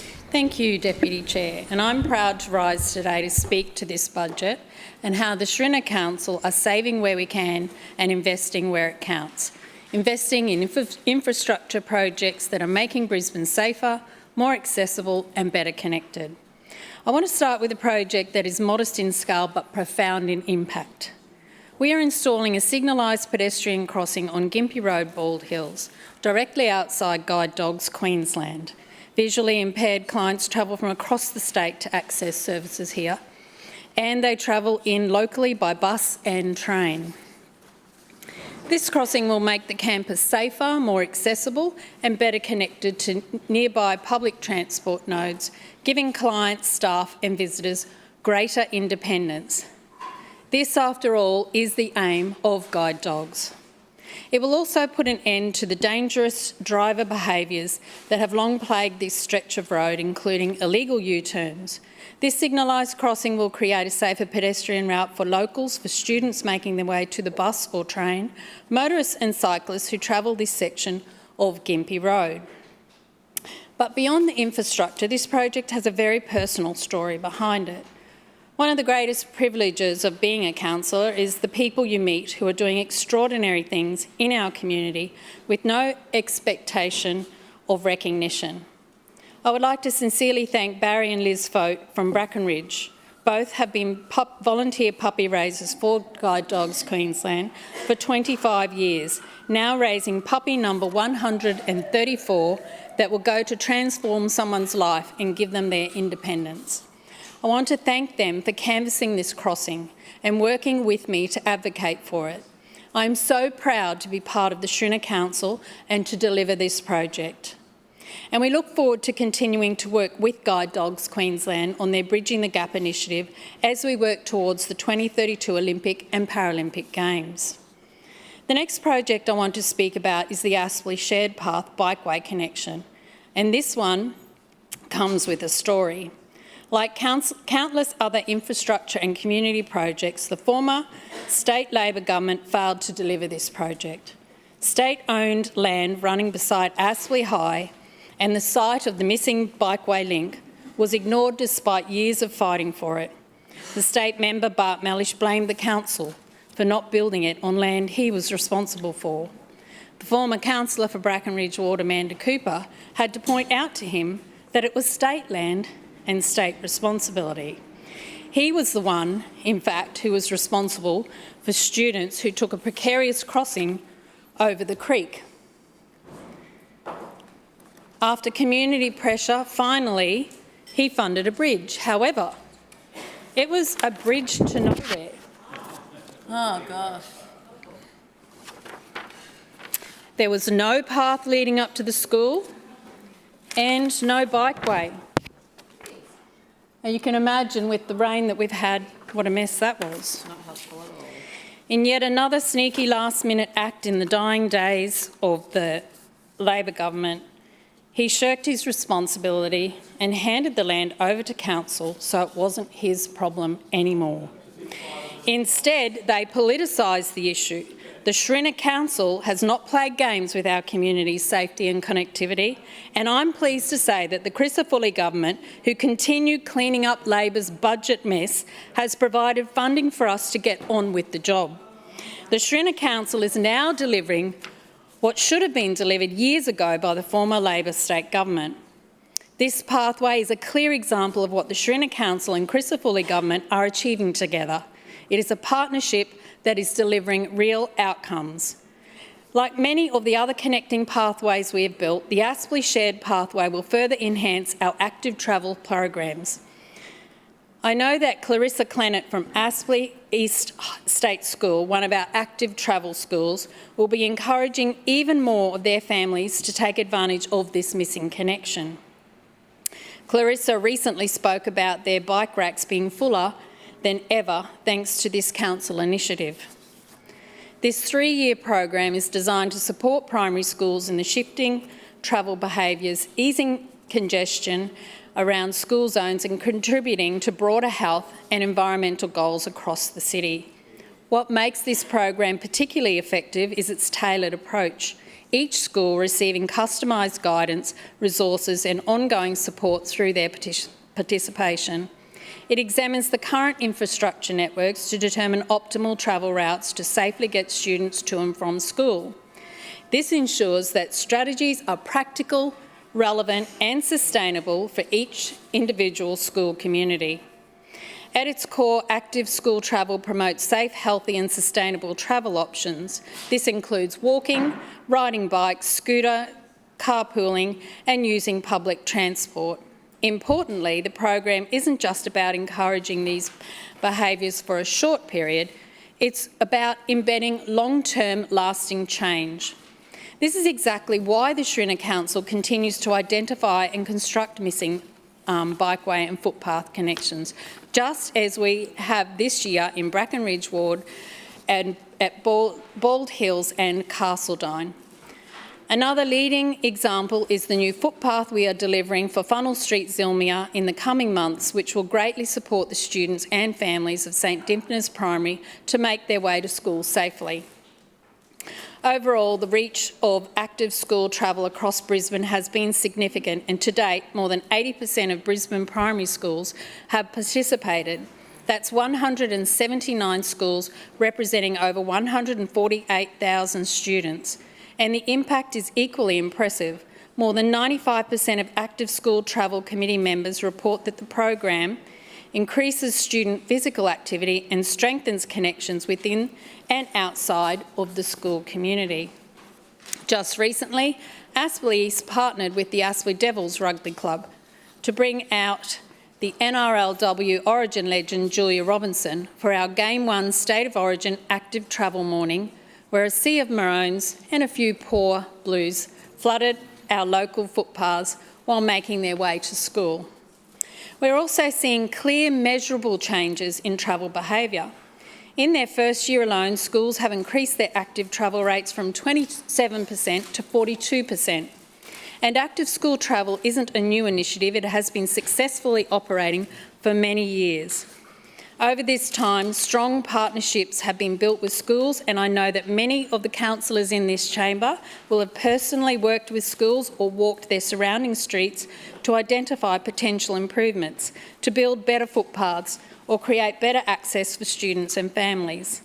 This feeds directly into how the Active School program develops safe route maps for school communities. It delivers bike and scooter skills sessions with qualified coaches and road safety education to empower students to navigate their way to school. Building better connected infrastructure like the Aspley Shared Pathway will not only support our active travel program, but our overall infrastructure network as a whole. I'm also looking forward to the Crisafulli government delivering the Linkfield Road overpass duplication in my ward that received federal funding under the Morrison government more than 6 years ago.